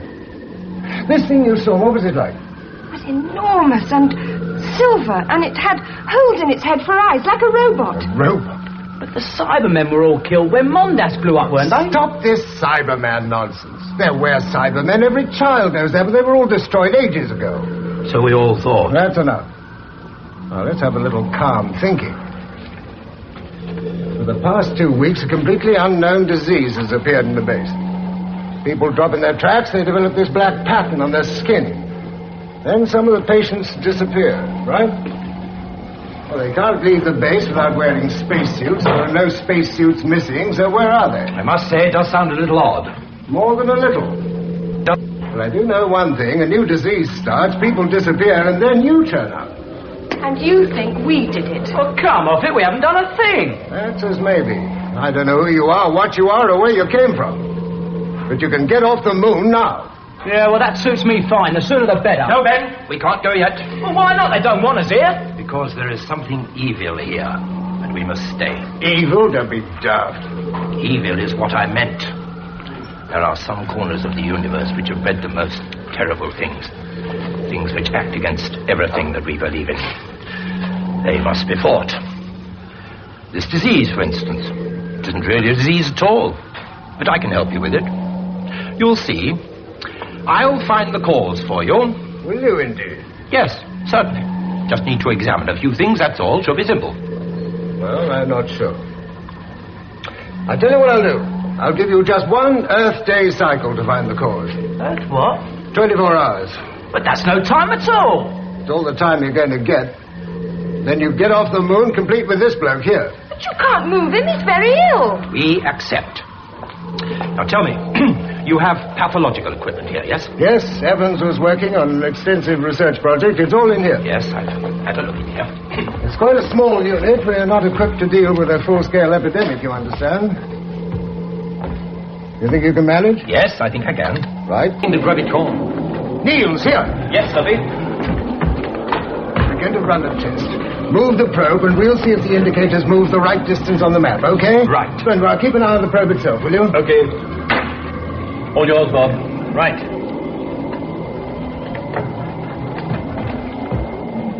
Benoit moves across to wake and observe the movement of the gravitron probe in its transparent housing. Deflect probe. 5 degrees. Now.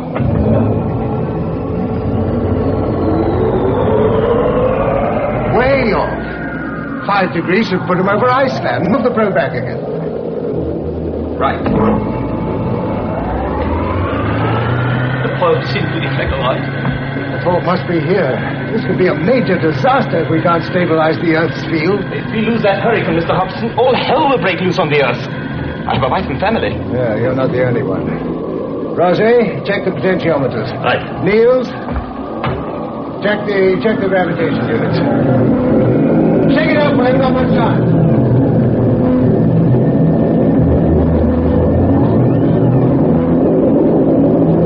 Field stabilizing at 48, Mr. Hobson. Prepare to move probe. Check coordinates. We've got to hold that hurricane in the Pacific. Stand by. Now.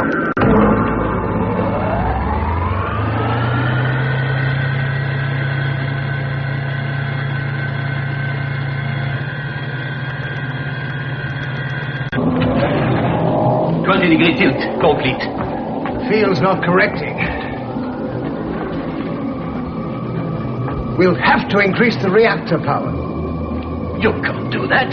The doors will burn out. That's all we can do. International Space Control, Earth calling, Moon Weather Control, stand by. Stand by for the controller. This is Moon Base. Come in, please. We wish to speak to Mr. Hobson. Hobson speaking. Stand by for the controller. Right. He's actually going to speak to us this time. Controller Rinberg speaking. Is that you, Hobson? Yes, Rinberg. The directional fields are showing a progressive error. Reports have come in of widespread pressure fluctuations in Atlantic Zone 6. You must get the gravitron back into balance. We're trying to compensate by realigning the probe. We have an error in the servos. Well, there's no sign of any improvement here. We've just had a report from Miami, Florida. 30 minutes ago, they were enjoying clear skies and a heat wave. Now, Hurricane Lucy is right overhead.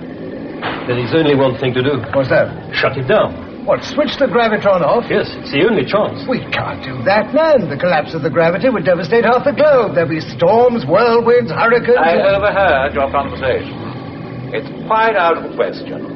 You're not to shut down the gravitron under any circumstances. And that's an order. I think perhaps you don't appreciate how serious the situation already is. I bet he gets a knighthood.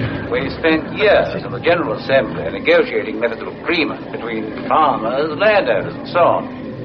And now the weather's out of control, they're after our blood. And I must say, I can't blame you. You've got to get that thing under control. Quick. Now, please get on. Earth control, over and out. Well, you're all in the picture. We've got trouble, bad trouble. We haven't got much time. We're going to run through every circuit, every field pattern, every damn nut and bolt on Charlie Boy in there until he's running sweet and smooth. A full Class A test, in fact. Now, you all know what to do, so let's get on with it. Okay. Right, we'll start on the main tape program. Right. The technicians return to their positions and begin the tests. It's running now. Give me the analog value on module 6, will you? Will do. They look all right. A at 10 millivolts. B at 15 millivolts. C at 26. That fits, doesn't it? Yes, they're in normal levels. Roger, finish checking here, will you? The answer may be in the control panel. Okay. I'll sing out the binary conversion values. You check them on readout, okay? Right. Right. Channel 1. Yo. As Niels and Benoit continue their checks, the doctor slips into the control room and begins collecting samples, snipping off pieces of clothing and taking swabs. Noticing the doctor cutting a piece from his trousers, Benoit turns on him angrily. Et là, qu'est-ce que vous fabriquez, imbécile, idiot? Vous n'avez rien d'autre à faire? Vous croyez que nous sommes en train de nous amuser? Oh, come on. Get out of the way. Enchanté, monsieur. Now, where were we? Oh, yes, the fluid servo pressures. I reckon this is probably where the fault is. Do you want them all or just the main tank readings? The main will do. Right. Header 1, 45 pounds. Yes. Undaunted by Benoit's outburst, the doctor continues to collect samples from around the room. He crouches on the floor and unlaces one of Niels' boots. They all fit. Nothing there. It must be the potentiometer nut, then. Looks like it. Take us some time to do that. We'll need the digital voltmeter. Right, I get it. As Niels walks, his boot comes off in the doctor's hand. The blazes are you doing? I'm just collecting specimens. Specimens? Oh, yes. Well, get on with it. In the sick bay, Ben has been checking the medical supplies. We're nearly out of this interference stuff. Oh, well, you better go and ask Mr. Hobson where the rest is. Yeah, right.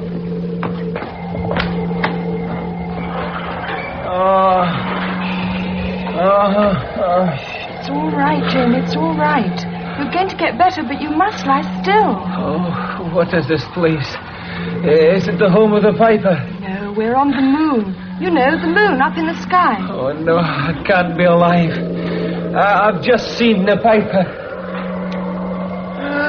Jamie starts and sits up as a Cyberman appears behind Polly.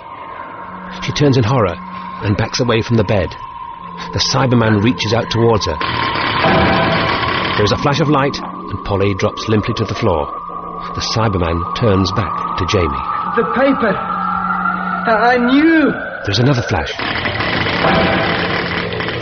And Jamie falls back unconscious. The Cyberman moves to the adjacent bed where another infected man is sleeping. The creature takes the patient from the bed and carries him away.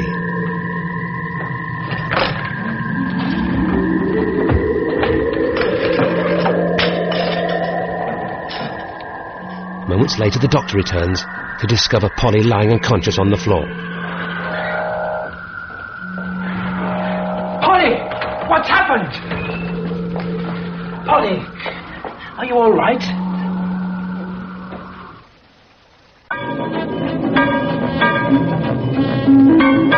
The remaining technicians in weather control are checking every aspect of the gravitron, desperate to find a cause for the continuing problems.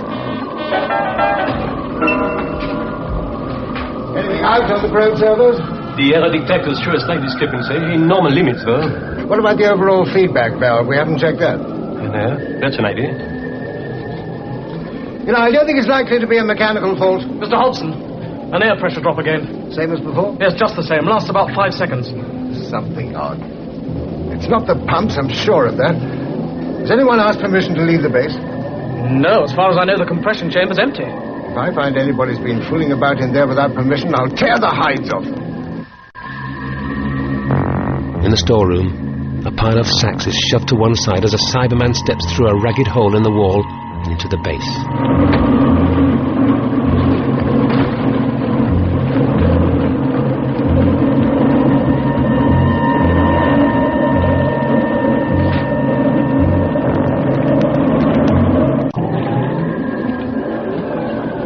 Up again now, sir. Thank heaven for that. I'm going to check over the control loop monitor. Control loop monitor? Huh. I think you're wasting your time. Nothing's a waste of time till we trace this fault, and don't you forget it. You saw what's happening on Earth. We can't afford to miss anything. Now get on with it. I think I found something. What is it? One of the probe control antennae. Well, what's the matter with it? Well, according to these readings, there are at least 2 pieces missing. It's just not coordinating. Missing? Meteorites? Could be. There could be a simpler explanation. Roger, when did these people arrive here? The end of period 11 in this present lunar day. And when did the gravitron start playing up? About the beginning of period 12. Sam, when was the last time we had anyone outside? During period 13. 2 men went outside to realign one of the solar mirrors. That's it. I'm not quite with you. Well, it's simple. Strangers arrive period 11, the gravitron goes up the spout period 12. I understand, but it doesn't... Come on. It's time we put that doctor and his friend in cold storage. Just a sec. Get 2 men outside to look at the antennae, will you, Sam? Okay. Right, Joe, nip along to the mess deck. Tell Jules and France I want them here pretty sharpish. As Joe leaves, Ben bursts into the room. Another patient's gone, sir. What? Come on. Following Hobson's orders, Jules and France are on their way to check the probe control antenna.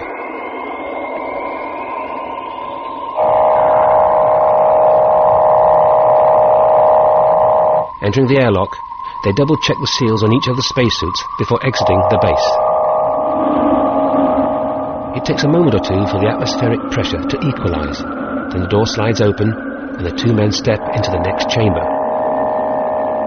2 short ladders lead up to a final exit hatch, opening onto the bright, silent surface of the moon.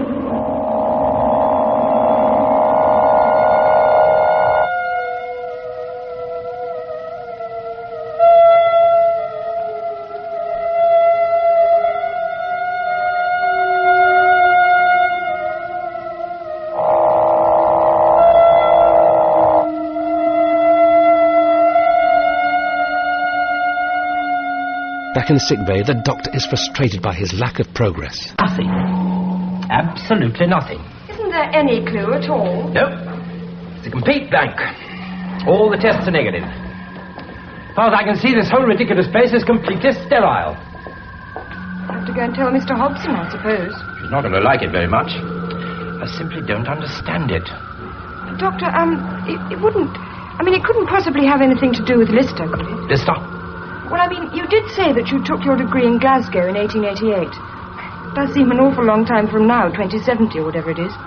Polly, are you suggesting that I'm not confident to carry out these tests? Oh, no. I was just wondering if there was anything that Joseph Lister didn't know in 1888 that might possibly help you now. Shh! Somebody's coming. It's Mr. Hobson. Out for blood. Ours. Look busy. Quick. That's about it. That's the 3rd person to disappear in the past few hours. It's completely illogical. A sealed base... Do you mind? What? Would you mind standing away from the door and allowing it to close? The slides, the dust. It must be you people. We've got some straight talking to do, you and I. Polly? Yes. Another boot. Right. Do you hear me? This is extraordinary. Excuse me, please. Yeah. Now, look here. Excuse me, please. We are trying to help you. Help? Is that what you call it? You can all get off the moon now. Now, wait a minute. You said... I don't care what I say. Ah! You found something? I think perhaps I have.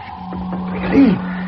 Yes, I may be onto something, but I must have some room. How can I work under these conditions? Now, please, come along outside. I'm trying to work in here. Ben, see that they stay outside. Doctor, did you mean that? What? You found something. Oh, Polly, I only wish I had. Why not make some coffee to keep them all happy while I think of something? All right.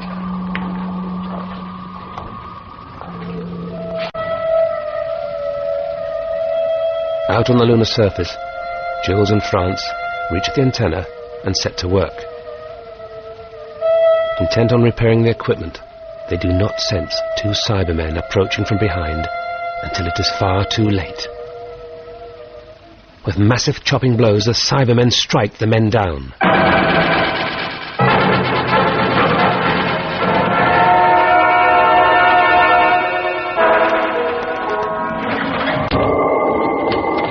Here, Doctor.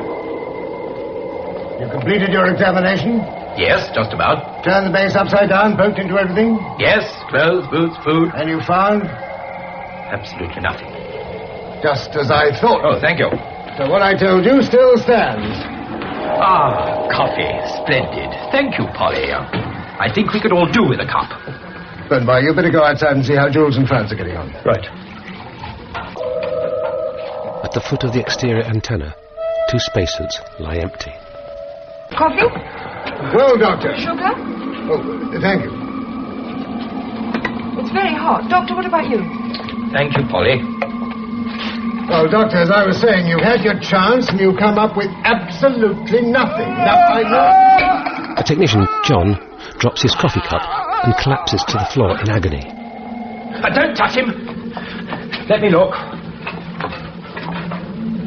Black lines spread quickly across the sick man's arms and face, tracing invisible pathways under the skin. Here, Charlie, and you, what's your name, Ben, give us a hand to get him into the medical unit. Try not to touch his skin. Charlie and Ben carry the body out, leaving Hobson alone with the doctor and Polly. The doctor's thoughtful and looks worriedly around the table before his eyes alight on the sugar container.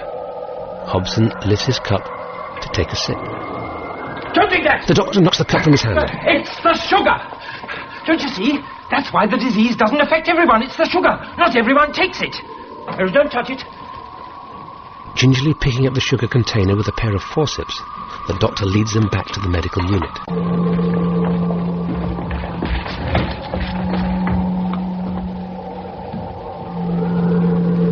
What are you doing? Just be patient. After preparing a slide with a sample of the contaminated sugar mixed with a drop of water, the doctor moves to the microscope and peers intently through the eyepiece. It is immediately obvious to him what they are dealing with. Just as I thought. A large neurotropic virus. Like the space plague? No. It's a large infective agent that only attacks the nerves. That's why the patients have got these lines on their faces and their hands. It follows the course of the nerves under the skin. That's all very well, but how did he get in here? Oh, here's the Cybermen.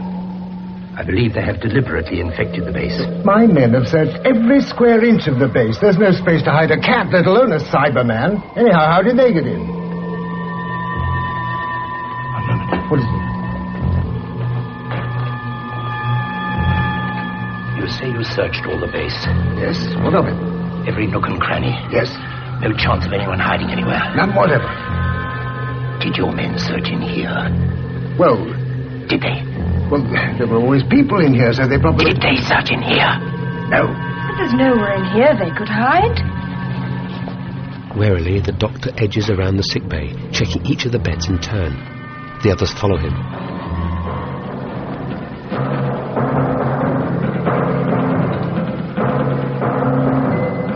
In the bed at the far end of the room, a pair of silver boots can be seen sticking out from under the covers.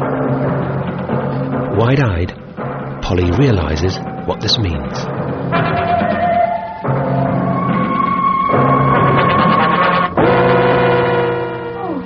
The doctor ushers the others back towards the door. The Cyberman swings to its feet, covering them with its cyber weapon.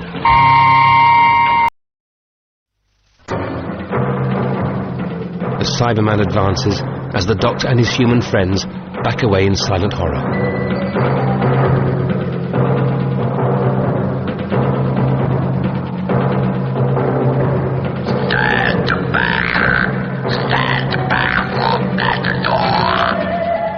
You're right, it is them.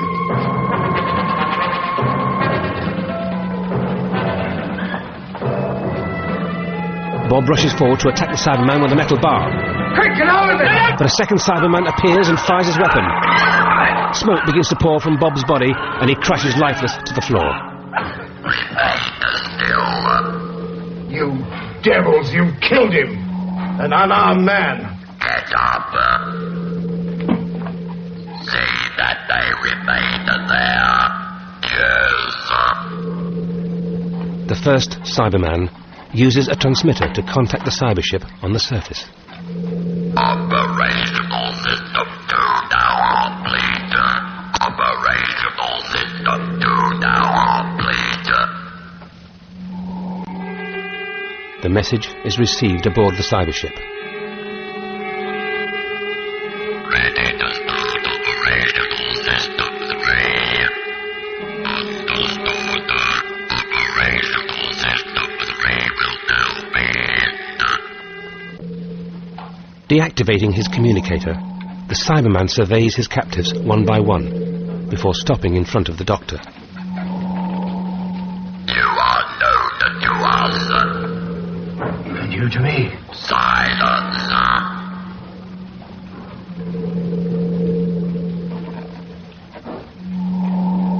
Who is in command? I am. You will be needed. What have you done with my men? They will return. They're not dead? No, they are not dead. They are altered. Altered? What have you done to them? They are now controlled. If you do anything to mine... Do nothing. The second Cyberman moves over to the remaining patients, examining each one. All are covered with the strange black lines. Finally, he reaches Jamie, who is still unconscious. This one has not received neurotropics. Stand back. Please, leave him alone. His head is hurt. He's had an accident. His head, then he will be of no value. The others are ready for conversion. You will now take us to the control center. I'll be damned if... The Cyberman trains his gun on Hobson. Through here. Hobson leads the Cyberman and the doctor from the room. The remaining Cyberman turns to Ben and Polly. You will remain here. If you leave, you will be converted like the others. The Cyberman leaves Ben and Polly alone. I don't like that word, converted. Aboard the cybership, 3 of the infected men from the base, Dr. Evans, France and Ralph, are being converted. Lying on bare surgical tables, they are all fitted with an intricate metal headpiece that has the power to control their minds. Raise your left arm. All 3 men lift their arms in unison. Raise your right arm. As one, the men obey. Control is excellent. Transfer that one to the capsule. 2 Cybermen wheel out a canister just large enough to contain a man. Evans is lifted bodily into the capsule and locked inside. In the weather control room, Benoit and the team are working at their posts, oblivious to the drama playing out elsewhere. It's about time we heard from those 2 outside. Let's have a word with them. All yours, Roger. Surface party, come in, please. Surface party, come in, please. On the lunar surface, a communicator light flashes dimly on an empty spacesuit, quietly signaling to its missing owner. Surface party, come in. We are not receiving you. Over. Can we see the control antennae from here? No, Roger. It's just round that first bluff outside the main port. Well, we'll have to send someone outside, so get ready to... Oh, Get back! These things are lethal! No one will move. You will remain still. If you move, you will be killed. What are they? How did they... Why are you here? Operational System 4. Operational System 4. Operational System 4 complete. Entry to base now. How did you get in? It was very simple. Only stupid earth-brains like yours would have been fooled. Go on. Since we couldn't approach direct, we came up under the surface and cut our way through your storeroom, contaminating your food supplies on the way. A simple hole, that's all. A hole? That explains those sudden air pressure drops we've been recording. Clever. The mood in the sick bay is gloomy. Hey, what do you think you're doing? Jamie, much recovered, tries to get out of bed. You seem to be better. I feel myself again. Lie back there. I'm better. Oh, my head. Yeah, well, take it easy, mate. At least you know it's not your McCrim Piper anyway. I had me worried, though, I'll admit that. Yeah, well, those Cybermen have got us all worried, mate. We've seen them in action before. They must have some weakness. They have, don't you remember? They can't stand radiation. But where do we find that here? Well, there's a gravitron power pack, but that's thermonuclear. No one can get near it once it's going. Why not?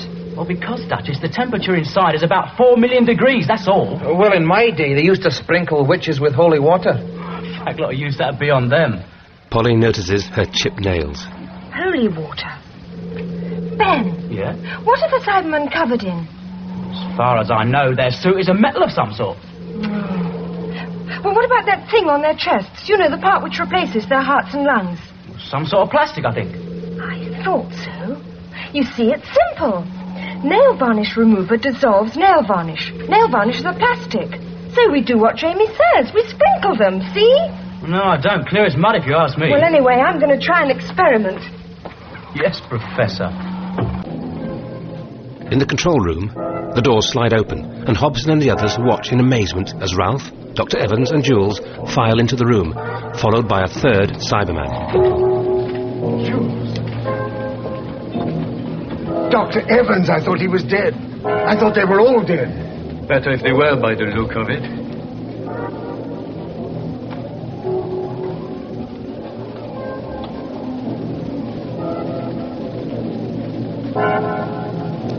You will leave your places. Go over there. The technicians leave their seats and move to stand by the wall. The Cyberman turns to Hobson and Benoit. You will move. Tell the operators in the power unit to come out. Now. Hobson reluctantly moves to the microphone and addresses his men in the gravitron power room. All right, you can all see what's happening. Come out, leave the machine, and don't try anything. The technicians file out of the room.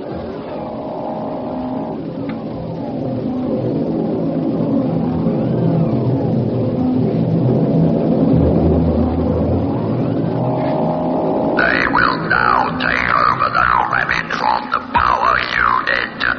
Yes. The third Cyberman operates the remote control unit in his hand. The converted men file silently into the gravitron room and sit down at the controls.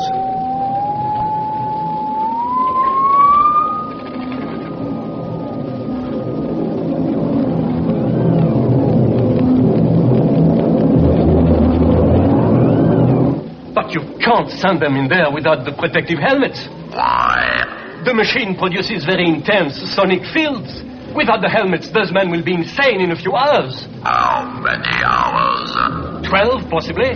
Then there is no problem. Why? Our purpose will be achieved before that. But what about the men? They will be disposed of. The Doctor has been watching the Cybermen with great interest.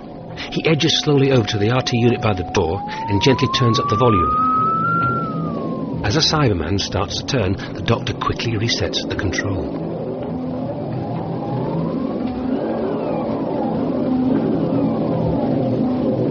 Back in the sick bay, Polly has collected together all the bottles of chemicals she can find. Ben? Yeah? What is nail varnish remover? Well, it's a sort of thinner, something like acetone, I think. Acetone, of course. Great, we've got some of that.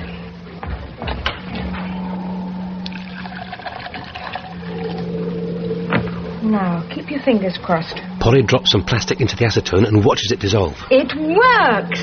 Well, I still don't know what you're on about. If we can sprinkle some of that on their chest units, it might help to soften them. Oh, I get it. You mean it'll clobber their controls or something? Yes, that's it. Yeah, but how do we know that acetone will dissolve their sort of plastic? Oh, I hadn't thought of that. Just a moment, though. If we make up a mixture... Of all the solvents... What have we got? Benzene, ether, alcohol... It would brew a right old cocktail. Yeah. Wait a minute. How are we going to throw it at them? Well, in bottles, I suppose. No, just a tick, though. I've got a better idea. Prepare to align the field reactors. At the signal from the Cyberman's control unit, the humans in the gravitron room obey the commands instantly. Main power into vertex generators now.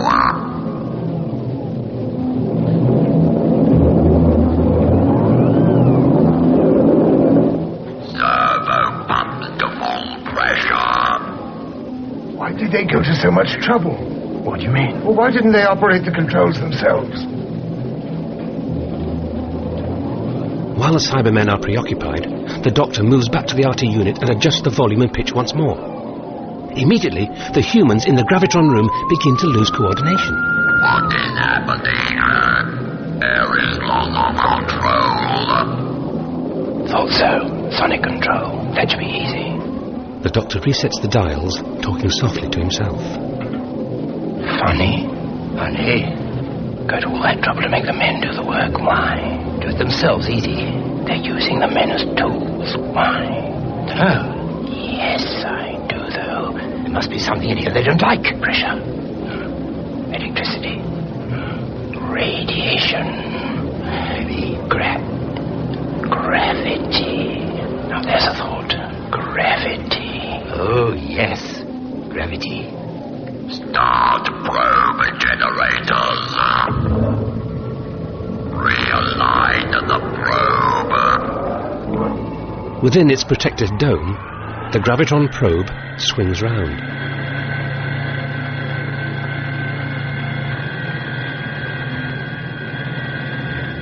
Probe field to full power.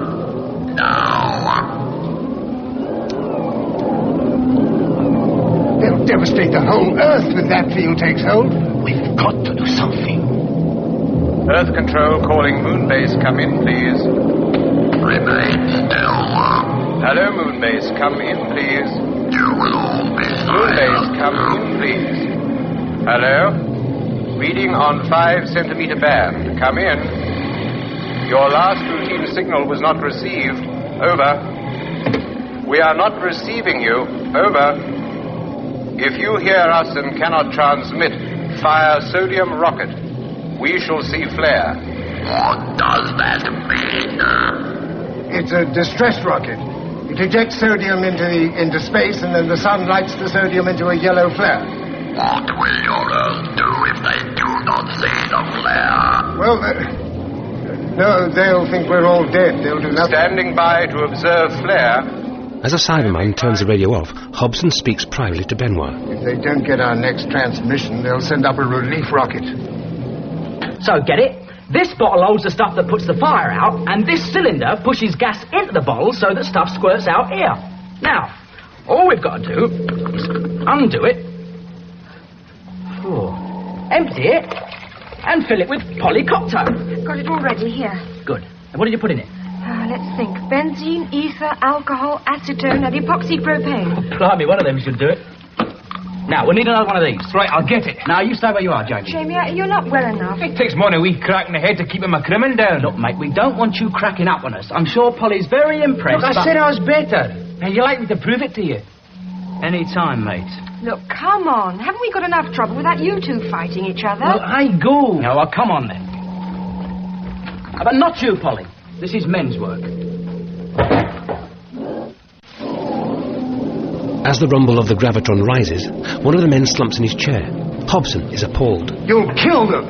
If you do not remain silent, you will be able to break control. The Cyberman twists a dial on his control box, and the slumped man jerks upright in his chair and resumes his task.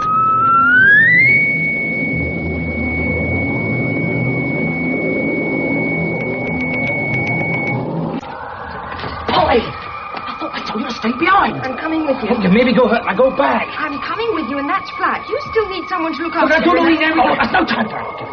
If you're coming, come on. Together, Jamie, Ben and Polly move to the control room door. Now look, we've only got one chance. When I open the door, drop down as low as you can, aim these things at their chests, and squirt like mad, right? Great. Now get ready.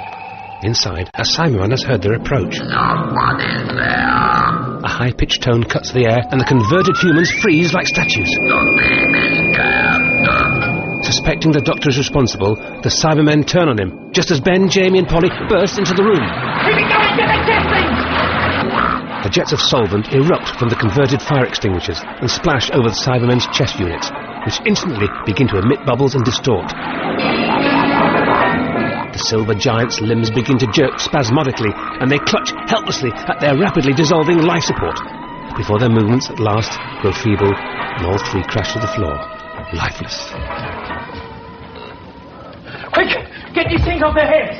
Ben, Polly and Jamie dash into the gravitron room and remove the headsets from the controlled men. Unfrozen, the men slump unconscious. Come on, get your places quick. There's not a moment to lose. We've got to get the gravitron down to a safe level. What about those poor men? Shift them along to the medical unit quick as you can. In the cyber ship, the cyber leader attempts to make contact with his underlings at the base. We are not receiving you. We are not receiving you. They must have failed.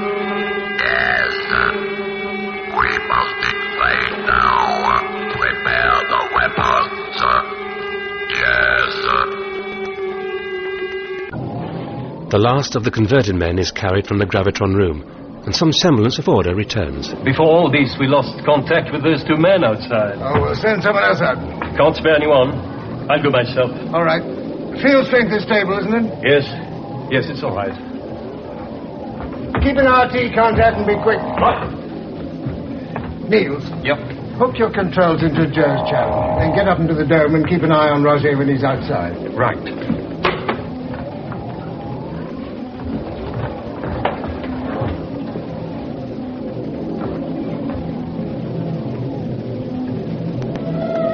Out on the surface by the broken antenna, Benoit soon finds what he's looking for. Hello, base. Hello, base. I've found them. At least I've found their suits. They've got them, I'm afraid. Well, there's nothing we can do about that now. You better come inside as quick as you can. I will. There's one of those things outside. He's after Roger Benoit. Did you hear that, Roger? Yes, I did, but he must be mistaken. There's no one to be seen around here. Benoit peers around warily. From the shadows, a Cyberman emerges and draws its weapon. Benoit stumbles backwards and raises his arms as if to ward off the blast. No. The Cyberman fires his weapon, but nothing happens. Did you see that? Those things don't work in the vacuum. Benoit backs away towards the base, where Ben is frantically dismantling one of the fire extinguishers. Can't you just squirt it at them like you did just now? Well, because, Duchess, it would vaporize in the vacuum before it hits them. There, now come on. Snatching up the glass cylinder full of polycocktail, Ben runs from the room. The Cyberman chasing Benoit is advancing remorselessly, gaining ground all the time. In the low gravity, the Cyberman has a distinct advantage over the human. Reaching the airlock, Ben struggles into a spacesuit and starts the exit sequence. Nearing the entry port, Benoit stumbles on exhausted as the Cyberman bears down on him.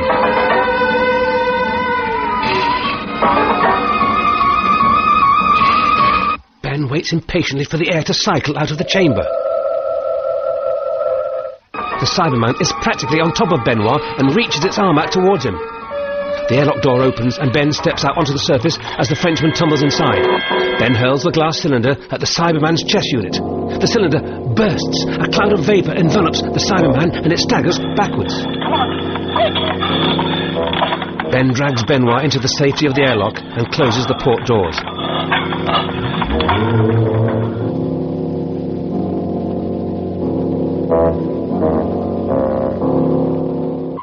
Slowly, the airlock chamber begins to repressurize.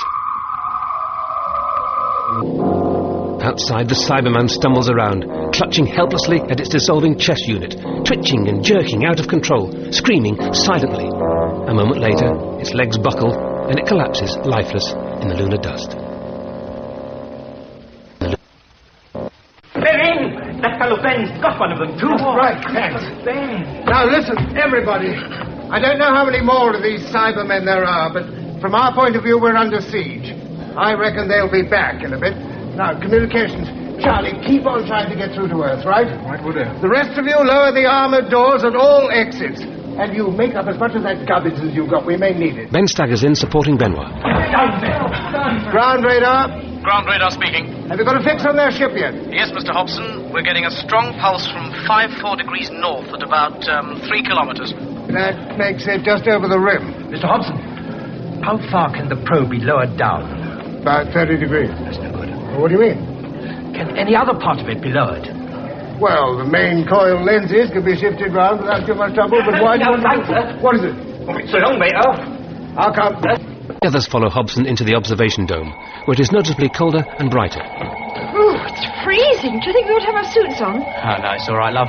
Get a gorgeous suntan. Hobson takes the telescope. Can't see anything. Just to the left of the launching area. Round a bit to your left. Still can't see anything. No, it's there. Look, reflections in the sun. Before Hobson's eyes, the glinting reflections on the horizon begin to take a recognizable form. You're right, there is something.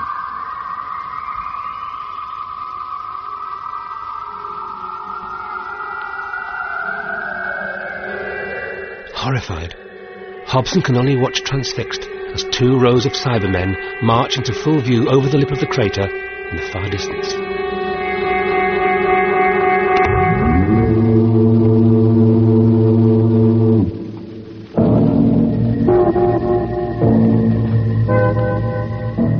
The Cybermen advance across the surface of the moon, heading directly for the base. Impervious to the cold vacuum of space and unaffected by the low gravity, they are a chilling sight.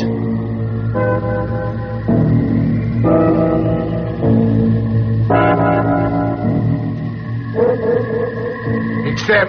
They're coming. Everybody inside, quick!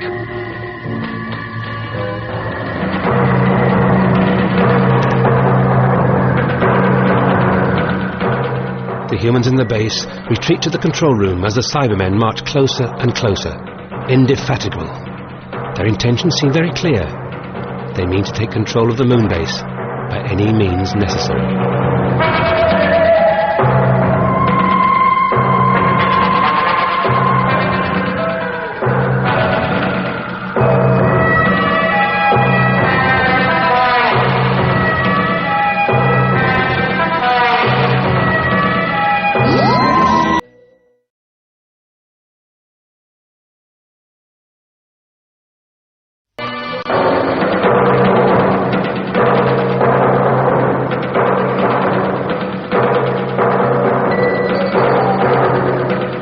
The small army of Cybermen shows no sign of slowing down as they draw closer to the base.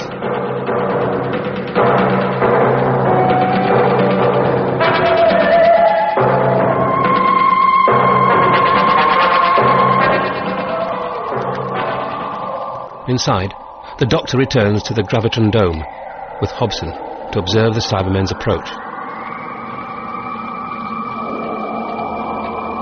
They can't just march in here, can they? Not now you've discovered how they got in. Oh, yes. They tunneled into the storeroom. Doctor! Mr. Hobson! Come quickly! What is it? The Doctor and Hobson follow Jamie back into the control room.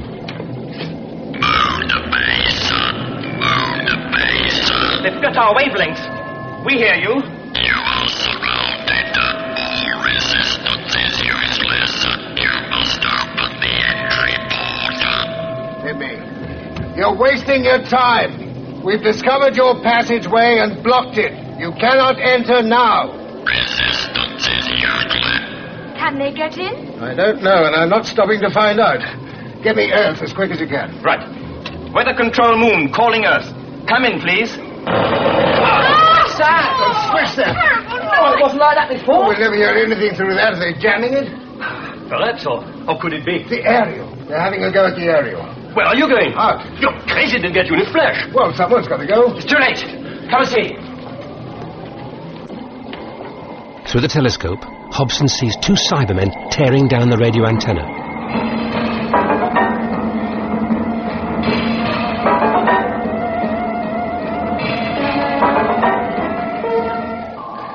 They get us every way, these creatures. I refuse to believe that. Everything's got a weak point. Just a question of waiting until it shows up, that's all. They're bound to send a relief rocket within 12 hours, if no signals are received from us. Not a good, that is. Well, with all the trouble we've been giving them, I'd say it's certain a rocket is on its way. Sent off hours ago. Rinberg's very quick off the trigger. Right, Hobby? I'm sure of it. With a replacement for me aboard, no But doubt. that's wonderful. Thanks very much. No, what I mean is, what are we all worrying about? The Cyberman can't get in and help is on its way. It all sounds too easy for my liking. Get the scanner lined up on the flight path between Moon and Earth. Let me know the moment you spot anything. Right. All we have to do, Doctor, is to hold on here. Yes, that's all. It doesn't depend on us, though. What do you mean? Depends on what the Cybermen are hatching up. If the rocket is on its way, they're bound to be aware of that already. From the cyber ship, cyber leader Tarn contacts his troops outside. Emergency! Emergency! There is a spaceship approaching from Earth. It will arrive on the lunar surface in 15 minutes. Immediate offensive action must be taken. They have blocked up our way to the base. Other methods to gain entry will be tried.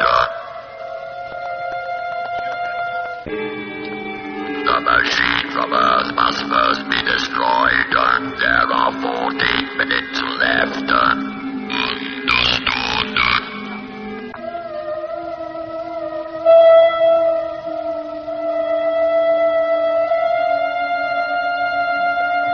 Transmit control signal.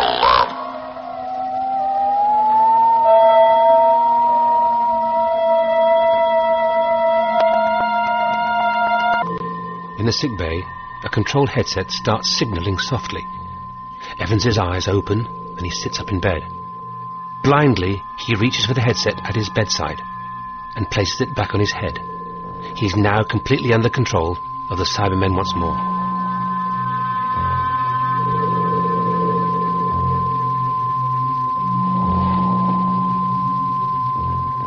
Silently, Evans slips out of bed and crosses the room.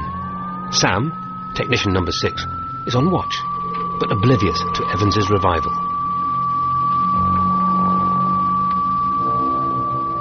Picking up a sample of lunar rock, Evans creeps up behind Sam and knocks him unconscious.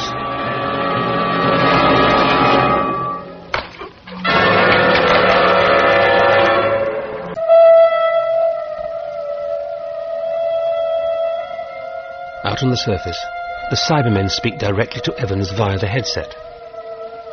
You will listen to me and follow my instructions. Switch on again. Without an aerial, we can pick up local signals. Local? Oh, I see, the Cybermen. If they have any more words of cheer for us, we might as well hear them. Right. Evans picks up a discarded cyber weapon as his instructions are completed. He turns and leaves the room. That is correct, but watch the digital counter. Right. How's he shaping? Not bad for a beginner, I suppose, but it will take a long time yet. Well, at least the gravitron's stable at the moment. I don't know how they can take it for long in that room. How's Benson standing up to it? He's been on for 6 hours on the trot. He says he'll be all right for the time being. Yes, I know, but should he be on it alone? Oh, who else have we got? You're the only other operator who could replace him, and you're needed right here. Well, it's a bit tough on him, isn't it? I know, Roger. It's tough on all of us, but the lives of millions of people depend on this weather control unit. Here we are. I brought us all some coffee to keep us awake. Oh, without sugar this time, I hope. Of course, don't remind me. Take out to the doctor. He's in the dome. Right. Ben, on their way? That's a spaceship. No, that's the scanner. Not far off. Far off? It's coming in. What are they doing? Looks like they've changed direction. They've changed into an escape orbit. Follow it. But it's going too fast. I can't keep up with it. Well, keep trying. I can't hold it. It's accelerating too fast. Look out, man. You're on the sun. But that's where it's heading. The acceleration, it's gigantic. Get RT contact with the ship. But no good, sir. The Doppler effect. It's going too fast. We've had it, I'm afraid. Sun. Yes. Will somebody please tell us what it all means? The rocket has been deflected towards the sun. Nothing can save them now. Save them? What are you talking about? From plunging into the sun. But the sun's millions of miles away. Once they get into the sun's gravity belt, they can't change course. It may take a week, but they land up there just the same. What on earth could have caused it? The rocket was deflected, of course, but why and how? Deflected? Yes, of course. The gravitron. Have the Cybermen got a gravity weapon, do you think? No, they haven't, but we have. You're not suggesting... There's only one way that rocket could have been deflected into the sun. From this very room. I see what you mean. Of course, the gravitron. Benson, he must... I told you he'd been on duty too long. If it is Benson. Cautiously, they approach the gravitron room. Hearing them approach, Evans turns round. It's Evans.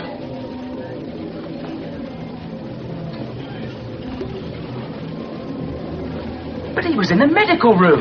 They must have got control of them again. And the other men in there? They may not be affected yet. Get along to the medical room. Barricade the door with everything you can find. Keep them in there at all costs. Right.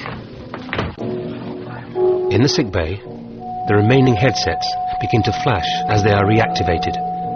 The converted men sit up in bed and, blank-faced, replace the devices on their heads. Climbing stiffly out of bed, they file silently towards the door.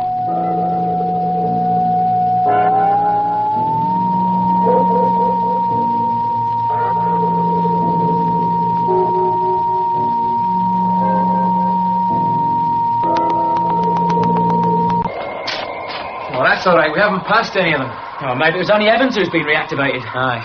So we better keep watch just here.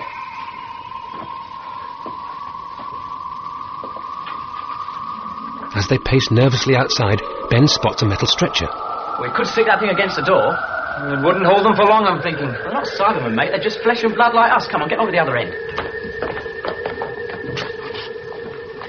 Jules appears through the door. Hey! Behind you!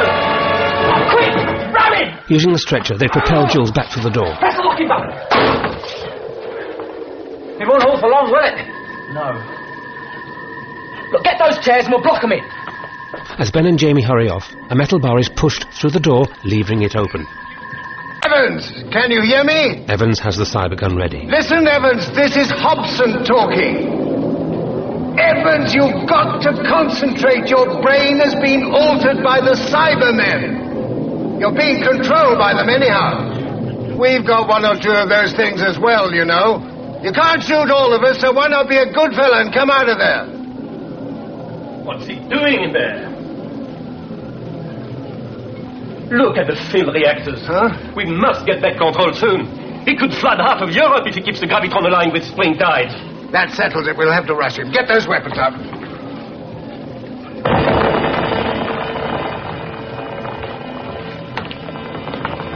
Resistance is useless. All further ships from Earth will be deflected. Open the airlock to us. If you do not, we shall destroy the base, and you will be eliminated.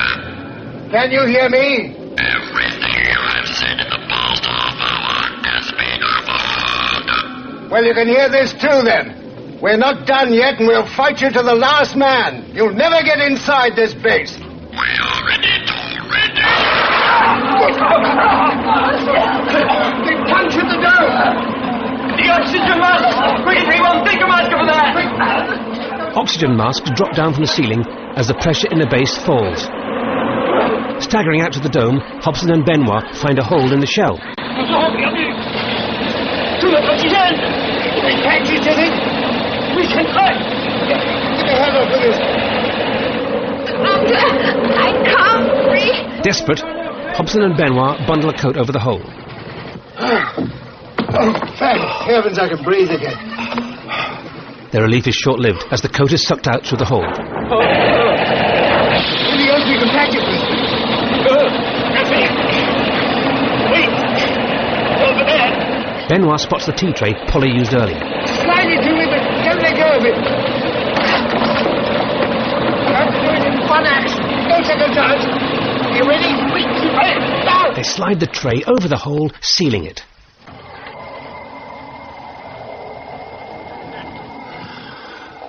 Stop them for a moment. I wonder for how long. Oh, let's have a look.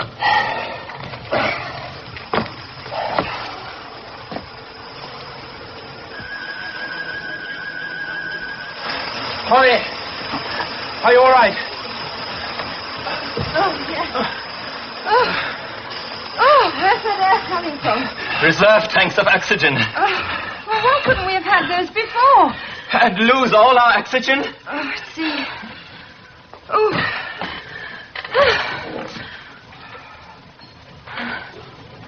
It's so quiet. Yes, it is, isn't it? The gravitron stopped. Evans has collapsed over the controls. Quick, before he comes to! Ben, Jamie! Together they carry Evans and Benson out of the gravitron room. Joe! We've barricaded the sick bay with half the tables and chairs in the base, but it won't hold forever, Doctor. Well done, Ben. Here's another one for you. What do we do with him, Doctor? That's your problem. Just make sure he doesn't come back here for a while. Blimey, I'll be after a job as a copper when I get back to 1966. Dr. Hobson, I've got an idea. Doctor, what do you make of this? Hobson indicates the hole. Made by a laser beam, I should think.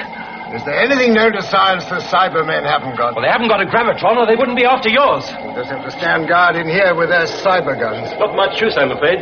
They are getting reinforcements. What? Looks like another of their spaceships. Yes, sir. Another one. As they watch, a second cyber ship touches down. We have brought up reinforcements and with other weapons, and you have one chance, and you must open the entry port, and you cannot stop us now, and you will all be completely destroyed. What does he mean, other weapons? We'll soon find out. You stay here. I must report this to Mr. Hobson. On the surface, a group of Cybermen are assembling a huge cannon-like gun. I shall not attend, and if you still stupidly remain silent, we shall fire.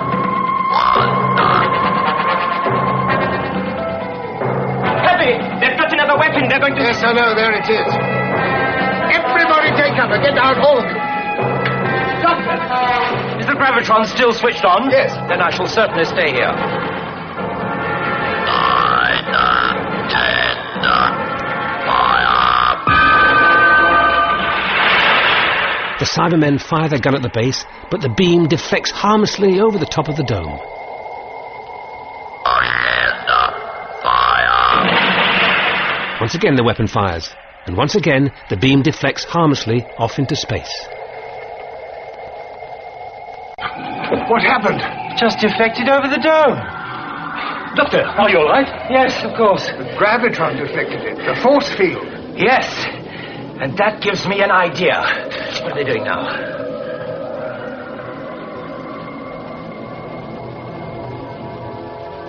They're packing it away. What'll they cook up next, I wonder? The doctor indicates the gravitron probe. How far down can this be aimed? Down? Can it be brought to bear on the surface of the moon? I see. Well, But has it ever been tried? No, but we shall try. When Evans gone, the gravitron is all yours. Très bien, je m'en occupe. When are you going to hear any further down and the field may affect the base? What does that matter now? Oh, I suppose you're right, huh? Get someone to stand by that window and relay instructions direct to Benoit. Right. Benoit goes back into the gravitron room, and Polly stands at the window, ready to relay the doctor's instructions to him. Ready? Start moving the probe down.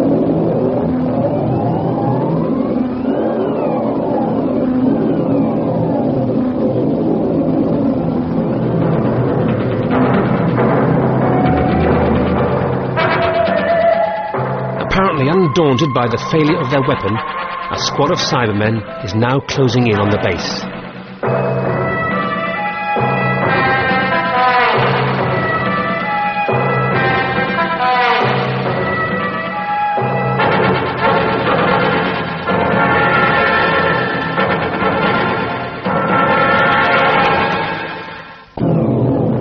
Benoit wrestles with the gravitron controls, lowering the probe as far as he can. Eventually he signals to Polly that it will go no further.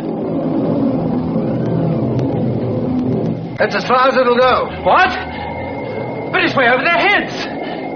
There's one chance. We'll try bringing it down by hand. Is this still switched off? No, yes, Otto. Down the back.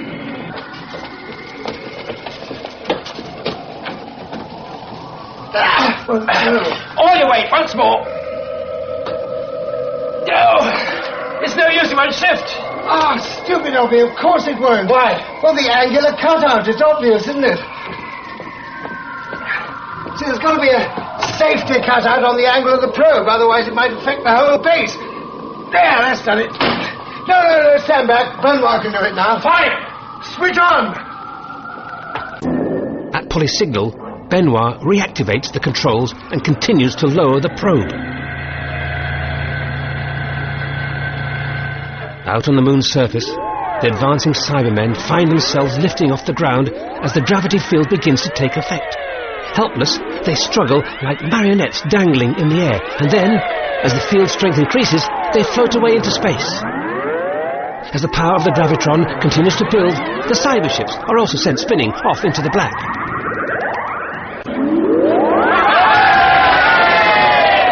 Well, that's taken care of the Cybermen. Now then, everybody, we've got to get this gravitron in operation again as fast as we can. I'm so sorry we damaged it. What? Oh, yes.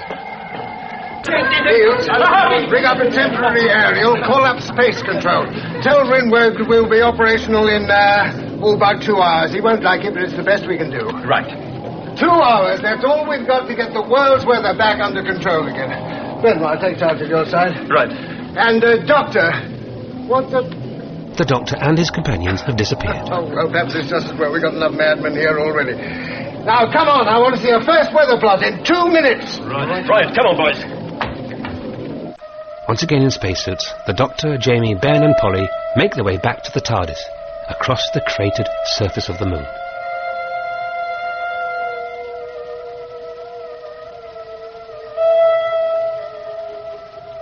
As the Doctor unlocks the doors, Polly spots a shooting star streaking across the night sky. Doctor, look! Could that be them? Possibly. And I hope it's the last we see of them. The Doctor leads them all back into the ship, and the TARDIS dematerializes.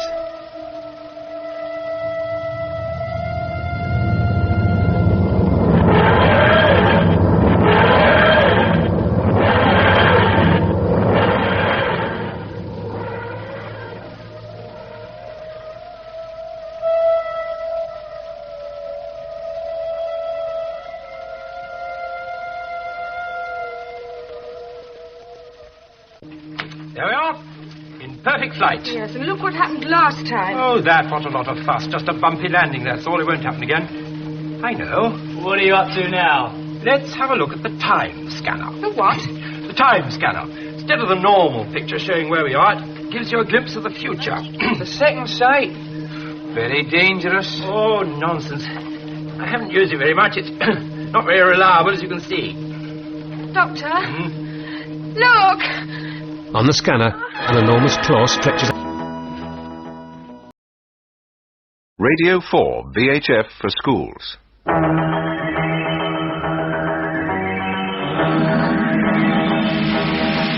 Yes, in this week's Exploration Earth, we join the Doctor and Sarah as they journey through time in the TARDIS.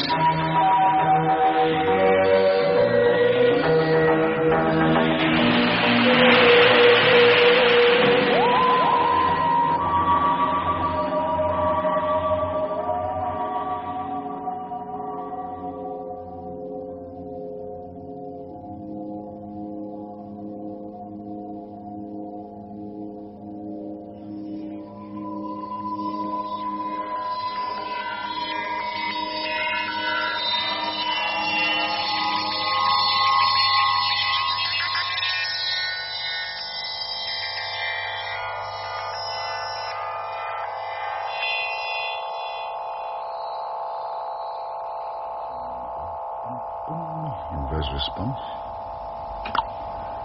Jelly baby. Reciprocator cancel. That's odd. Nothing happening. Intricate. Oh, no. Oh, the great doctor in travail. Doctor, is there something? Are you keeping something from me? What? Are you keeping something from me? No, of course not. You know how tactful one must be with the low continuum resolutions. It's a delicate bit of organization, you know. Oh, Doctor, come clean. Yes, there is something. Well, yes. There's some malfunctioning of the relative dimensional computer. In English. Means the steering has gone haywire. Oh, so we're off course. Lost in space. Well, yes, up to a point. And at this speed, we're getting loster and loster. Thousands and thousands more miles every second. Yes. We're sliding with enormous speed in retrograde time. Let's look at the chronometric astrometer. Yes. The way we're going, we could be out of all Earth's time reckoning soon.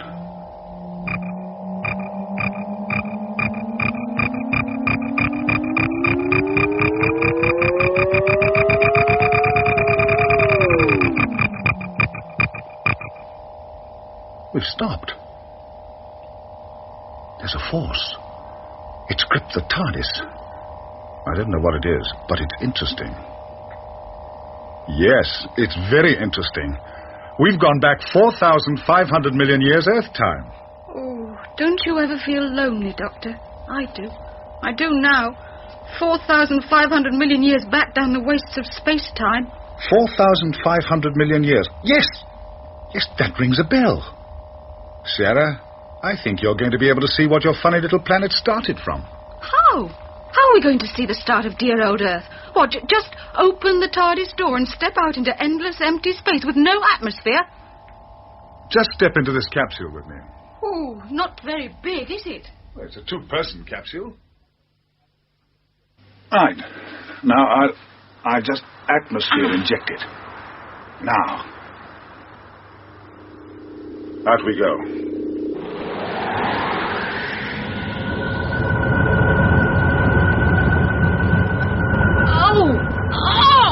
Oh, it's all right for you. You're a Time Lord. This gives me earache.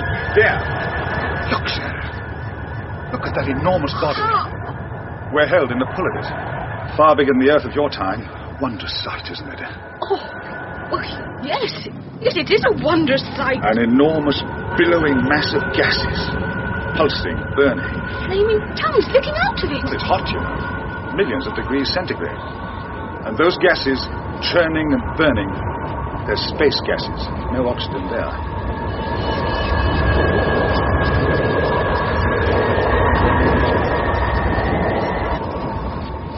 And right in the middle, wrapped in that inferno, is a core of rock.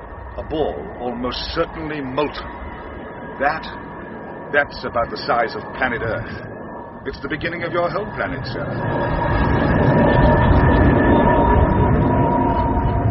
Oh, if I ever get home. You will. Come on. Back to the TARDIS. Oh, so much for the beginning of Earth. It's frightening. Now, I think we should beam steadily on this same track and follow the progression trail of the developing Earth. Wait a bit while I free us from this pull. Cosmo Retrozyme should do it. Ah, it's done it. Movements.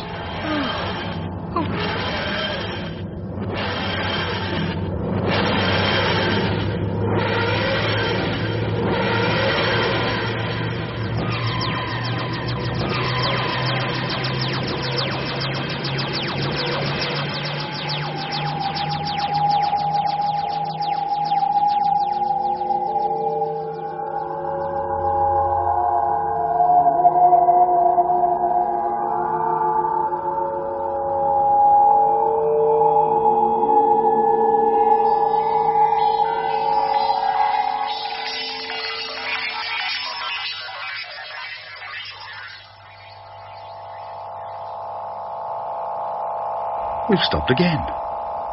We're caught in the pull of a huge force. Oh, Doctor, not again. Yes, again. But you should be happy. You're millions of years Earth time nearer home. Come on. Let's see what's happened to your Earth in the meantime. Into the capsule.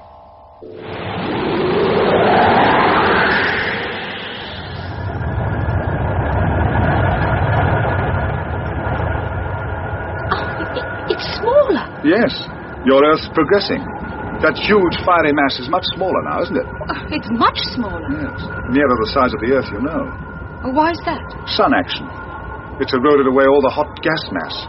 And see, the young planet has begun to solidify. It needs to solidify before I set foot on it. It's magnificent. There's progress. Order is coming to this planet. A vast and lovely process. See how the surface quakes. See how it opens yawning wounds of fire. Those shimmering lakes of molten rock. The Earth is being forged, molded.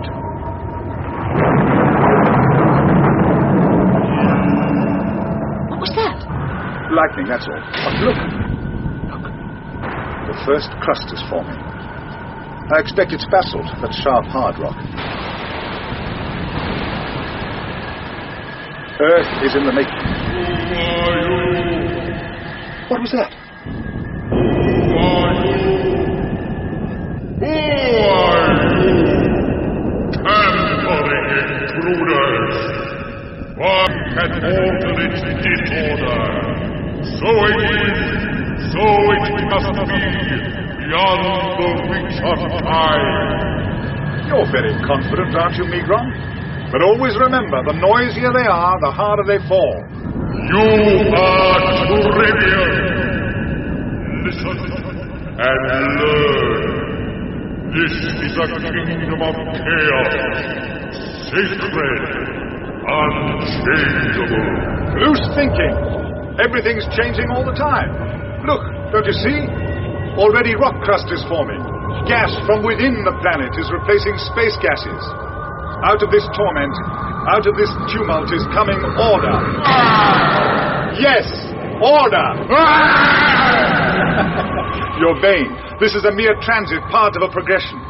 You think this is chaos, but a beautiful and fruitful planet is destined to come. Impudence! Heresy! You defy knowledge. You will be punished. We've heard that before. Haven't we heard that before, Sarah? Don't provoke him, Doctor. Insolent ignoramus!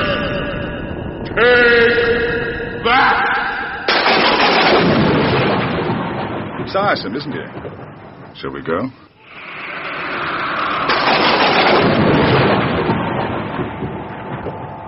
Oh, that was close. Let's get out of here.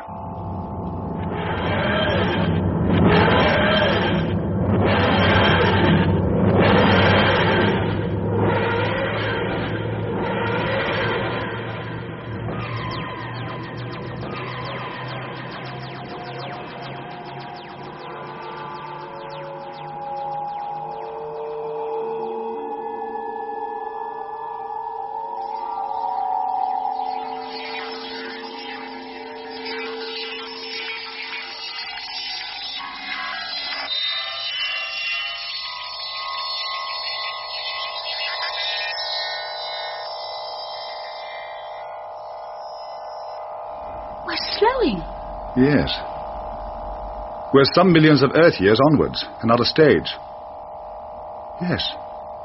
We've stopped. Now, I think... Oh, now, don't say any more. Just let it surprise me. Come on. Into the capsule. That's it. Ready?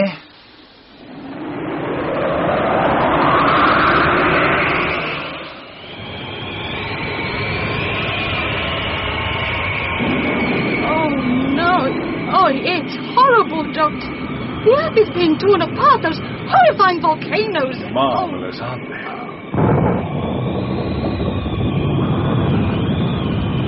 Now look hard. I'm showing you this through the compressive telesight. It lets the events of millions of years pass before you in minutes. It's letting you see the passage of forces that forged and fashioned the planet you call home.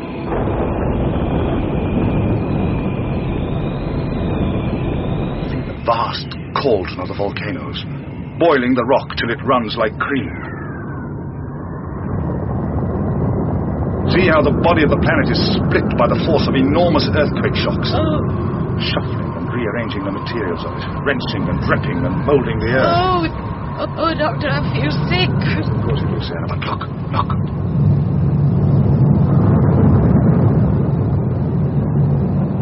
Global tidal waves raging, sweeping, drowning continents. Oh, well, don't sound so happy. Even you must be frightened. Oh, stop whittering, Sarah.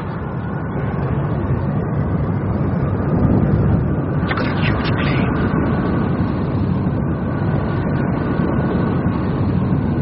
Well, it's shuddering.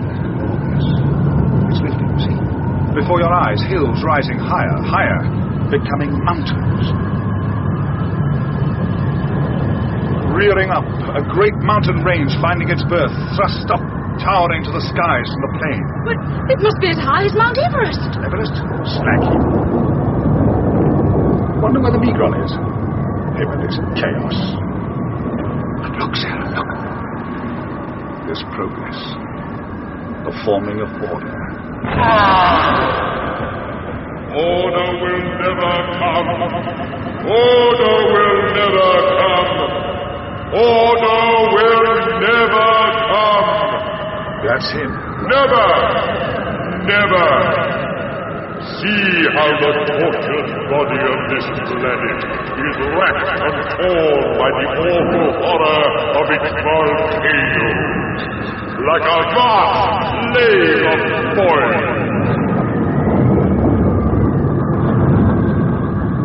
See how, as it tries to take solid form, earthquakes tear into rapture and chaos. There is no air for creatures to breathe, only gases to choke and smother. Oh, hello, Migron. You're still around? I thought perhaps you'd given up. Order. If you want to ask a question, please put your hand up. You think you will impress me because you are a Time Lord. But say what you will, I am High Lord of Chaos, and Chaos still rules. Oh, no, Migron. Look again at this planet. Do you see? It's no longer using space gases. It's generating its own Earth gases. And already there is a little oxygen. Just a little. But it's a sign of what's to come. No! You're lying. There is no oxygen. There can be no life. Wrong, Migron. Wrong again. Don't you see a firm granite crust for this Earth is already forming out of the fury of the volcanoes? They melt and remelt the rock, and that forms the granite. Progress. Order. A future is the destiny of this planet. Not you, or all the Carians can stop it. Chaos is passing. A glorious future is coming. Life, Migron. Life will take over this planet.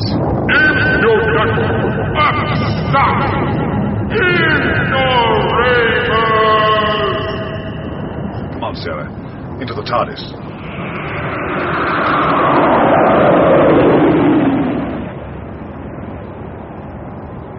Not a good loser, the Migron, is he? Let's move on.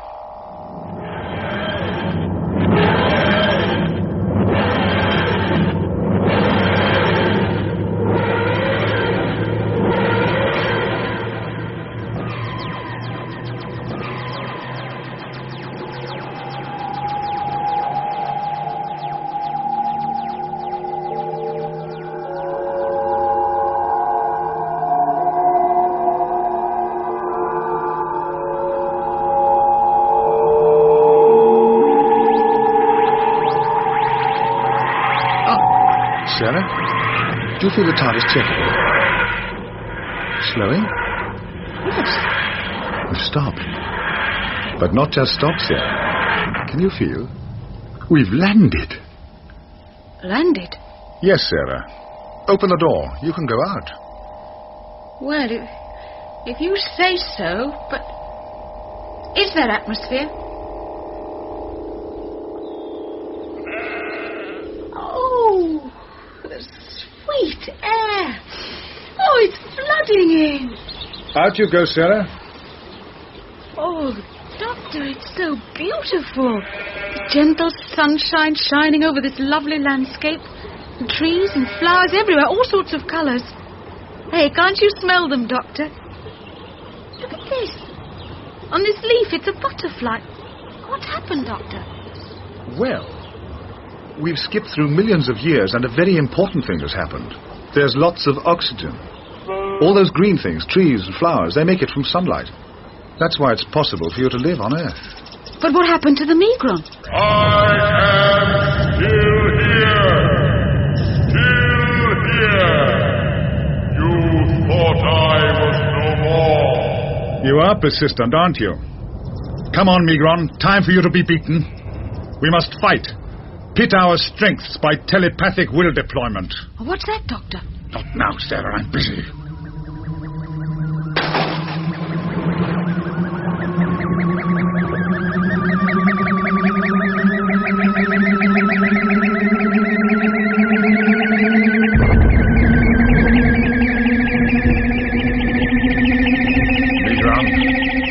High Lord of Chaos, you are banished from planet Earth.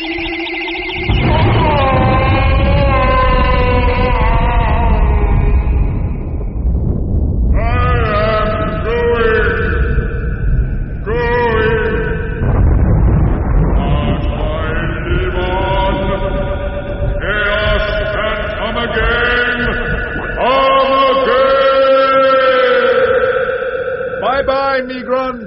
Bye-bye, Chaos. Bye-bye. Say bye-bye, Sarah. Bye.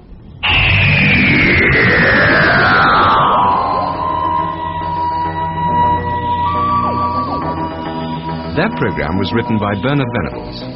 Those taking part were Tom Baker, Elizabeth Sladen, and John Westbrook. The special sounds were by Dick Mills of the BBC Radiophonic Workshop. The production was by David Little.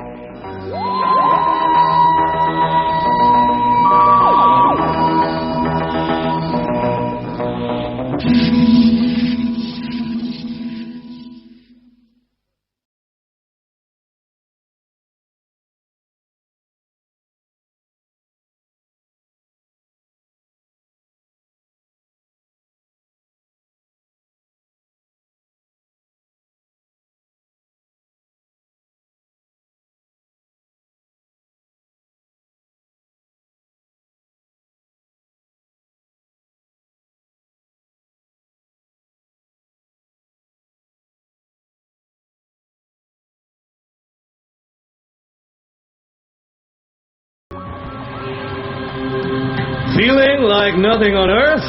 Come to Space World and fly to the moon. Life getting humdrum? Come to Space World and take a trip to the stars. Kids getting it down? Bring them to Space World, the new theme park only 10 minutes walk from Hampstead Station. For a mere £20 a head, you can have the experience of a lifetime. Space rides to take your breath away, like saber duels with the robot of death. Challenges from the Space Gladiator to beat, and fabulous prizes to be won. But best of all, the monsters from outer space. 21 alien creatures, so perfect in every detail, you'll have to believe they're real.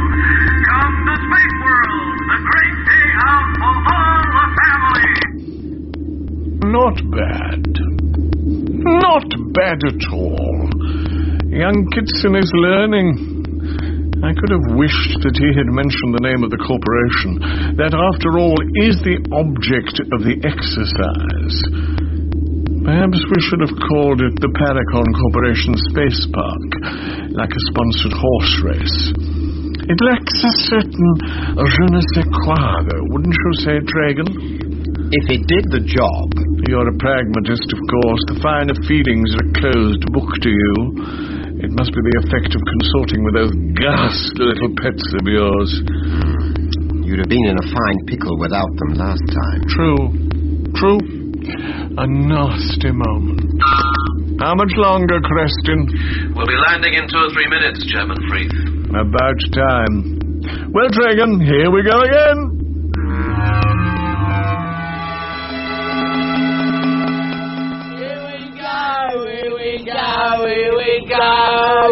Here we go. Hey, bounce up, will you? What? Get a leg up. Look. What are you on about? It's that new space park. You know, all the fuss in the papers. Monsters and that.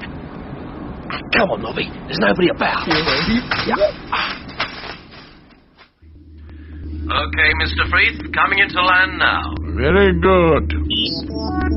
What are you doing, Tragan? It's an elementary precaution. You're always such an old misery, Tragan. There'll be no trouble. Kitson would have warned us. That's just what you said last time.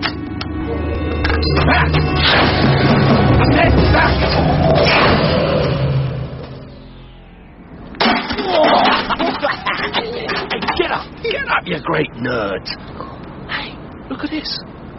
The giant asteroid from the planet Veldron. Its kick could disembowel an elephant. Cool. Fly through the gargantuan caverns of southern Mars. Take a walk on the wild side of Mercury. Hey, what's that? It's a bleeding UFO. Landing in all. Cool. What are we waiting for? Come back! Obey!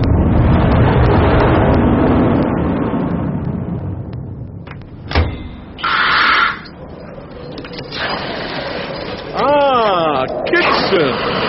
Back, Mr. Freeth. May I introduce Mr. Grabber? How do you do, Mr. Grabber? We meet at last. An honour, Mr. Freeth. A great honour indeed. No trouble? Everything's going very well. In fact, it's going better. Hey, where's the little green men then? Nobby, let's get out of here. Take me to your leader. Go, go, go!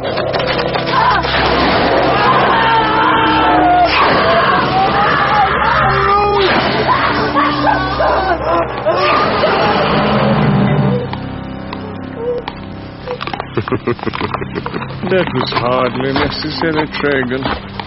But very satisfying, you must admit. Oh, God. There. Not feeling well, Grabber. Don't let them both be eaten. A corpse could be good publicity.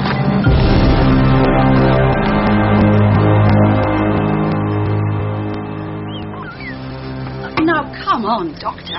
You're not seriously telling me that you travelled back to Atlantis in that old police box? My dear Sarah, as they used to say on Venus... hold that still for me, will you? Mm-hmm. Yeah, that's right. Well, they used to say what? On Venus. Oh, yes. You'd swallow a clacklook and choke on a Menian dustfly. A clacklook? A clacklook, yes, a large lumpy beast, a bit like a moose with no horns. A nervous creature, it had 2 heads, so that a pack of pattyfangs couldn't creep up on it. Never knew whether it was coming or going. Very confused animal, all in all. Yeah, thank you. You can let go now. Oh, yes. Well, what's all that got to do with going back to Atlantis? Well, you've travelled in the TARDIS yourself about 800 years back to merry England. Merry, that lot. Yeah. Grim bunch, weren't they? Old Iron Gron and his chums. But if you could swallow that, why choke on a mere 3,000 years more? Oh, Atlantis. It's a fantasy, a legend. Well, Mark, it was quite a hairy trip. Poor old TARDIS was almost done for. Time ram. Oh, don't tell me. The TARDIS was attacked by a randy sheep with a clock for a face. Time collision. She collided with another TARDIS in the time vortex. They ended up inside each other. You mean the TARDIS was inside the other one? And the other one was inside the TARDIS. No way out, like being inside a 4-dimensional Möbius strip. I have a feeling you're not taking this interview very seriously, Doctor.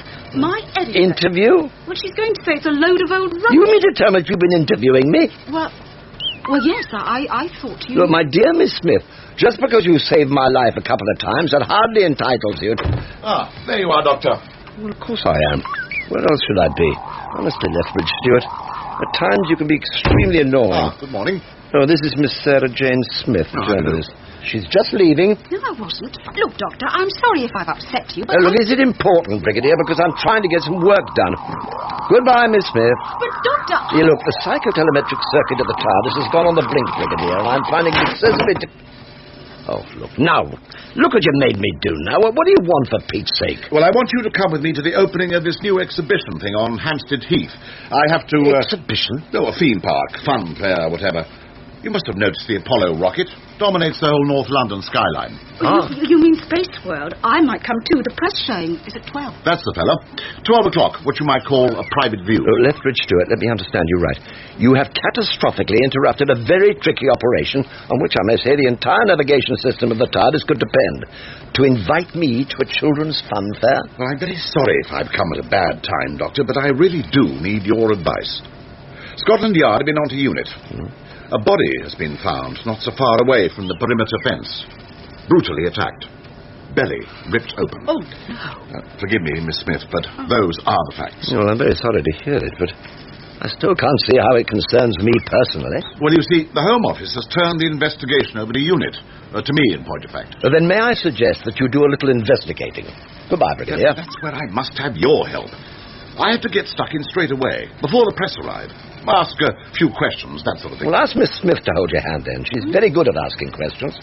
If there were any sign that this unfortunate affair was anything more than a peculiarly horrible murder, then of course I would... But that's just it. That's exactly why UNIT is involved. The pathologist says that the man's injuries were consistent with an attack by a large animal, but one of unbelievable strength. Apparently, the thigh bone had been bitten clean through.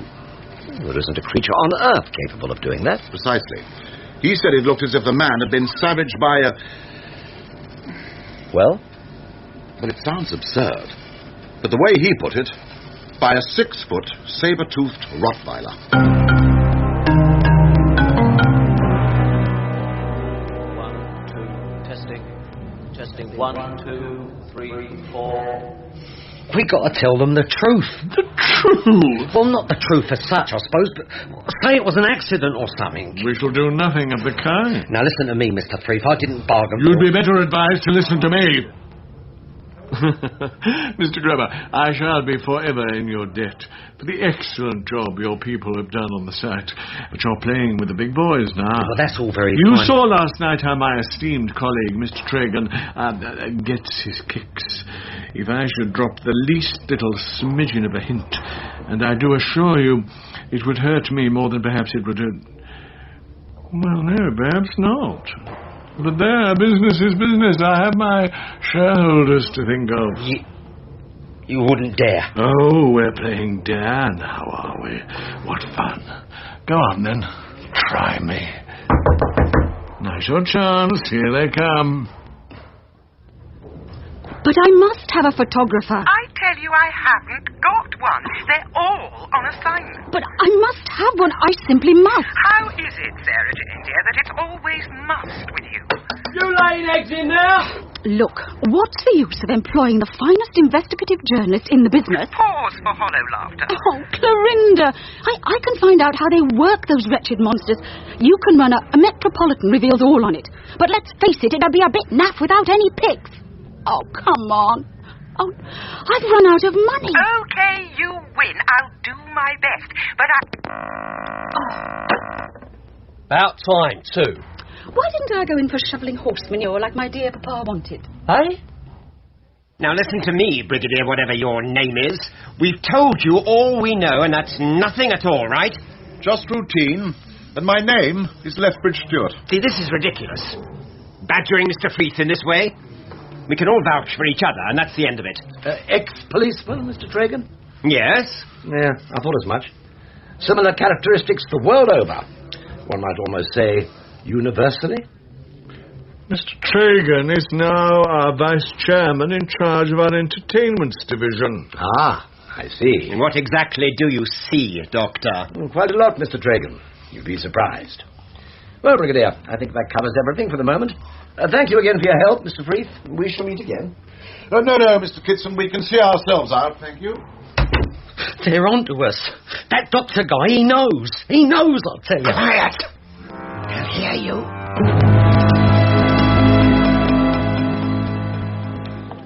Out with it, then. Out with what? Well, you obviously noticed something about that shower that I missed. Not a bit of it. But all those cracks. Cracks? Well, universally. Stuff like that. I thought you'd spotted that they'd all got Martian socks on, or whatever. This is what I hoped they would think. Now, you brought me here to find out if there's an alien dimension to this murder. Well, if there is, and our friends are involved, they'll be quite worried now. And a worried man is a careless man, Brigadier. Clever stuff. Miss Smith, we meet again. Are you going to join us on this guided tour affair? Due to start in a couple of jiffs? Yes, I'd love to. I'm just waiting for the magazine's photographer. My editor said, oh, no.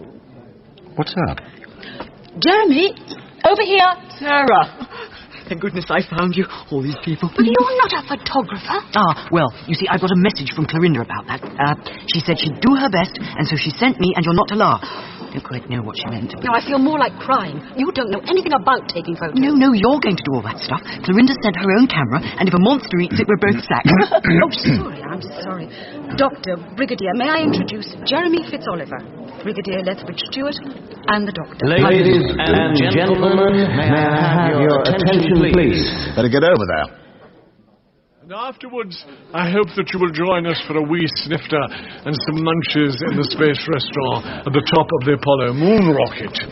Now, I know you'll be simply panting to get at all the wonders we have for you, so over to my friend and colleague, Marek Kitson. Marek? What sort of a name is that? You may well ask. Thank you, Mr. Freeth. Well, now, we'll start with a look at our little menagerie of creatures from outer space. Beginning with the crab-clawed camellias from the deserts of Aldebaran 2. Let's go in. Oh, just one thing. Although every precaution has been taken, I should point out that all these creatures are killers. Keep on the right side of the barriers, make no sudden moves or loud noises. And, of course, no cameras are allowed. Don't worry, ladies and gentlemen, you'll all be given a handsome pack of shots in the hospitality room at lunchtime. Ladies and gentlemen, the crab-clawed camellias. Grief! It's a real animal. It's the real thing. Have you ever seen a clawed camellias before, Brigadier? Well, of course. Well, you're not seeing one now. Well, I wouldn't like to meet him up a dark alley. Where did you say this creature comes from, Mr. Gibson? It lives in the deserts of Aldebaran 2, a small planet about the size of Venus. About 68 light years away, if I'm not mistaken. That is correct. Well, then would you be so good as to explain how you managed to persuade it to come to Hampstead Heath? That, Doctor, would be telling. The normal diet of the camellias is a creeping land mollusk with a carapace as thick as a tortoise's, which explains the claws, though I don't suppose he'd object to a morsel of ready-shelled journalist. The stench of putrefaction coming from the stink-sloped pit is due, I'm afraid, to his habit of storing the decomposing corpses of the giant slugs that he likes for breakfast in his sleeping corner. There, he's coming out of his hole. He's eating one now. Come along, Jeremy. Can't take it, eh? Oh, don't be so silly. Come on. Not perhaps a candidate for best house pet of the year. And now, if you'd like to come this way... It's a super show, isn't it? Get a move on. Where are we going? I need you to keep watch. I'm going to get a candid camera shot of that camellia thing. Tragan, where is Grubber? Well, I thought he was with you. I've been thinking, in the circumstances, I don't like the idea of his running around loose. He could be a problem. Agreed. I'll find him. Maybe the problem needs a solution. Terminal one. You'd enjoy that, wouldn't you, you wicked old Tragan, you? How well you know me, Chairman.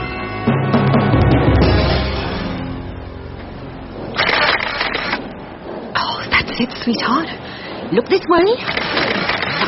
Lovely. Come towards me. Oh, come on. I won't bite. That's my boy. Sarah! Davy! Quick! There's someone coming. Boy! Pretend to be dim-witted. What? On second thought, stay as sweet as you are. Hi there. We're having a bit of a look round. You the ones who was with the doctor geezer, ain't you? I saw you through the window. Yes, that's right. I've got to see him pronto. Where is he? Well, I think we must have gone to the moonwalk by now, if he's still with them. You're a doll. Look, if you catch up with him before I do, will you give him a message for me? Of course. Tell him I lied this morning. Tell him... Mr. Gregor, I've been looking all over for you. Mr. Freeth would like a word. Yeah. Yeah, sure. Can I be of any assistance? Well, we're a bit lost, actually. Got here late, you see. We don't seem to be able to locate the main party. Try ER. Elizabeth Regina. The Experienced Reality Pavilion is just beyond the moonwalk over there. Oh, thanks. Come on, Jeremy. I wasn't late. I even took a taxi. Oh, Jeremy. What do you think, Doctor? They should make a lot of money. Yes, but what do you think? Experienced reality. It may look more like a restroom to you, but these luxuriant, ergonomically perfect couches can offer you an experience which will blow your mind. Like to go skiing? Can't ski? Oh, yes, you can. You can ski as well as next year's Olympic champion.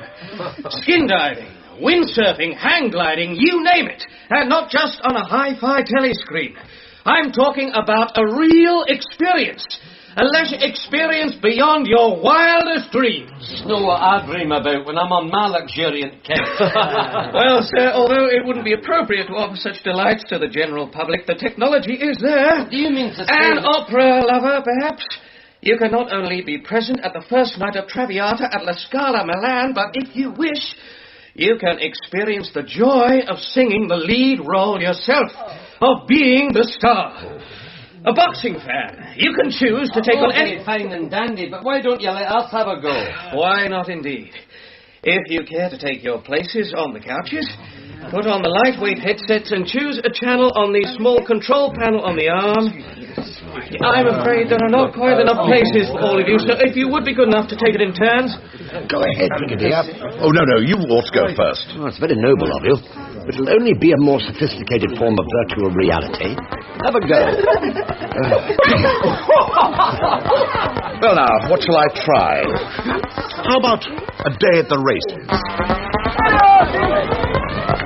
Good grief. I'm there. I'm really there. Not a computer model? No, I tell you, I'm really there. I'm walking down towards the paddock. It's Epsom. I know it well. I can feel the wind on my face, and by crikey, I can smell all the horses. I'm there. Try turning round and walking back the way you came. Well, frankly, I don't want to. I'm quite happy as I am. Scientific experiment, Lethbridge Stewart. Remember why we're here. Oh, very well. No, I can't. I'm still walking down to the parade of runners. Try harder. It's no good. I'm leaning on the rail now, looking at the horses, but it doesn't matter, do you see? That's what I want to do. That's what the program wants you to do. Huh? Oh, never mind. May I change the channel for you? Well, if you must, but I must say that I've... Phew. What? It's like hitting an air pocket. I seem to have landed on some beach somewhere. Lord knows where. Pretty darn hot. Strong smell of flowers. Good heavens above. What is it? Those aren't my legs. Those are not my legs. You sure? Well, of course I'm sure, since whenever I painted my toenails pink. Those are female legs, for Pete's sake, and yet they're my legs, but they're not, if you see what I mean. Here, you better have a go. Oh, Doctor. Miss Smith, come and have a go at this. Just the thing for your paper. Incredible. No, Can you come outside a mo? He doesn't look at all well, Tragan. Decidedly peaky. He's not dead already. I know what I'm doing. The transmitter needles are a little larger than usual, that's all. His system will soon recover. And that's all he said? Well, it was all he had time for. What was he like, this fellow? Bit of an oik, actually. Oh, Jeremy, he was a Londoner, that's all, sort of Cockney accent. Grebber, by Jove. Yeah, obviously. Thank you, Sarah. Now, we must try and have a word with Mr. Grebber. He might be most helpful. Well, I thought he was an oik. Yeah, well, this merely confirms what I feel about this place. It could pose a real threat. There's danger here. What do you mean, the monsters? No. I'm pretty sure that none of those creatures could harm a fly. But the Camellias. Yes, well, if I'm right, you'd be safer with them than in a field of newborn lambs. Now, it's this place I'm talking about. This ER, this experienced reality. Nonsense. Great fun. Wouldn't mind having another go. Exactly.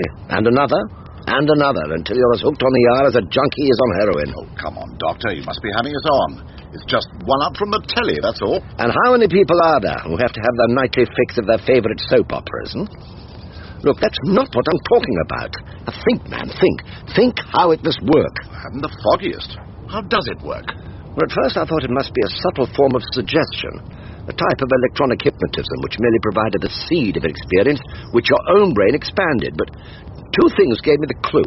Firstly, the way the program went on its own way, no matter how much you tried to change it. And secondly, your painted toenails. Painted toenails? Wow, Brigadier, I say. Yes, well, we won't go into that. Oh, yes, we will. Look, don't you see, somebody had those experiences. Somebody went to Epsom races with a sensory transmitter implanted in his brain. Every sense impression of the woman on the beach was transmitted to a polygraph recorder, and those sense impressions were reproduced in the Brigadier's brain, even down to the scent of the flowers. Bougainvillea. I knew I'd smelt it before. Must have been the Caribbean. But how can you say it's dangerous? It sounds great. Yeah, absolutely, we're so wicked. Look, the program took charge of the Brigadier's emotions. He wanted to go where he was being taken. Oh, not entirely. Well, for all practical purposes, yes. But it's even worse than that. If these people, wherever they come from, have the technology to transmit brain signals and to influence the receiver's will, they have the means to control a country, to control a world.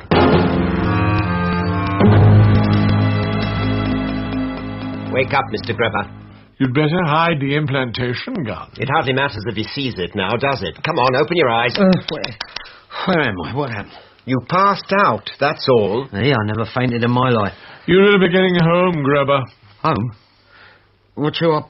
I thought... I don't seem to be able to remember. And if you don't feel better in the morning, you'd better go and see your doctor. Good advice, Mr. Greba. Yeah. Yeah, I think I'll... I hope you do know what you're doing. The headset is larger than normal ER type, too. Well, of course, I'm transmitting as well as receiving. Ah, got him. What's he doing? He's hurrying towards the main gate.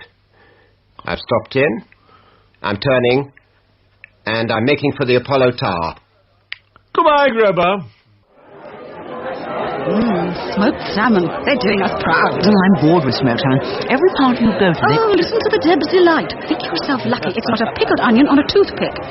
Oh, where's the doctor got to? Up in the observation room at the top of the tower, I think, with the Brigadier. All the circumstantial evidence points to their having come from the other side of the galaxy. So why should they... What? What evidence do you mean? Those creatures. The extremely advanced brain technology.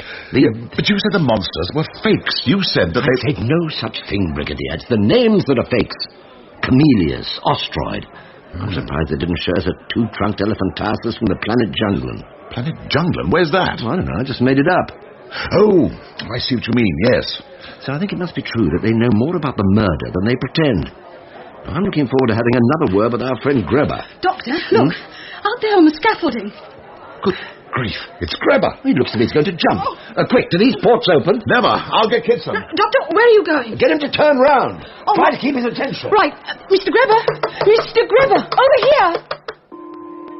And you better get the fire brigade with a high-rise ladder. Right. Security, Thompson here. Emergency. Apollo Tower. There's a man on the scaffolding. Please, Mr. Greba, please turn round. Mr. Greba. No. What's going on? It's the doctor. He's out there with Mr. Greba. Don't look down. That's the way. Now just hold on tight. Look at me, Mr. Greba. Look at me. That's it. We'll soon have you safe. I wanted to finish it all. I don't know why Help me. Now just hold on. Help's on its way. Now just hang on tight. I can't much longer. I shall fall. Help me, please. Yes, all right. Stay there. Stay there. I'll come to you. Now give me a hand. Come on, give me a hand. You can do it. Hold tight with your left hand. There. Now reach out with your right. Now take my hand. That's the way. I've got you. I'm sorry, Doctor. Oh, I sorry, really am Doctor. sorry. I'm sorry. I just can't help Can't myself. help myself. Well, what are you doing, man? What are you doing? You'll have us both over. I'm sorry.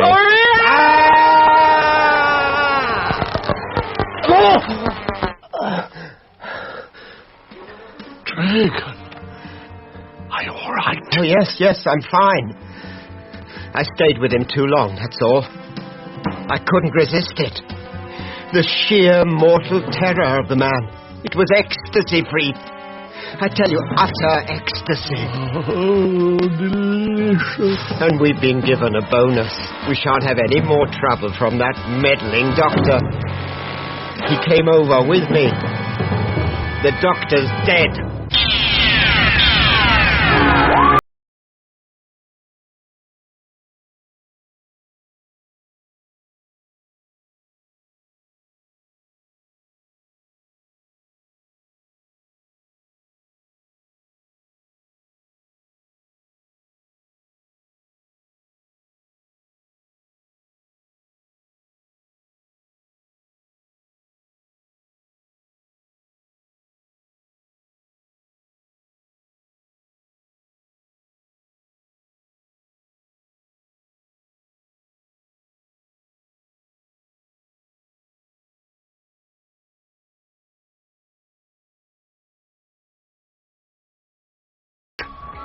Episode 2.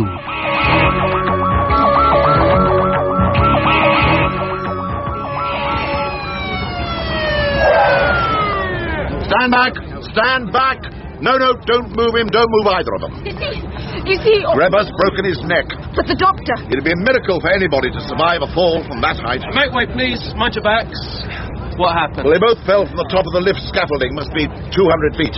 The roof of the entry porch broke their fall, but this fellow's a goner. No doubt of that. Yeah, we got a call that some guy was threatening to jump. I'm afraid this one's gone too. Oh, no! Sorry, love. That's the way it is. The doc will have to confirm it, but I'm afraid there's no doubt. Okay, Trav. But the doctor... I'm sorry, Miss Smith. Sarah Jane. We just have to face it. The doctor is dead. And you're quite sure? They've both been taken to the mortuary. A dreadful tragedy. Exactly what we wanted. It was on the news. There's a crowd outside, like Trafalgar Square on New Year's Eve. They'll have the gate down if I don't let them in soon. Are your people ready? As ready as they'll ever be. Then let them in, dear boy. Let them in. My dear Brigadier, I cannot begin to tell you how devastated we are. Aren't we, Tragan? Devastated. How can we express yes, the way we... Well, kind of you, but be that as it may, I'm here on official business. I have to ask you to cancel the opening of Space World this afternoon. Do you indeed? And I have to tell you that I have no intention of complying. You're too late anyway. What? If you listen, you'll no doubt be able to hear the baying of the great British public bent on pleasuring itself. Or is that the phrase I'm after? Well, we shall have to clear them all out, then. As officer commanding the United Nations Intelligence Task Force in the UK, I'm empowered under the treaty to... But there are so many forms of power, aren't there? Before you get stuck in the political mire of exactly who has the power to do what and to whom, I would strongly advise you to read this letter. It hurts the pride, doesn't it? Falling flat on one's face. Never mind. I'm sure Mummy will kiss it better.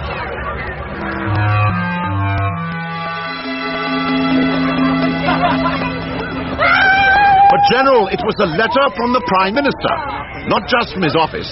A personal letter guaranteeing him and his precious corporation freedom from any interference of any kind whatsoever. Very frustrating. But what do you expect me to do about it? Well, surely, sir. The commanding officer of the whole of unit can override any... Blasphemy, Brigadier. We are bound by the United Nations Treaty. Remember the host country clause? Here in Geneva, we get this sort of thing coming in every day. I see. Would you have any objection if I went over your head to New York? To the Secretary General? Well, you could try, I suppose. I don't hold out much hope. Did you know him well? Not all that well, but he was a good man and a brave one. Silly, I know, but I feel as if I'd lost my best friend. I don't think it's silly at all. Oh, you're very sweet, Jeremy. Oh, this is no good. Life must go on. He'd want it to. We'd better get back to the office and get these pics developed. Oh, look. There's that Brigadier chap. Where? There, sitting in that little old car. The yellow one, talking on the phone. Oh, it's the doctor's car. He used to call her Bessie. But, Secretary General... To the contrary, you would be well advised to butter up Mr. Waite's feathers, as the saying goes. It is of the utmost imperative that he is not to be made upset. But if the Pelican Corporation is... Understand me clear, Brigadier Lethbridge Stewart. You will be held personally responsible if, through any action of yours, there are any hitches in these delicate negotiations. But what negotiation? I have said quite too much already. Goodbye. No, Sarah, it's all rubbish. I mean, Atlantis, alien monsters. I'm not the editor of a Sunday tabloid. Of course you're not. You're the dearest, cleverest, sweetest, loveliest editor, the best glossy on the market. You noticed? It'd be a sort of tribute to the unknown genius in our midst. Who was this man? All that stuff. And shots of the crab-clawed camellias to sauce it up a bit. There aren't any. What? There aren't any shots of the crab-clawed what's-it. I just got them back from Anthony. Here. Waste of a film, he says. Let me have a look. There's nothing to look at. Just shots of an empty space. You can see the wooden walls, and that's the lot. The Brigadier needs to know about this. He should be back at Unit HQ by now. May I use your phone, Clorinda? Be my guest. Well, not much doubt how Mr. Gribber wrote his exit pass. Next gentleman, please, Mr. Wilkins. They tell me that you... Oh, are you Dr. Willow? It's Professor Willow. Oh, I'm sorry.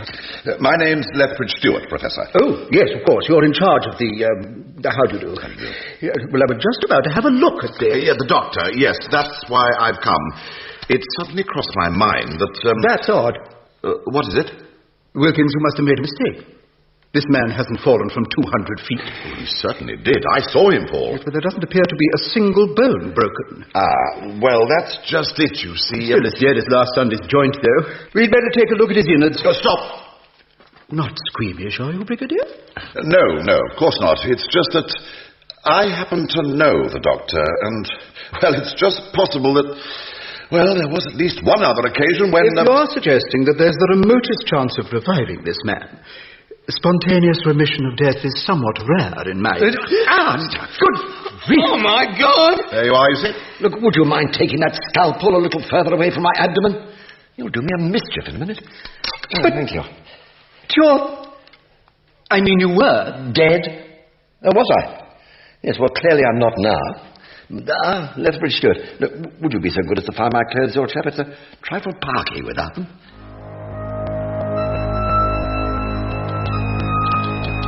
Well, thank you for trying. Do you think you could give me that other number? The phone in Bessie. I'm sorry, in the doctor's car. Yes? Yes. Thank you very much. See you later. Where are you going? Back to Space World, of course. I'm going to find out what exactly is going on. Can I come too? Oh, Jeremy. I'm awfully good at keeping watch. My dear Brigadier, it's just a simple matter of bone relaxation. If you should find yourself falling from a great height, bone relaxation can help you. But that's physiological rubbish. Yes, well, of course it is. I was using shorthand. More strictly speaking, it is analogous to the breakdown and regeneration of larval tissue in the formation of a pupa. I'd still say... I'm sorry. Oh, this is Professor Willow, the doctor. Professor Mortimer Willow, who wrote that paper on the post-mortem agglutination of red blood cells in victims of carbon monoxide asphyxiation. The same. Oh, I'm very pleased to meet you, sir. An excellent piece of work. Thank you. I quite agree. What's more to the point, Doctor, is that it was Professor Willow who wrote the post-mortem report on the victim of the attack on Hampstead Heath. Of course. And you have the body here? Yeah, you were in the fridge with him. Any chance of a quick glance? With the greatest of pleasure. Well, don't just stand there, Wilkins. Sorry, Prof. Now, as I said, the case presents some very strange features. You can see for yourself. The marks of the teeth and the tearing of the flesh are extremely atypical. Yeah, to say the least. Well, what's more, since the initial report, I have found even more reason for puzzlement. I have analysed the traces of the saliva on the deceased's clothes, what was left of them. And of all things, it turns out to be acidic. Acidic? Then that settles it. The creature who perpetrated this horror is not of this planet. Thank you, Mr. Wilkins. I think we've seen plenty. Wait. Look. What? There's a hair. Where? Well, there, man, there, as plain as the nose on your face, under the nail of the first digit of the left hand. I examined the nails. It's nearly a millimetre in length. I can't think how you came to miss it. Well, don't just stand there. Give me a microscope slide. Got it. Now then, microscope. Microscope. Wilkins. Yes. Aha. What is it? Take a look for yourself. Thank you. Well. What can you see? This did not come from a mammal. And if he wasn't attacked by a mammal, what in heaven's name did attack him? You are wrong, Tragan. I think not, Chairman. It's far better if you return to Paracon forthwith and take Fido and Fifi with you. The sooner you go, the sooner we are safe. I should still feel happy. The only person who might have posed a threat has been dealt with. The doctor is dead. Forgive us for barging in unannounced, Doctor, but your secretary seems to have gone home for the evening. Doctor? But we were told... Yeah, well, you shouldn't believe everything that you hear, Mr. Freeth. Now, we'd like to have a little chat. Nothing would give me greater pleasure. Mr. Tragan, it might be as well if you put those arrangements we were discussing in hand straight away. Yes, of course, Mr. Freeth. You're not going far, I hope. Relatively speaking, no. If you will excuse me, gentlemen. I gather you've been having a little chat with an old friend of mine, Brigadier, in New York. Yes, that's right. You'll no doubt be gratified to hear that your attempt to go to the top of the tree has borne fruit. I am, so to speak, a peach ripe for the plucking. Sir? We have agreed that I should keep no more secrets from you. In her words, that I should come clean as the driven snow. I'm sure you recognize the style. So, what do you want to know? Space World will be closing in 5 minutes' time. Thank you for visiting us. Space World will be closing in 5 minutes' time. Jeremy, I've got pins and needles. Oh, it's all right. There's nobody in here. They've all gone. I say, that old Camelius thing is lying down sort of chewing like a cow. Oh, it's what? Shh. Anybody here? Okay, Del. Camelius is clear. He's gone. Good Lord. What is it? Well. It's all gone. Desert and all. Switched off. They've just switched him off. No wonder he didn't come out on the film. A non-mammalian hair. So, are you suggesting that one of our little monsters from outer space escaped from Space World last night and did the naughties? Well, since we're playing the truth game, let me tell you something. Yes, well, I'll save you the trouble. The creatures in your exhibits are mere hallucinations. A more complex version of experienced reality, induced in the audience's brains by a radiative matrix of modulated psychomagnetic beams. My, aren't we the clever clogs? I hate to admit it, but you have it exactly right. It's all an illusion. Good heavens above. I'd have sworn if you that tried to touch one of our little family, your hand would go right through it. So how could one of them have harmed that poor fellow? Yes, well, you're missing the point, Mr. Freeth. If those animals are a form of ER, then the experience of them has been recorded. They're all images of real creatures. I recognized your so-called crab-clawed Camelius as soon as I saw it. You recognized it? Who are you, Doctor? Somebody who spent a long weekend on Aldebaran 2 a few years ago. Too long a weekend. The food was disgusting. Yes, it is, isn't it? How many recipes are there for cactus pulp? You're not from Earth at all, are you? You come from the other side of the galaxy. It's a fair cop. I'll go quietly. You mean that you admit... No. I was speaking metaphorically. A bad habit of mine. I have no idea how that poor young man died. I was merely agreeing that I and my friends are, so to speak, an ethnic minority on this planet. Let me bare my breast and tell you all, as I promised. Then you'll be in a better position to make a judgment. But why are we checking them all? If one monster's a fake, they all will be. Second rule of investigative journalism, Jeremy. Never take anything for granted. The flesh-eating griffin seems to have gone home for his tea as well. What's the first rule of investigative journalism? Oh, get your expenses sorted out. Oh, come on. Let's go and have a look at the spaceships. So you see, there's nothing more sinister going on than an ordinary commercial venture.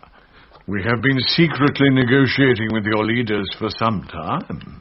Secret negotiations? About a fun fair? Is that good Scotch, Lethbridge Stewart? What? Yeah. Best drop of malt I've tasted since my grandfather died. And this sherry can only be described as noble. Mr. Freeth wants to get us on his side. I said you were a clever clogs, Doctor. He knows how wary the human tribe is of foreigners. What sort of a welcome do you think a gang of alien carpetbaggers from outer space would get? Not quite the expression I might have used myself. But fundamentally, Doctor, you've hit it on the button, or even the nose. Our proposals can only be a benefit to the economy of your world. A valuable new export market for a new product, cheap imports of every kind, the benefit of advanced technologies which can offer a life of ease and luxury to the vast majority of your people. We have a paradise of our own on Paracon. We want you to share it. So, you plan to get the public on your side before it's revealed that you come from outside the solar system. Give them a spoonful of honey to help the pill go down. Well done, Brigadier. Exactly right. Except that in this case, it'll turn out to be honey. Honey.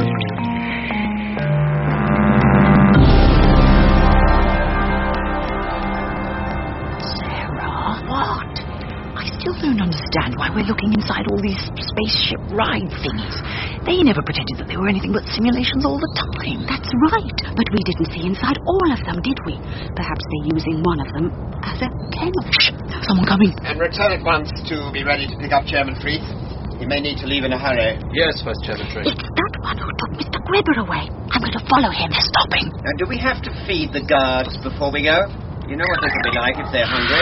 Couldn't find much, but they've had 2 cats apiece, a Labrador and a Cocker Spaniel. They're quite satisfied. They don't sound very satisfied to me. Oh, I say. The rotten lot. What did I tell you? Here, take this. What is it? I wrote down the Briggs phone numbers. Go and ring him. Get him here. I'm going in to have a look. Ordinary commercial venture, my eye. There's a great deal more to it than that, Brigadier, you may be sure. What do you mean, this PR idea? Softening up the public and all that? Yes, exactly. It's the same as throwing maggots into the river to attract the poor fish you hope to have for dinner. Your choice of metaphor is hardly flattering. It wasn't intended to be. Lethbridge Stewart? Ah, hello. It's Jeremy Fitzoliver. Sarah Jane Smith asked me to ring. It's sort of urgent, really. Well, I mean a bit. Well, what's up? We found those dog thingies that killed that man. At least we think we have. Sarah's gone into their kennel. I mean...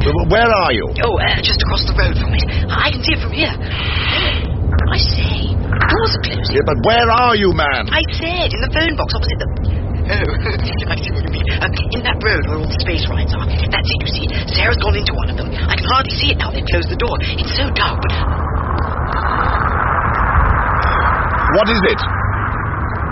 It's going up in the air. It's taking off. I mean, it's a real... Oh, Lord. They've gone. They've gone off with Sarah Jane.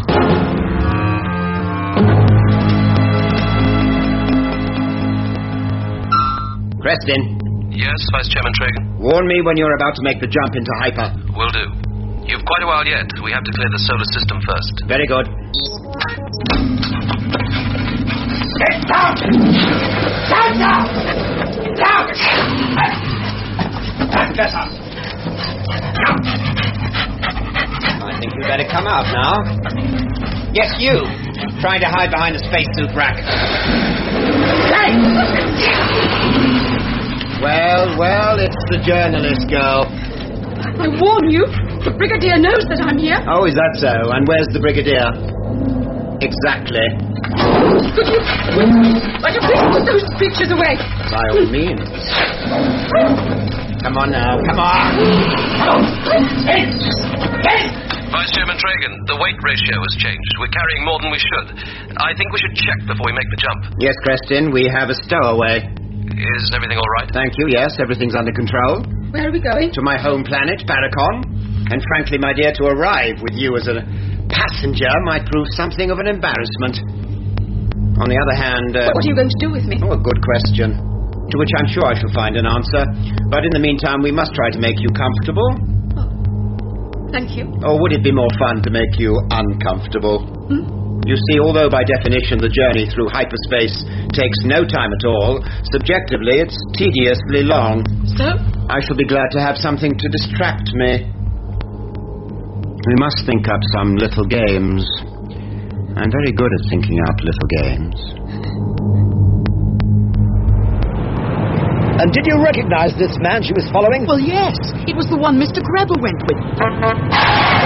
Careful, Doctor. You nearly clipped that one. You heard what Jeremy said. Sarah's been abducted by Tragan. It's quite clear to me... Moron! If you don't know the width of your car, you shouldn't be driving it. For Pete's sake, Doctor, slow down. She's in the hands of a ruthless sadist who would stop at nothing. We have to get after her. What? Well, how? In the TARDIS, of course.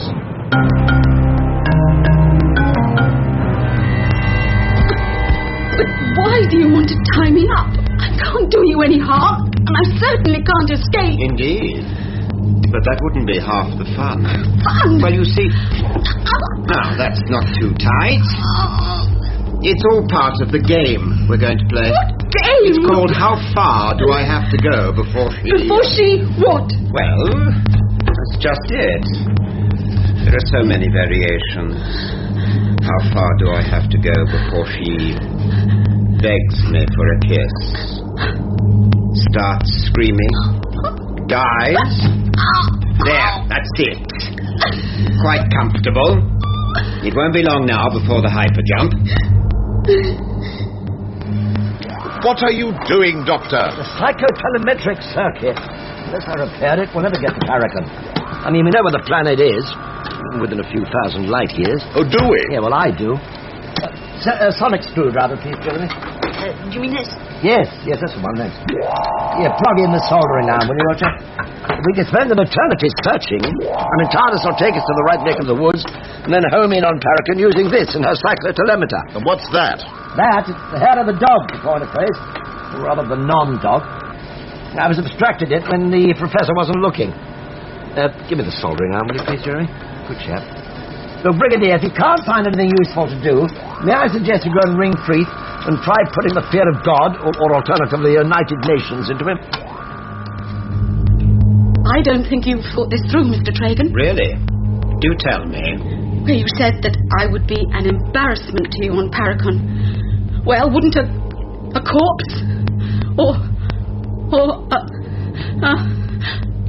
a mouthing, white-faced creature scared literally out of her wits? Yes! Wouldn't one of those be even more embarrassing for you?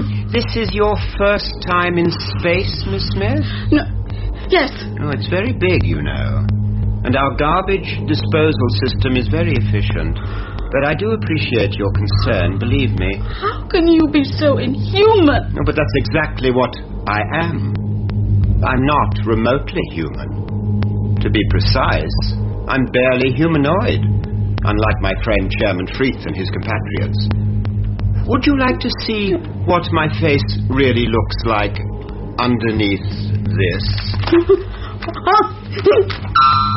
Vice Chairman Tragan. Ready when you are, Creston.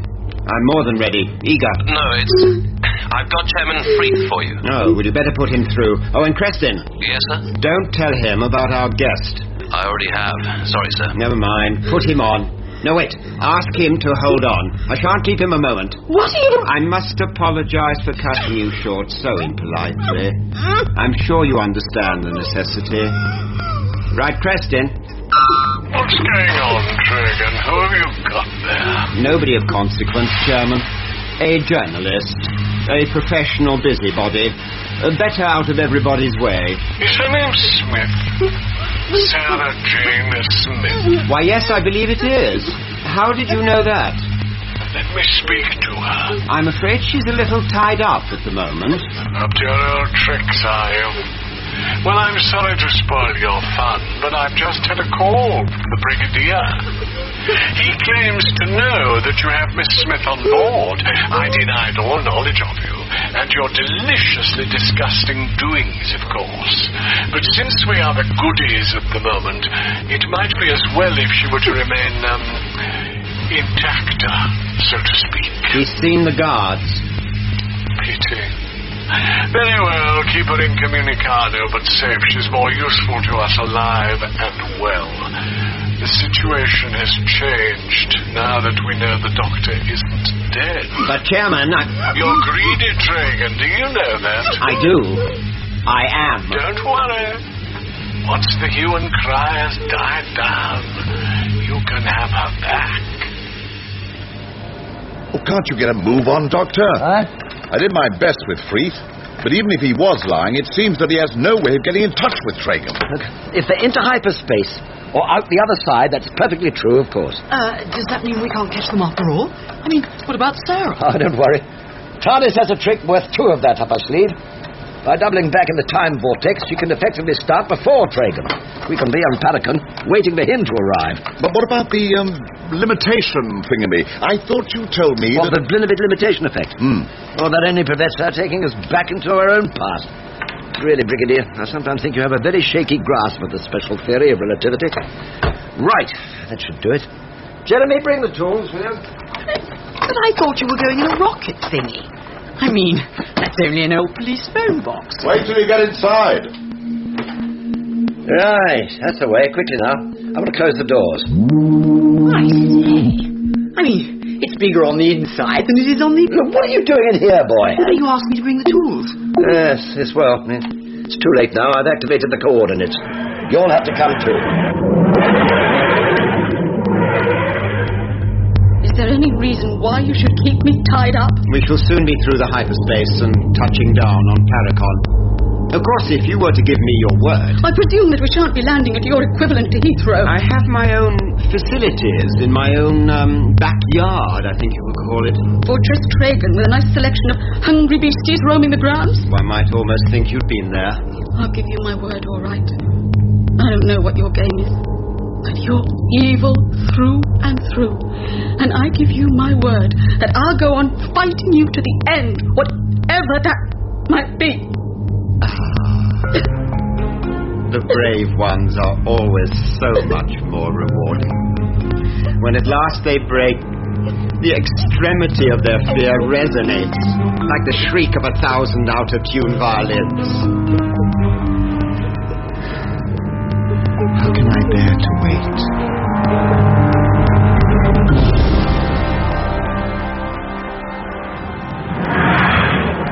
Are we there? We are. On the other side of that door, according to Mr. Freeth, we shall find a paradise. A paradise called Paragon. Of course, it rather depends on your definition of paradise. You ready, Brigadier? Ready, Doctor. Then here goes. I can't see much. Get down! Everybody all right? I've got a mouth full of mud. Paradise, Doctor. Keep your heads down! You want to get killed? Who are you? What are you doing here? Is this Paragon? What? This planet. What's its name? Just landed, have you? No, this isn't Paragon. May the Great Spirit cast it into the everlasting pit of serpents. This is Blessed Moon. What did he say? This isn't paradise, Brigadier. It isn't even Paragon. TARDIS has brought us to the wrong place.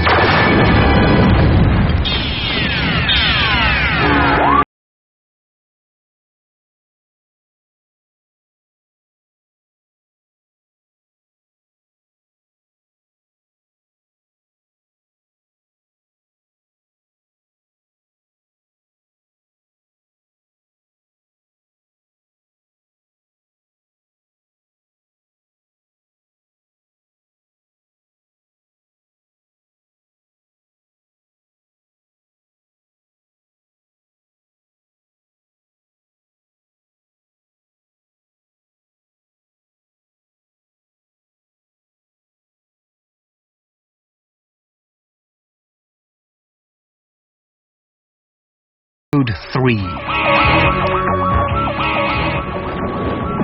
Quickly, Jeremy! I'm stuck. I can't get my foot out of the...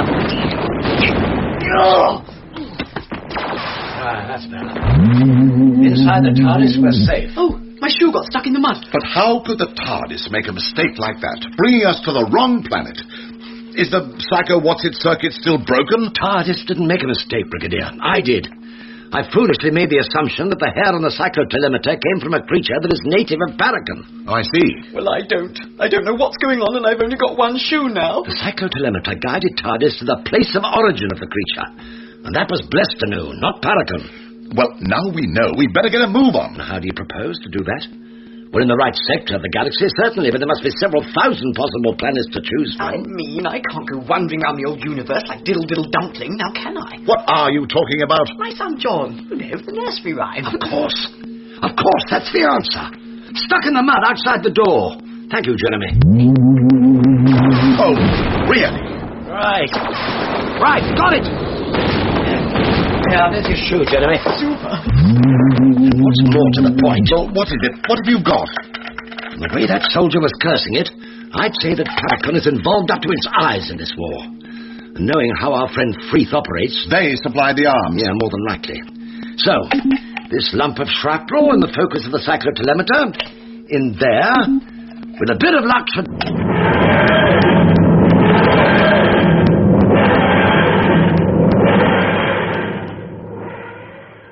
You can put the gun away. I'm not likely to try anything. True.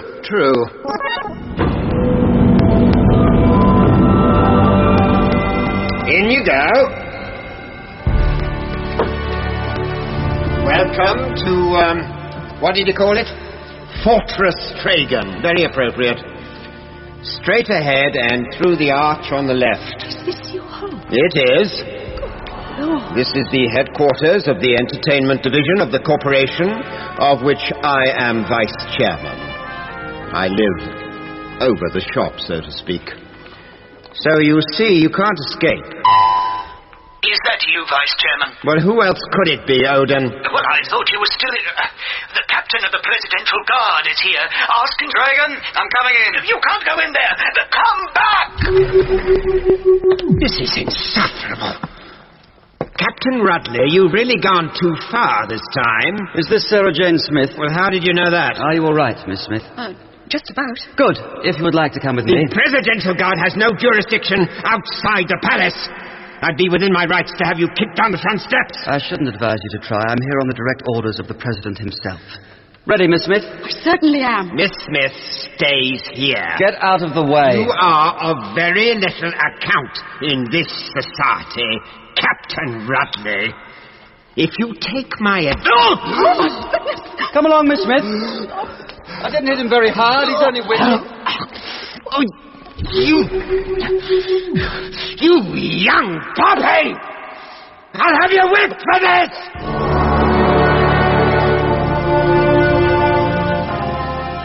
Oh, my dear Anya, please stop fussing with my pulse rate. I assure you that I find my guests more stimulating than tiring. Yes, of course, President. Forgive me for interrupting you. Ah, where were we? Oh, yes, your adventurous journey. Now, where was this war? A planet by the name of Blestanu. A war on Blestanu? Oh, I find that difficult to believe. Yes, well, I assure you that we're not mistaken.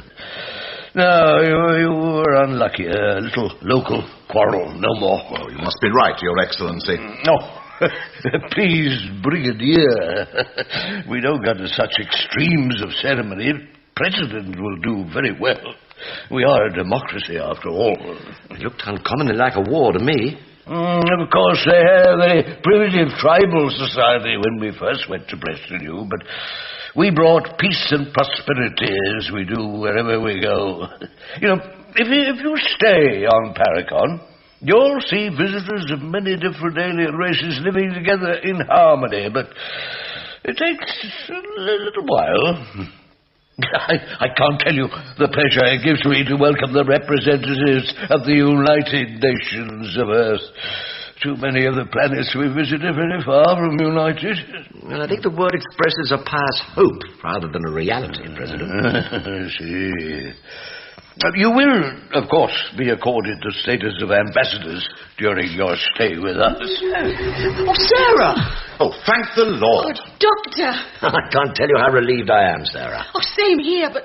Oh, why aren't you dead? Hmm? Oh, Doctor, am I glad you're not? Yeah, I was quite chuffed myself. Oh, and Doctor, I actually saw... Later, Sarah, later. May I introduce Miss Sarah Jane Smith, President? I gather that you had an inadvertent ride with our Vice Chairman Tragan. You're welcome, Miss Smith. Thank you. He's what? Speak up, Tragan. I said that he's invited them both to dinner. But he mustn't. He can't. You'll have to stop him. And how do you expect me to do that, Freak? Are you ready to show our hand? No, of course not, but this is terrible news. They might tell him anything, but you must do nothing until I have landed. No, wait. We must be prepared. What do you mean? You must neutralize the Presidential Guard in case we have to advance our plans, but legally, Tragan, it must be done legally. Do you hear me? First of all, get rid of that young whippersnapper, Rutley. Nothing would give me greater pleasure. And his face was a sort of purpley colour and covered in hairy warts. Mauve, perhaps, rather than purple? Well, yes, I suppose so. A Naglon. I've had trouble with them before. And then Freeth came through, and Tragan told him that I'd seen those dog things, and he said to keep me prisoner. Were they dogs? They looked like dogs, enormous fighting dogs, but they hadn't got any hair to speak of, and their skin was sort of leathery, like a lizard. Fascinating. Parallel evolution. A reptilian canine. Did you notice the skin of that blessed new soldier, Brigadier? I can't say I did. I had other things on my mind at the time. Yeah, like being blown up. Well, his face was leathery. Reptilian. The very words leapt to my mind. Well, where do we go from here? Nowhere. We stay and try to find out what's really going on in this paradise they're all so eager to share. Well, what have you found out? Rudley, Captain Waldo Rudley of the Presidential Guard. Native of Paracon. Father Carpal Rudley, lower upper middle class. Temple Guardian until the dissolution. Deceased. Mother... Not his entire history, idiot! Is there anything against him? No, not that I can... Oh, yes. Promotion to lieutenant, nearly blocked for a remark seemingly critical of government policy on bond servants. Yes, that's all. I knew it. Anti-authority. A crypto-rebel. Yes, Vice Chairman. Right. Find out where he's going, what his schedule is. Do you understand? Yes, Vice Chairman. Sooner or later, he'll make a slip. I shall enjoy teaching him a lesson.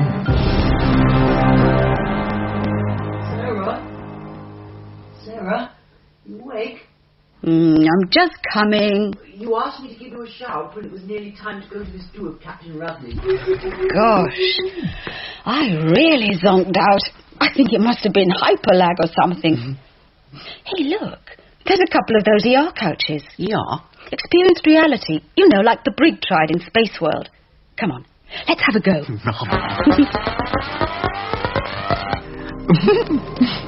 Ooh, I'm just sitting in front of a big campfire warming my toes.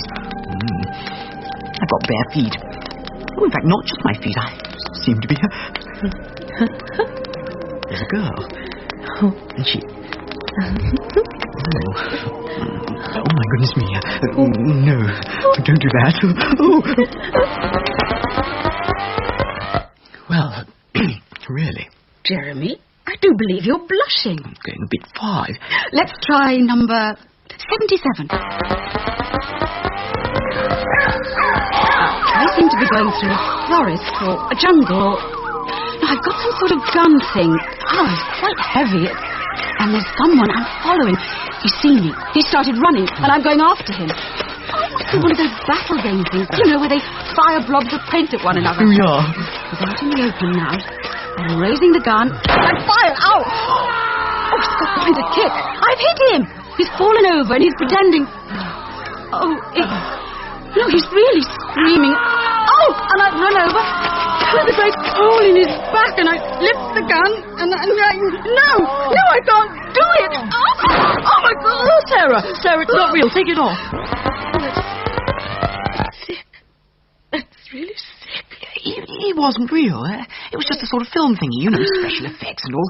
Tomato ketchup. Oh, Jeremy, it was real, and I killed him. I deliberately lifted the gun, and it was real, all right. I'm afraid it was. You didn't kill him. But he was killed when the recording was made. But that's terrible. I'm sorry, I should have warned you. You chose one of the high-number channels, did you? 77. You don't have public executions on Earth? Where we come from, we don't have the death penalty at all. Is that what that was? He would have been plotting against the government or the corporation. If he'd been an active terrorist, he wouldn't even have been given that chance. What chance did he have? They have been known to get away, but those aren't the hunts that are put on the public networks. There must be a kill. And people switch on for that. They're the most popular channels. We've been promised a paradise, President, but I must admit, we're a little short on detail. Background information, you might call it. I'm proud to say that it was my grandfather who brought back the rapine seed in the first place. He was a trader, space-hopping for new markets and new products. He spotted the potential of rapine straight away. And it's on rapine that the paradise is built? Exactly. I'm sorry, but I don't understand. Shall we clear, President? Thank you, Olga.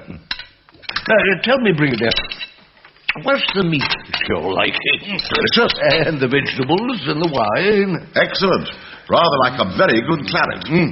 Well, not only all the food, but the plates you ate it from, the chair you're sitting on, indeed, very nearly everything you can see in this room is ultimately derived from the rapine plant.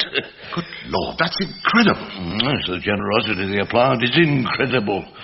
There's nothing that a normal, civilized society might use that can't be manufactured or synthesized from rapine. You mean you've even replaced metal? Not even metal. And all this from a plant that will grow in any climate, on any type of fertile soil, and produce harvest after abundant harvest. Forgive me, President. You know, you sound like a salesman trying to persuade a doubtful customer. That's very clever of you, Doctor. That's exactly what I was for 30 years or more. An interplanetary salesman. But I wasn't selling rapine. I was selling dreams. I was selling riches. I was selling paradise.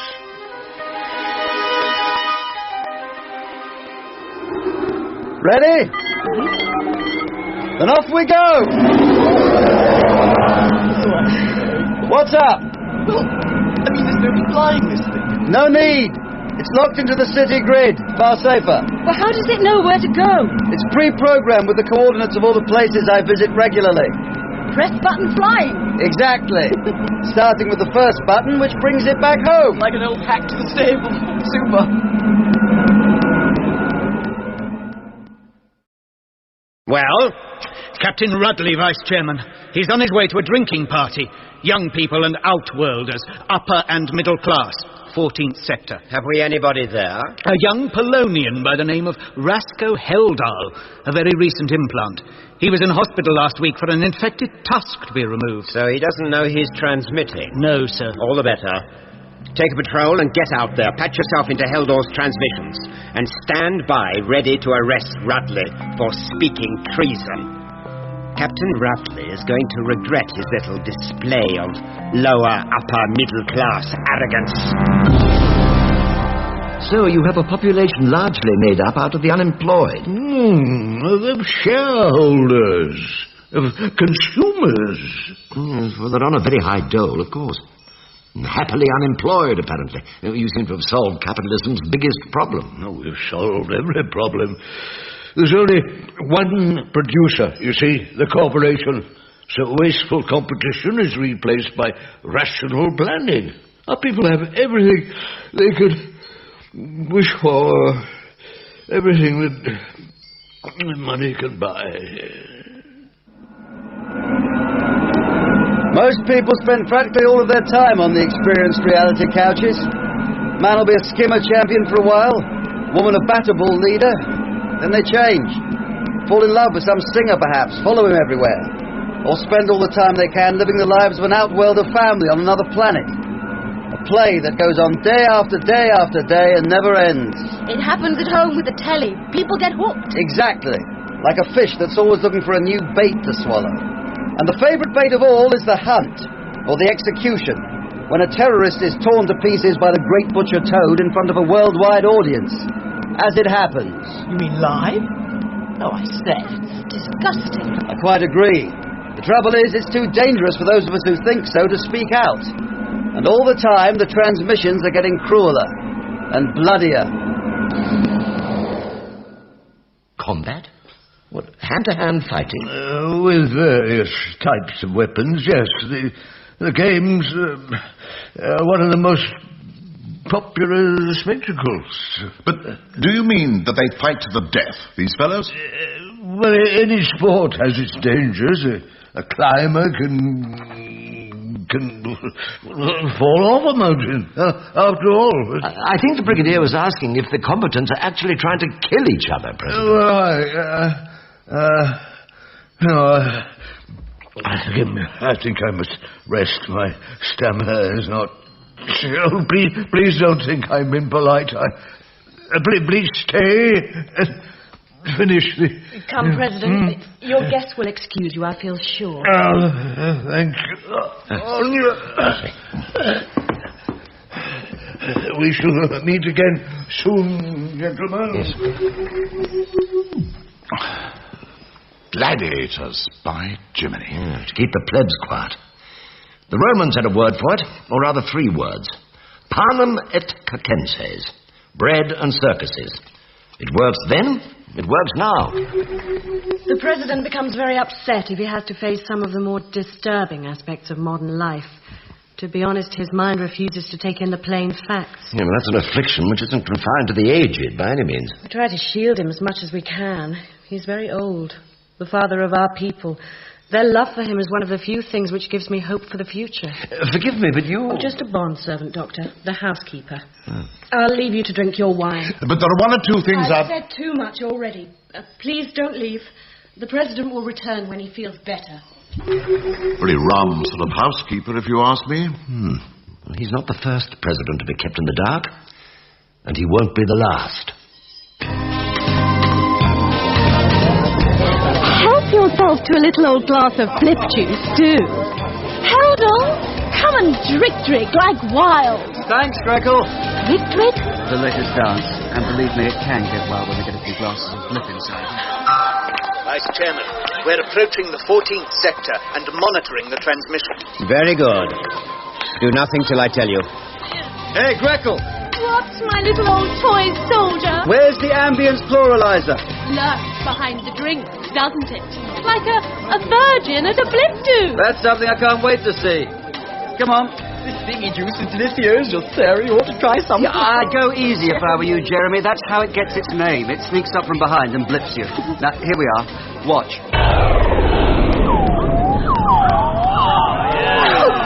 Gracious! We're in a clearing in a forest. A jungly forest. I can smell the wet leaves. Oh, I get it. It's like the desert the Cornelius was in, sort of projected. That's right. Recorded like experienced reality and projected into our brains. Oh, enough, she cried. At boats, I draw the line. Do you want us to be seasick, then? Sorry. Yes, thank you.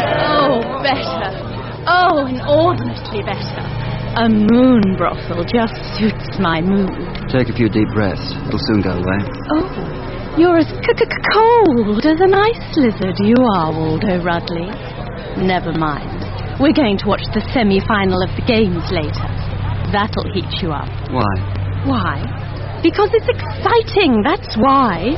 What games are those? Killing games.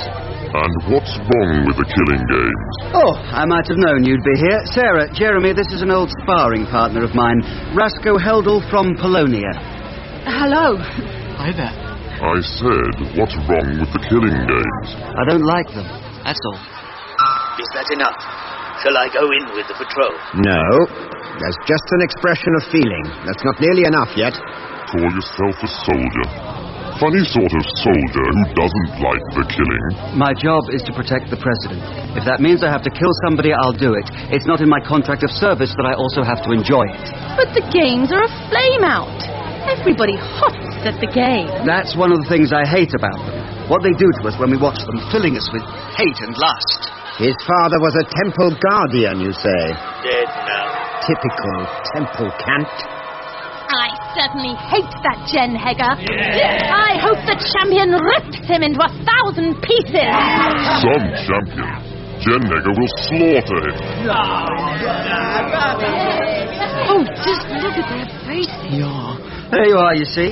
You actually want to see their guts spilling onto the sand. What's wrong with you all? Nobody asks them to fight. It's their own choice. You think so? Bond servants promised their freedom. Lower class morons bribed with a bundle of shares. Outworlders trying to make a name for themselves. Criminals threatened with the hunt. What sort of choices are those? That's better. That's a lot better. But sweet little old Waldo, think of the money the corporation makes. The last games alone nearly doubled our dividend. You think it's right that the corporation should kill people just for the sake of some extra profit? Ready, Odin? Outside their door, Vice Chairman. Oh, right. You'll be telling us it's a sin next. What's wrong with it, then? I'll tell you what's wrong with it. It turns people into things. It is a sin. It's a sin against the spirit. The government ought to stop it, but they're in it up to their necks. Go, go, go! Stand still, everybody! I said still! Stop that music! Waldo Rudley, you are arrested under the Treason Act for first violation! This is ridiculous! You know very well that I'm captain of the Presidential Guard. The law knows no favourites. You be speaking treason, you're under arrest! Oh, but all he said... Silence! Or they'll take you too. Move! Sarah! Jeremy! Let the President know what's... Ow! Very satisfactory. And what are you going to do about it, Sarah Jane Smith? What happens now? Is there any way that music, please, Mommy. We've got to do something. Forget him. He's dead. No, but all he said was... Stop it! Stop it! Stop it! You'll have them back again. I'm not going to have my party spoiled by that odious young man. Come on, Jeremy. How are we going to... Come on! Running to the doctor, eh? I think it's time this charade was stopped. But we don't know how to fly this thing. Oh, yes, we do. All we have to do is to press the first button on the navigation panel, remember? See? It's going to take us home. And that must mean the President's house. And that means the doctor. Even on our own terms, there's one thing missing from the Paradise equation, Brigadier. A good Highland malt? It could be expressed in several different ways. Nothing for nothing and precious little for sixpence, as King Lear very nearly said. There's no such thing as a free lunch, as he might have said if he'd thought of it. Or the higher the fewer. I'm not with you, Doctor. I mean, how can they keep taking all these riches from the soil if they never put anything back? The more they take, the less there'll be. I mean, the equation just doesn't balance. So what are we going to do about it? There's only one person who can find out the answers and still be safe. And that's the President himself. It seems to be quite clear that he's been kept in ignorance. Well, it's time that stopped. We must tell him the whole story. What an excellent scheme, Doctor. And what a shame that you didn't think of it earlier. What on earth do you think? Don't move. This makes very little noise. If you kill us, you'll never manage to keep it quiet. You think not? I don't agree. Provided we terminate the contracts of all four of you, so to speak. The United Nations mission would, of course, leave a polite note of regret for its sudden departure. And are your friends on Earth going to send a search party to Paracon? Doctor, Brigadier, will you forgive my lack of courtesy? There's nothing to forgive, sir. Vice Chairman Tragan? Yes, Mr. Tragan had a message for us. If you'll forgive me, I'm very pleased that he's here. as he can listen to what I have to say to you. Yeah? Oh, yes, of course. What is it, Doctor? Well, it relates to certain things that happened before we left Earth, sir. Forgive me for interrupting. Oh, never an interruption. It does my old heart good to see you back. Dr. Brigadier, may I introduce the chairman of the Paracon Corporation? My son, Ballog Fritz. Yes, your son, sir? Yes, he took over from me when I resigned to run for president. Oh, would I have trusted my corporation to a stranger? Sit down, my boy. Pour yourself a glass. Now, the doctor is just about to tell us a story. I must say he has me thoroughly intrigued. Yeah, well, I think the moment has passed, sir. If you'll forgive me another time. Oh, yes, of course, Doctor. Thank you, sir. Until tomorrow, then. No, not you, Vice Chairman Tragan. Before you go, I should like to hear what message can be so urgent you consider it gives you permission. We can't stay here now. Yeah, certainly not. But we can't leave without Sarah and Jeremy. Oh, why do you always have to go so fast? I can't keep up. We've got to get the doctor to talk to the president. Oh, they're not here. In the bedrooms? Doctor, Brigadier. Sarah, thank goodness. Come on, there's no time to lose. Well, where are we going? To the TARDIS. We've got to get away from here. But we can't go yet. They're going to kill Waldo. What? Captain Rudley? Execute him, hunt him. Oh, what does it matter? We've got to stop them. Oh, no.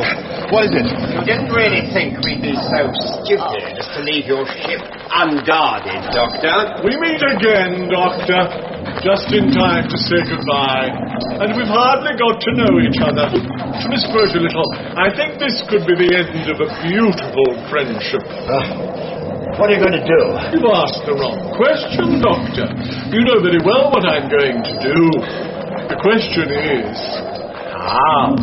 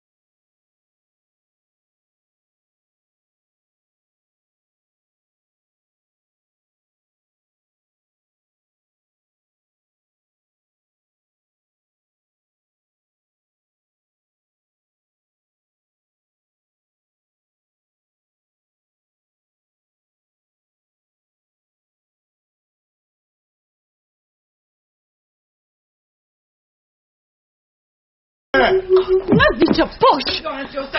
That's quite enough. Can't you control your eager friends, Frith? Alas, no, Doctor. They're no friends of mine, you see. Bosom pals of Vice Chairman Tragan, yes. Sharing many of the same tastes, no doubt. Oh, I expect so. They'll be outside the door with their little pop guns until I return. Why not try them out? We can wait. Yes, well, you'll have to, won't you? Wait and wonder. Do forgive me for deserting you. I'm sure you'll find some way of amusing yourselves. We've got to do something about Waldo. They're going to kill him. They intend to dispose of all of us. Oh, I say, the rotten lot. Can't quite think what they're waiting for. Well, it's quite clear that they're frightened of the power that the president still has. But Freeth has to convince his father that we've left Farrakhan before he can do anything final. So what are we going to do? There's nothing we can do, Brigadier. But wait.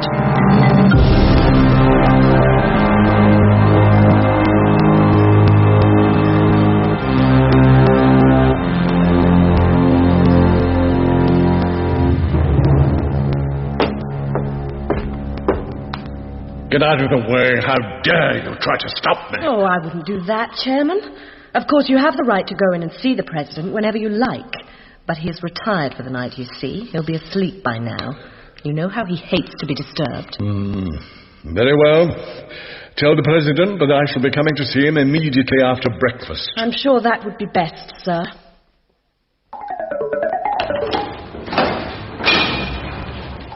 Good morning, Captain Rudley. I do hope you had a bad night. I demand to see the President. I have a right... No, you have no rights. You forfeited all rights when you chose to incite your fellow guests to treason. But that's ridiculous. I was merely... You seem to forget that we have a full ER recording of your offence. Everything will be conducted according to the due process of law. That recording will be played immediately before the transmission of the carrying out of your sentence, so that justice may be seen to be done. You mean to frighten everybody into behaving themselves? Oh, you're uncommonly bright for a military man, Captain. Now then, to business. Speaking for myself, I should prefer to see you slowly dismembered by an over-curious Kranjal ape, or chewed to death by a swarm of soldier chice. Of course. However, the law grants you the privilege of choosing to volunteer as a combatant in the games, instead of being a participant in the hunt. I have to offer you that choice. Kill or be killed? Well, some have survived for several years. Last night's victor, for example. To date, I believe Jen Heger has finished off over 80 challenges. Murder as a way of life somehow doesn't appeal. I may be a fool, Tragan, but I'm not a hypocrite. Death before dishonor? How very noble. What's this then? Food for the prisoners. Nobody said anything about that. From the President's kitchen. Well, I suppose it's all right then. Keep an eye on you. Okay. All right, get back, you lot. I said back. Right, bring it in then. Oh, breakfast. Keep back. Now listen here. You stay back until I close the door again. And then you can stuff yourself silly for all I care, got it? How can you resist such an elegant invitation? God, look here. What? Come and see. Where's it? I can't see anything. No, down there. Well done! Doctor, quick, by the door. Yed, I think he's fainted. What's going on here? Hey! Very neat, Doctor. I couldn't have done it better myself. Who? I mean, what? No time for explanations now. Come on. They escaped during the night. No, not during the night. During the last few minutes. They won't try their ship again. Get off the line, Freeth. I'll seal the building off. I must say, Tragan, the performers have your cards. Get off the line. Into the small fly car. Blue one. Jeremy, over here. He round the corner. There you were gone. Quickly. On your feet, Jeremy. Give me a hand. He got my arm. Don't worry, I can fly. Right now, hang on. All units. Apprehend fugitives leaving Presidential Palace. Tune to the patrol frequency. I repeat, apprehend fugitives leaving Presidential Palace. There's one now. Don't worry. I'll soon lose him. Oh, I say. There's supposed to be a speed limiter, but I removed the governor. What a woman. Isn't there a risk of positive feedback in the helical particle generator? Well, not if you... You know these craft? There's not much the doctor doesn't know. It's very like the skimmers we used to fly when I was a boy on Gallifrey. You never forget how to ride a bicycle, do you? Now then, where to? Lost them? We were just too late. Then find them, Tragan. They were in an ordinary, small fly car like any one of thousands. How would you suggest I set about it?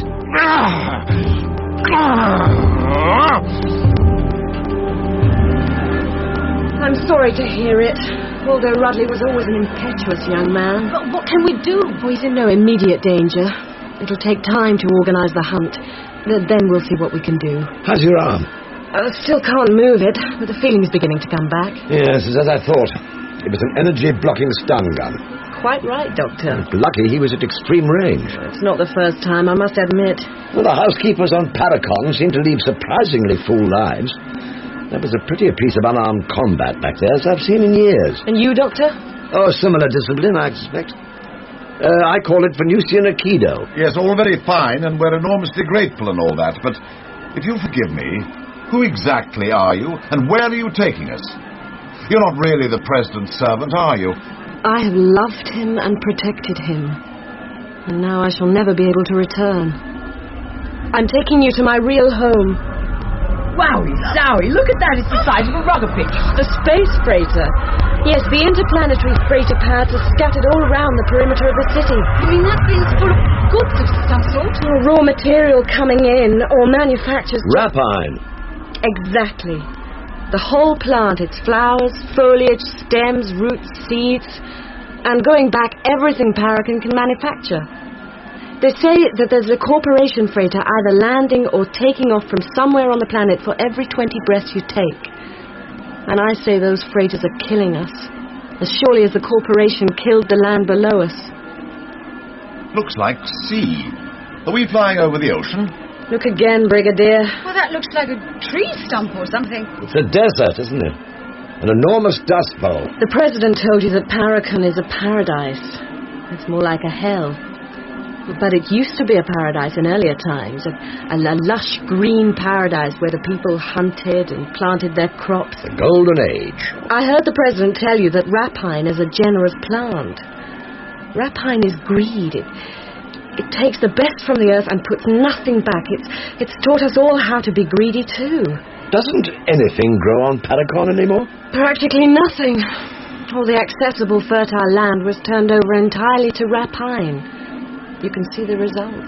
I think that's terrible. There are a few patches of wilderness left where the terrain made it difficult to farm. That's where we're going now, to the largest. It's known as the Lacan, the place of no hope. But to me it holds the last hope of Paragon.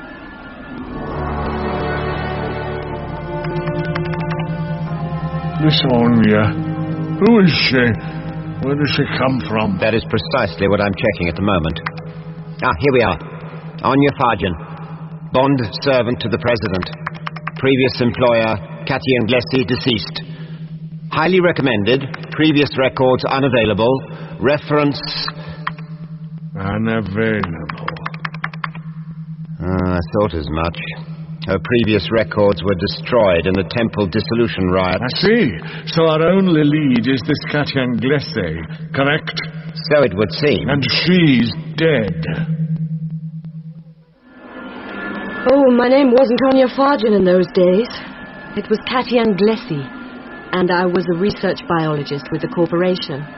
A good one, too. I loved the work. You see, I said she wasn't just a housekeeper. I was so immersed in my research that I thought of nothing else. Ordinary life seemed to be nothing but an irritating interruption. Yes, it can easily happen. It was the work that hid me from the hell we were creating for ourselves. What did you do? I ran away.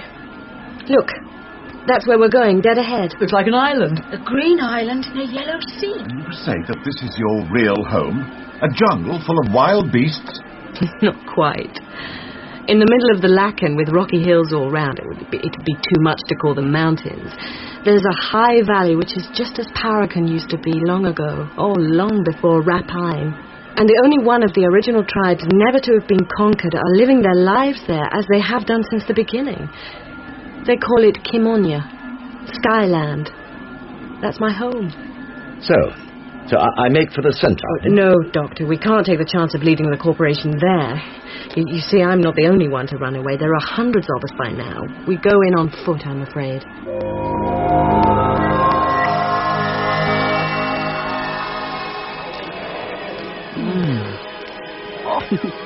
Yummy, aren't they? I could go on eating them for yonks. Like a champagne cocktail. I was about to say, like a sherbet dip. I wonder what these red ones... Oh, no, for Pete's sake, Jeremy, don't you ever listen? They only look like fruit. Those are the sort of lamb jellyfish things that Anya said eat you up from the inside. Don't think I like this place. What's the doctor doing to Anya's arm? Sort of laying on of hands. Let's go and see. As the stun gun blocked the energy flow, so we have to reverse the effect. Reverse the polarity of the neutron flow, eh, Doctor? You may mock, Lethbridge Stewart. I know as well as you, that expression would sound like nonsense to a classical subatomic physicist. What? Well, now I'm reversing the pseudo-polarity of the metaphorical synapses in Onya's putative energy channels. And that's just as nonsensical and just as effective. I haven't a clue what you're talking about. Oh, but I have. It might be my old teacher talking. Thank you, Doctor. It's completely better. Look. Well, bless my soul. Right, if you've had enough breakfast... Oh, yes, super. Well, before we set out, we all have to be deactivated, just in case. In case of what? In case any of us have had ER transmission needles implanted in our brains. Has anyone been alone with Vice Chairman Tragan or any of his people? Please, I'd rather not think about it. Well, I doubt if you were implanted. They'd have been onto us by now. Well, there was nothing like that. Plenty of other nasties, but nothing like that. Well, you wouldn't necessarily remember having an implantation, but if you had, you could lead them straight to Skyland. We daren't take the risk. Will I feel anything? No, not a thing. Just hold these electrodes to your temples. The needles are made of a biocompatible organic polymer which is disposed of by the body within a relatively short time. This merely speeds up the process. Right, who's next? We'll have to hurry. It's quite a way.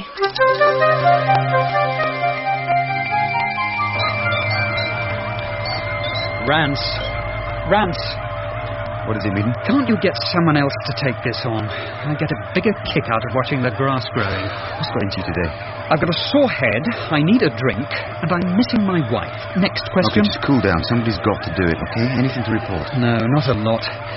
Interference on the ER matrix, right on the edge of the Lacan. Oh, God help us, not another hunt. No, there's no transmission, just this... There it is again. That's the deactivator. Anya must be bringing someone through. You'd better tell Kaido that their Mammonia's on her way. What's going to Kaido's people? Kaido, what's going on? A big feast tonight. We are killing our fattest deer. Mammonia's coming. Excuse me, please. I have much to do. I'll never get to the bottom of these people. No. How the hell did he know that? I'd say, give a chap a chance. Slow down a bit. Must say, I could do with a breather myself.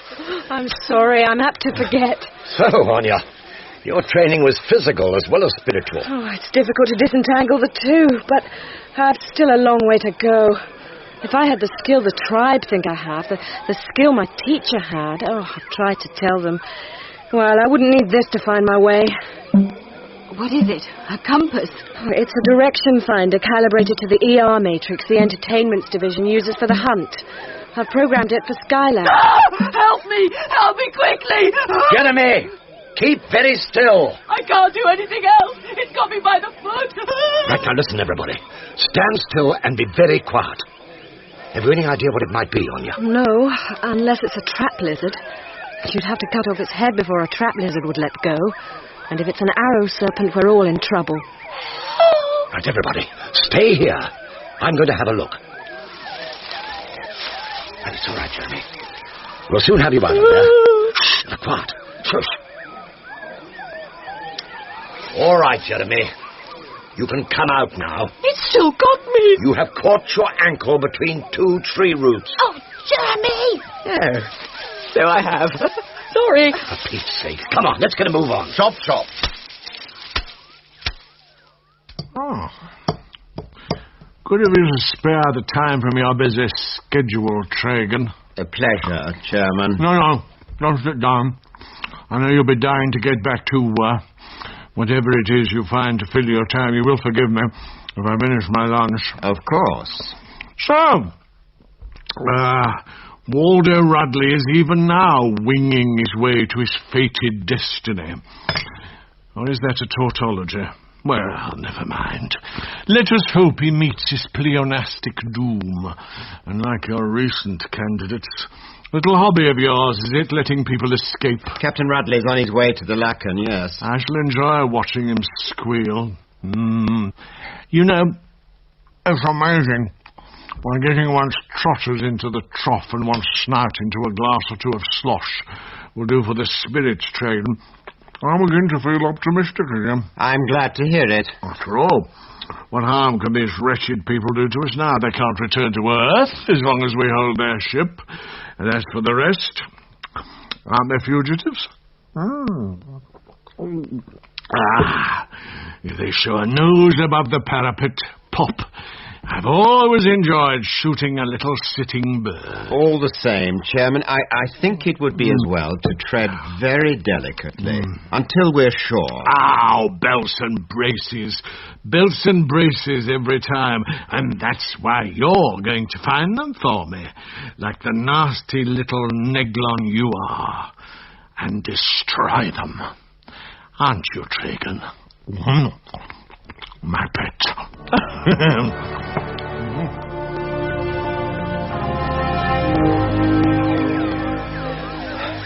Not long now. When we get to the top, you'll be able to see the valley. That's when I feel I've come home. To my family. When I lost my teacher, I felt as if my father had died. Oh, old Darcy was father to the whole tribe. He was the one who changed my name. You see, it was his healing that brought me back to some sort of sanity. He showed me how to untie the knots in my mind. How to let the clouds melt away so that I could see the sky again. The self-same image he used. So he called me Anya Farjan, Skyborn, or Born of the Sky.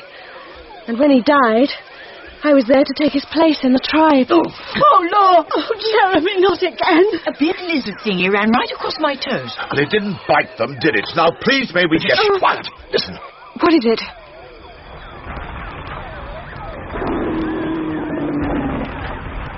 That's no lizard. Oh, my word.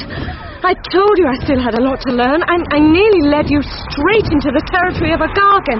Get down. He's very short-sighted and nearly deaf, but his sense of smell... Here he comes.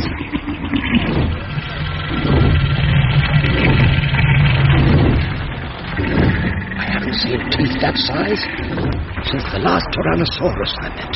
He's taking off for the trees again. He's going after that lizard thing. But why didn't he sniff us out if he's so good at scenting things? We're outside his territory. He builds a sort of cave, you see. Yes, look, you can just see it over there. And he marks out his domain with a line of rocks. And if any creature steps within its boundaries, he'll follow its scent until he finds it and eats it. He never gives up. It's starve first. Oh, if we put a foot over that line, we'd all be dead. Oh, I don't mind telling you I'm pooped. Oh, do stop whinging. Well, I should both save your breath if I were you. There you are. Kimonia, the land in the sky. Good gracious. It's beautiful. Well, perhaps we've all come home. Hey, look at those whopping great birds. They're not birds. Bats. Giant bats. It's Kaido and his people coming to meet us. You mean that the Kimonia tribe are bats? No, Brigadier. They're riding them. Look.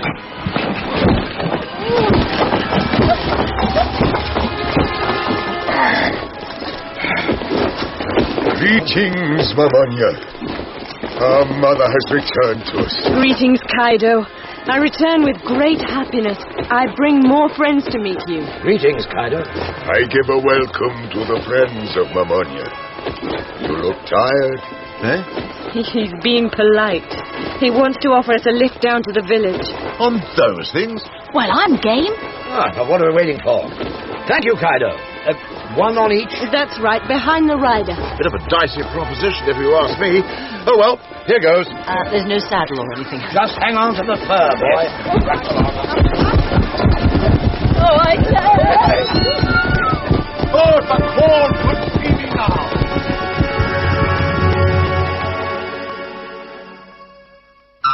Chairman, we are about to release Rudley into the Lacan. If you wish, I can route the transmissions of the hunt as we record them through to your ER receiver on channels 97 and 98. No, I'll come down to the control room. Very well. But, Mr. Rance, isn't that a stun gun? If we're going to overturn Freeth and his gang, we've got to have weapons. We've got a certain number of old-fashioned firearms, but we've also acquired a few of the Entertainment Division security weapons. But I won't let him even consider using them. They seem rather effective to me. A barbarous weapon. A full charge means total permanent paralysis. A nasty, lingering death. How can the new Paragon be based on such a thing? We'd be no better than those we fight. So you're converting them into simple, old-fashioned stun guns? Which will knock out the target for only a short while, exactly. And down there, we can scan the ER frequencies to try to pick up the hunts in the Lacan area. We managed to save 7 so far. How's it going, Meaden? I'm as bored as I was 3 hours ago. Hi there. Hello, you two. Happy with your quarters? It's like Toy Town. All those little huts. Super. Hang on. I thought I had something there. Yep, there it is again. He's on the run, all right. Right, put it on the monitor matrix so that we can all experience it. Poor devil. No, it must be Waldo. He's quite near. Look at the coordinates, just over the eastern hills. Try scanning the other channel for the hunters. Isn't that rather a tall order? It's usually a nearby frequency. They've very little imagination, these people. Got him. Look. Dodgy behind that outcrop. Now, don't lose him. Yes, Waldo, I can see him. Oh, you've got to do something. Hang on, the fool's making for the Gargan territory. Oh, no. I'll have to try and stop him. Oh, do something. Steady. Ah! He shot him. The incompetent imbecile. Standing orders. He's tried to wing him. If he once goes into a Gargan area, nobody can follow him. Our part of the hunt would be over. Though, of course, once the Gargan returns, we could at least enjoy his reaction to being, eaten alive. That's it, then. I'm not going in after him. Come on, let's get back. Bit of luck, really. I promise to take the kids to the big fight tomorrow. Switch to the quarry, maiden. Yep.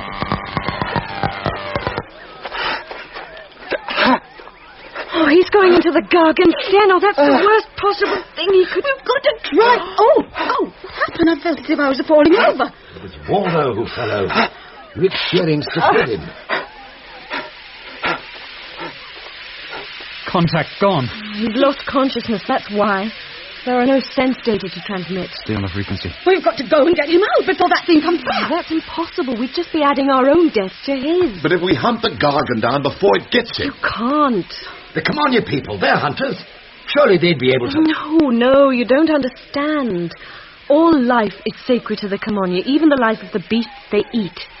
But the Gargan is holy. He stands for the spirit of life and death. Oh, Doctor, please, we must do something now. Sarah, it'd be worse than useless. We've got to find out the facts first. You mean they won't kill a Gargan in any circumstances? Never. And if you were to do it, it would destroy everything we've built up here. It's their greatest taboo. Come on, Jeremy. When you come into this life, death is inevitable. Inevitable? What's that you've got? I nicked the direction finder. It's just a matter of putting in the coordinates of the cave from the ER monitor. There, done it. Come on. Well, congratulations, Tragan. Your people have proved themselves as efficient as their colleagues. Have you ever heard the saying, a fish rots from the head downwards? No? Think about it in bed tonight, if you can't sleep. All I can do is talk to Kaido, but I'm not very hopeful. If there's anything that I can... No, forgive me. It would be better if I can see him alone. Our hands are tied, Brigadier. Even if we could lure the creature away, the poor boy's still doomed. Unless we could get him right away from this place. Yes, but if we do that, wait a minute, where's Sarah? And Jeremy? Haven't seen them for some time. Oh, the little fools. They've gone to try a great romantic rescue. We'll have to stop them. Well, do you know the way? Of course I do. We flew over the whole area, didn't we? Were you coming? Well, I'll catch you up. Oh, can't you go any faster? You go on ahead. No, you might lose your way. I'm sorry, I've got to stop. I'm puffed out. Oh, Jeremy. No sign of them. Yes, well, they're younger than we are. By several hundred years. Speak for yourself, Doctor. I don't know. Anya said that if we step across that line Oh, of no, we rock... can't worry about that now. Oh, be quiet, for heaven's sake. Let's just pray the Gargan isn't in the cave. No, it's all right. It hasn't come back. Thank God, there's Waldo. Waldo! I say, he hasn't half lost a lot of blood. Waldo, can you hear me? Wake up, please. Well, there's the cave, but there's still no sign of either... What was that? Here they are! And they've got the boy! It's a blasted monster and it's right behind them! Oh, he's awfully heavy. Oh, Waldo, wake up. Try to walk. Oh, Waldo, try. You've got to try. Please.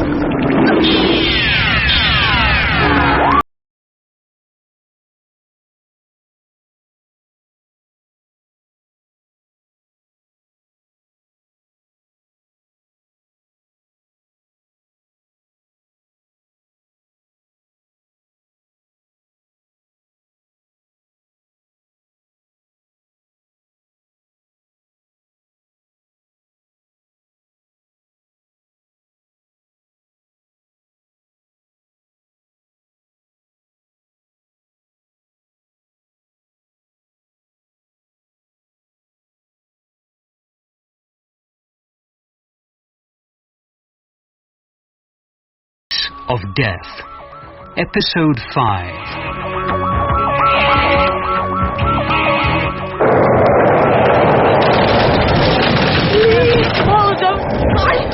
It's no good, I can't hold him. Anna, we're coming. Right, let us take it. Hold on! What's that you've got? It's the hand stun gun from the village. No, wait a minute, I've got a better idea. Look, lead apart the many floods.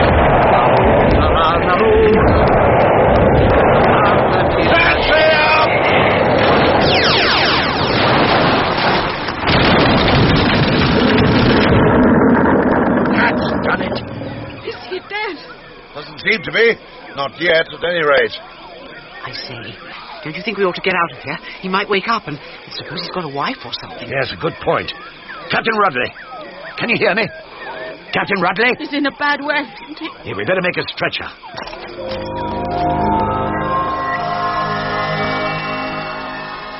No Venusian lullaby.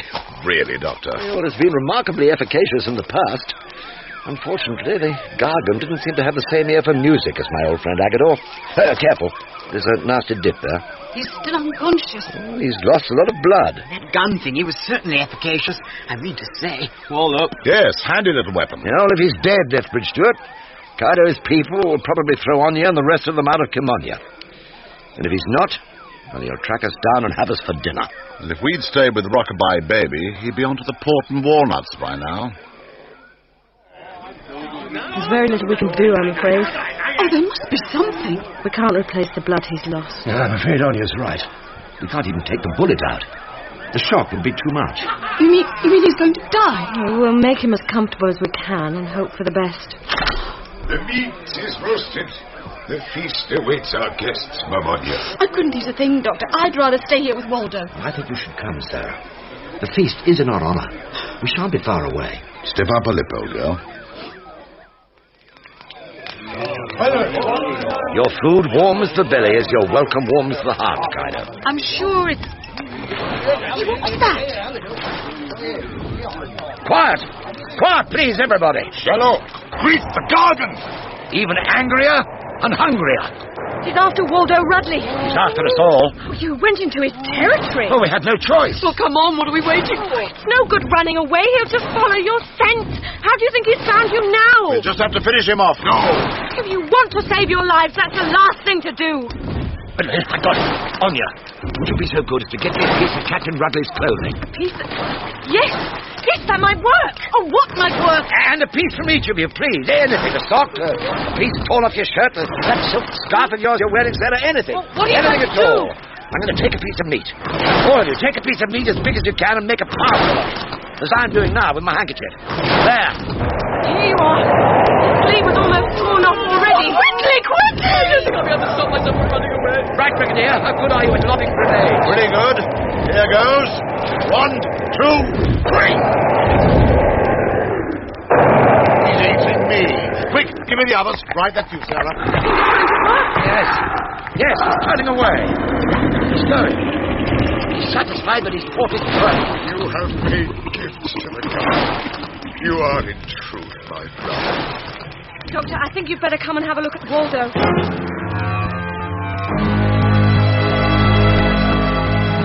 What is it, Tragan? I have an eager young souffle in front of me, trembling in anticipation of ravishment by my fork. Be brief. Rudley, Chairman. We picked up a contact. Is that all? It was very short, but before he lost consciousness again, he saw the woman on your Fajan. As I took his shirt sleeve, he opened his eyes for a moment, but he didn't seem to hear me when I spoke to him. Captain Rudley? Waldo? Is he getting worse? I'm afraid he's gone. What? Oh, we should never have left him. There was nothing any of us could do. He just went to sleep, Sarah. I wanted to stay with him and you wouldn't let me. We just went away and left him. We let him die alone. You were right.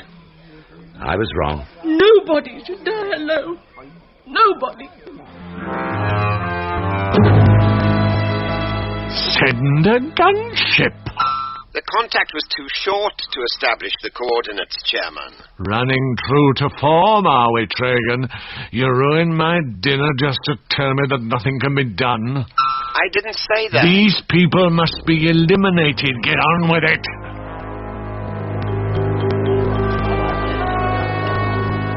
It's my fault, Rance. Because the boy was unconscious, I quite forgot that the transmission needle should be deactivated. So we can expect an attack at any time. All our plans are for nothing. We just give up. How advanced are your plans for the coup? Just about complete. Well, then why wait? Attack, the best form of defense and all that. Why not go ahead at once? It's not so easy. Yes, we've completed our plans for the takeover at the palace and the corporation. All the strategic points, in fact.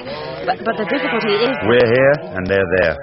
We have to make a preliminary foray to capture enough transport. Or are you suggesting that we could ferry 372 people in Anya's fly car? I see what you mean. Well, that might be an answer, you know. If our new friend Kaido can be persuaded to play ball.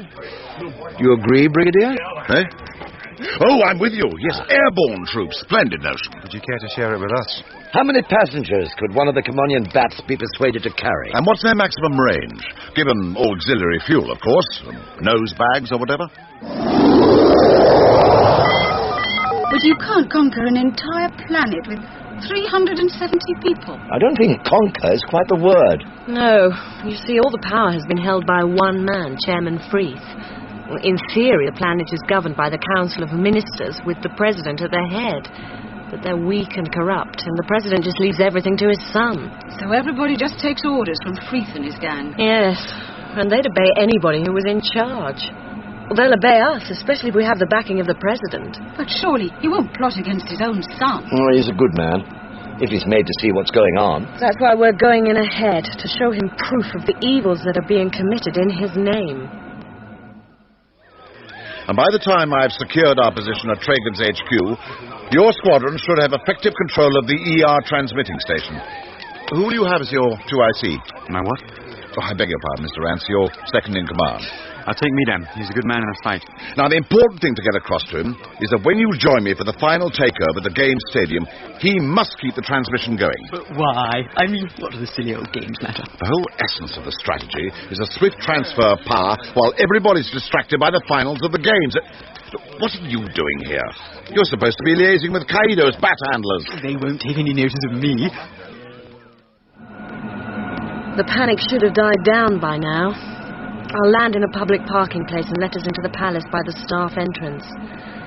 I've still got my Katian Glessi pass, so I'll give you the Onya Farjan key in case we have to separate. Could you get us into the Paragon Corporation HQ? Probably. Why? Well, there's something missing in the Rapine story. It's been nagging at me from the start. And if what I suspect is true, then I'm quite sure you'll have no trouble at all getting the President on our side. Even so, I hope that I'm wrong. Why? What do you suspect? Something more horrible than anything we've found out so far. My. Aren't we the beau of the ball? Oh. The people will think that their president has found the secret of eternal youth. Thank you, Gallet. That will be all. Very good, sir. Oh, you're a dear boy, Bellog. I wish, though, that my Anya hadn't left me. She really understood how to do my hair for these public occasions. A bond servant. A middle lower, or at the most a lower middle. You can't trust these people, Father. No sense of integrity, of loyalty. I'm afraid you're right, but Anya, of all people... No, I just give thanks as I have you. It's a great comfort to an old man to know that our heritage is in safe hands. Our heritage, if not our hair, eh, Father?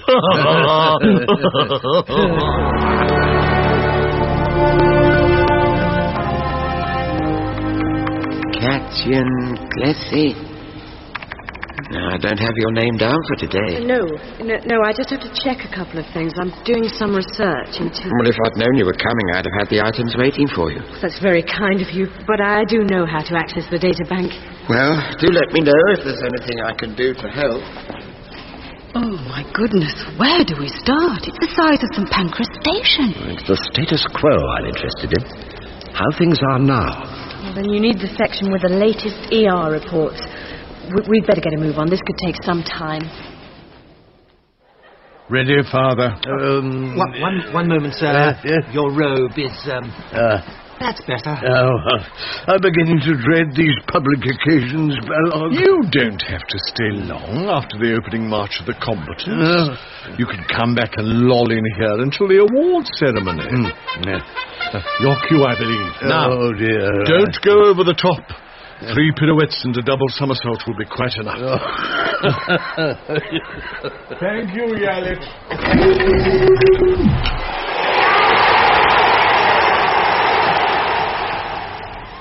Yeah, I must say these ER visual reports are remarkable. I'm there. I'm really there. Well, rather, that's how it seems. World after world, like a series of instant package tours, and it's interactive. Is it any help, though? Yes, it's beginning to come clear. The Federation planets, the colonies, or whatever, form a chain, a string of worlds exporting rapine and importing goods. Flourishing, just as Freeth promised. So, what's worrying you? The planets where the supply of rapine is dwindling. The economies are starting to break down.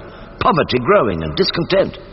The fertility has been eaten up and has to be replaced by massive doses of fertilizer. Oh, I could have told you that. Of course. It's what I expected. But what is the end term of the progression? And where does the fertilizer come from? Anya, could you patch 3 ER channels together so that we could all have a look? Just a matter of patching in. Right, then let's go to Blestonu, where the TARDIS first landed. Blimey, all right. Yeah, we're in the middle of a war. A conventional shooting war. An old-fashioned tribal war. Too close. Yeah, I suspect this is only the tip of the iceberg. A body that's been blown to bits isn't much use to anybody. What do you mean? Let's have a look around. This is what I was afraid of. There must be hundreds of bodies. Some soldiers, but mostly women and children. Yeah, refugees. And look over there to the left. A mechanical lifter, loading them into a truck. Can you see the driver? Look at him, he's wearing a gas mask. And the truck has the badge of the Paragon Corporation. I understand. Well, I don't. What are you getting at, Doctor? Can you take any more? Well, I must. A queue of Paragon trucks. And they're... Oh, my God! They're tipping the bodies into that machine. A processing plant. And coming out the other end, all neatly bagged and labelled, is fertilizer. For the planet next up the line. Switch it off. We've seen enough. You were right, Doctor. When the President finds out that this nightmare is how his dream has ended... Give me that tape. I must go to him at once. But why do they keep a record of it all? It's evidence against them. Why did President Nixon keep the Watergate tapes? Or why did the Nazis keep neat registers of the horrors they perpetrated? They think they're all powerful. If we only knew where Freeth was lurking. Stay where you are. Put your hands in the air. You are surrounded. Ah, Mr. Tragan, the very man.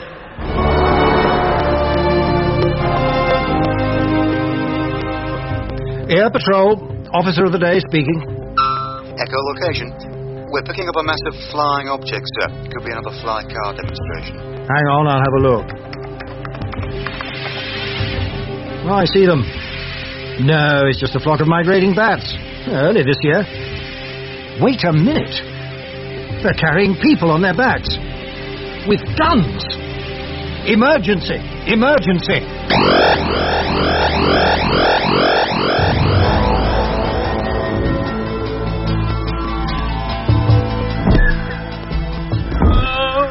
Honestly, I really do think I'm going to be sick. Nonsense! Just a few pre-battle butterflies, that's all. Zoom in the thick of it. Concentrate on that. That's what's making me feel sick. Here they come! By Jove, they're coming on fast. Too fast.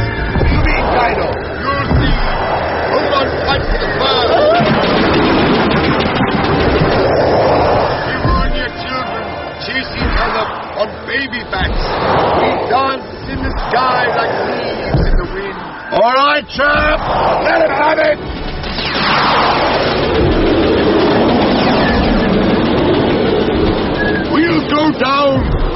big hut. They cannot chase us there. Can you land my lot on the roof of that one, the large one?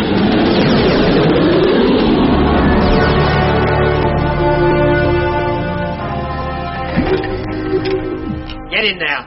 Where is this place? You're in the security section of the stadium, where we bring the troublemakers. That better be... Well. 2 sitting ducks, Chairman. Congratulations. I must admit I had the utmost lack of confidence in you. I'm afraid the others are still missing, including the woman who pretended to be the dead Catian. No matter, this is the one I want. I have been made to look a fool, Doctor. Appearances are not always deceptive. A cheap jibe, Doctor. And one that is going to kill you. You have given me a simply splendid idea. I can't wait. Well, since you're in the market for making people look like fools, I thought, you see, it's been an age-old custom for at least 5 years that before the championship final, the audience is given an hors d'oeuvre, an antipasto, a little snackette, so to speak. 2 fierce gentlemen come on dressed as clowns and perform a send-up. Is that right? A send-up of the final, and I thought, what a spiffing wheeze if you, a doctor, were to be understudy, so to speak. And to make sure that you lose, we'll put you up against Mr. Jen Hegger, who is odds-on favourite to win the championship. Are you with me so far? And if I refuse? Ah, but you won't. Every time you jib, we shall bring you a piece of your lady friend. Only teensy-weensy pieces, of course. We're not barbarians. You'll leave Sarah alone. Entirely up to you, old boy. You haven't said anything about the toad. Nor I have. The cherry on the icing of the toadies. You see, the fighting circle is in the middle of well, I think you would call it a catwalk over a pit. And in the pit, and this is where the fun comes in, is a toad. The giant butcher toad, they call him. Though he's not so big as all that. About the size of a bull, I suppose.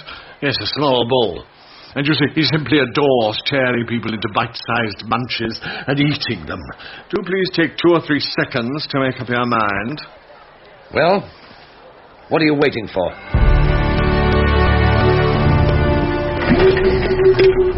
Yes? Refreshments for the president. I didn't order. No, never mind. Thank you. Did I hear? Is that you, Anya? Yes, President. Oh, my Anya, you come back. You come back to me. Now listen, everybody. Slight change of plan. Seems Tragan's people have concentrated themselves in the communications area, which is here. The recce suggests that if we approach from here, we can take cover, run the perimeter here, and with any luck, give them the surprise of their lives. Are you listening, Jeremy? Yes, jolly good idea. Off we go, then. All patrols. Captain Superintendent Lexon here. Remain on full alert. It seems that Air Wing have dispersed the demonstration, but groups of armed dissidents may be encountered anywhere in the city. Most of them have got ER headsets on. They must be watching the game. It is of the utmost importance that the games must not be interrupted. Right, get on with it. Must be in position by now. Good luck, Jeremy. Freeze! Hands above your heads! He shouldn't be there! It's Park! Enemy! Everybody down!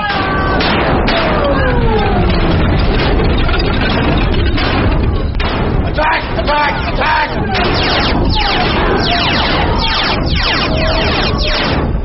He's firing! Well done, everybody. All right, Jeremy, you can come out now. Sit down, Miss Smith, please. There's nothing you can do. Can't I at least go somewhere to watch the fight? And escape? And spoil all the chairman's plans? No, my dear.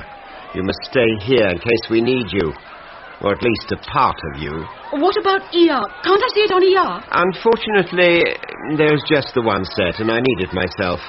However, if you sit down, like a good girl, I'll tell you what's going on. Nothing much at the moment. They must have announced the fight by now. I expect the doctors... Here comes Jen Hegger now into the presidential box.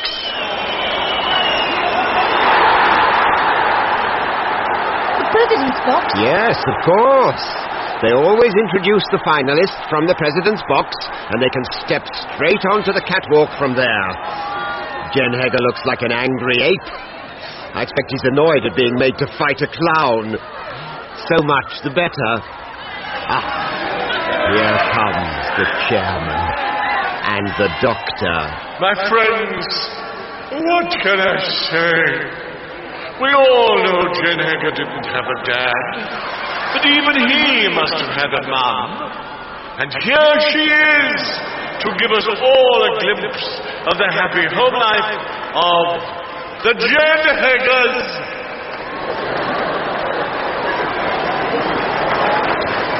A glimpse is all we're likely to have. He's got a broadsword and a shield, and the doctor's got a rolling pin. That's not fair! Oh, no, it's not. He is. They're out on the catwalk now, and the gate's shut.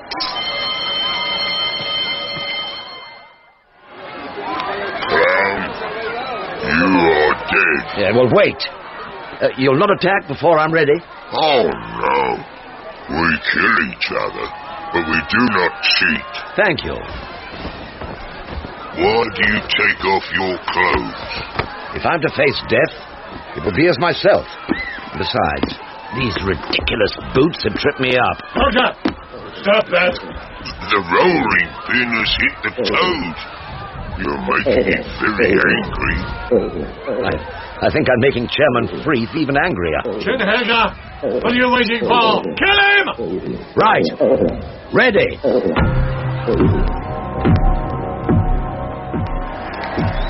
Why are you telling me all this, Anya? It can't be true. Yes. You hate me so much. Of course, it's a shock to you, but it's true. I can prove every word. But how could my son have been so deceived? Oh, President Freeth, he is the most guilty one of all.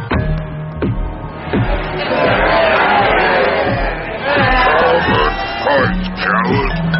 Come and taste the sharpness of Jen Hager's sword, or are you too terrified to move?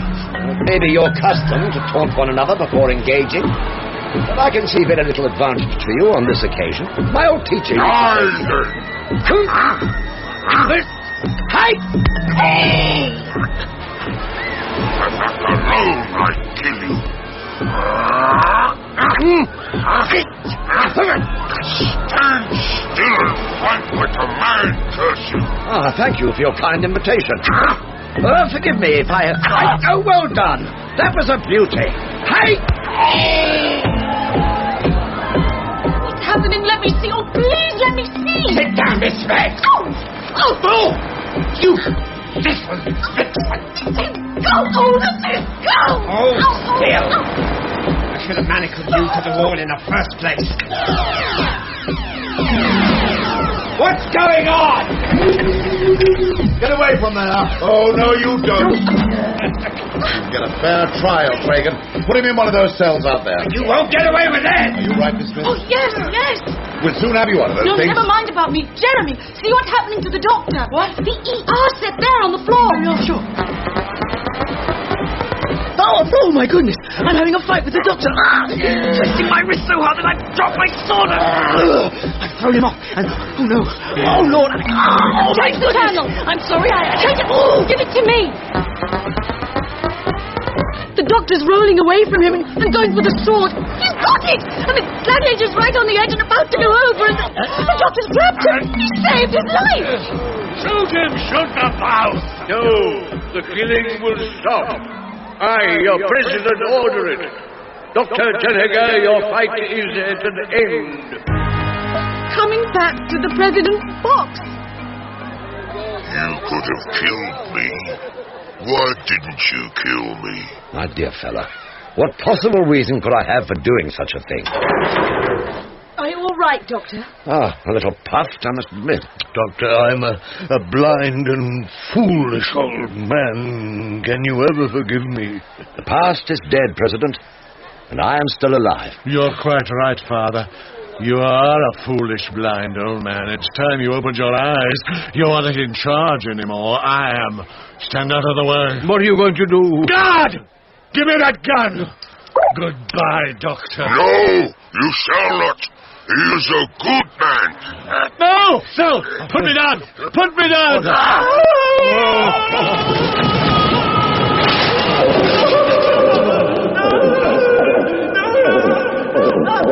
President, don't look! I've turned away my face too many times. If I had not, I might still have a son.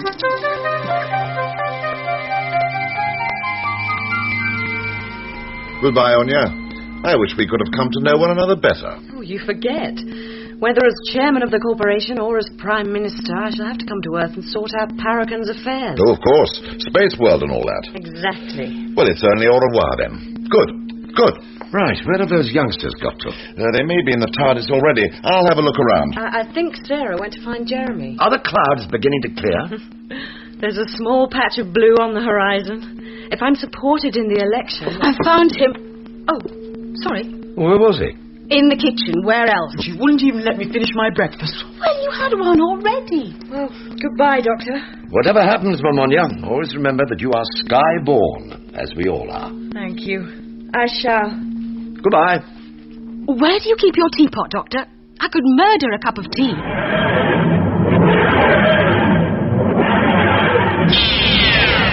The Paradise of Death was written by Barry Letts and starred John Pertwee as the Doctor, with Nicholas Courtney as Brigadier Lethbridge Stewart, Elizabeth Sladen as Sarah Jane Smith, Harold Innocent as Freeth, Peter Miles as Tragan, Maurice Denham as the President, Richard Pearce as Jeremy Fitzoliver, Jonathan Taffler as Captain Waldo Rudley, and Jane Slavin as Anya.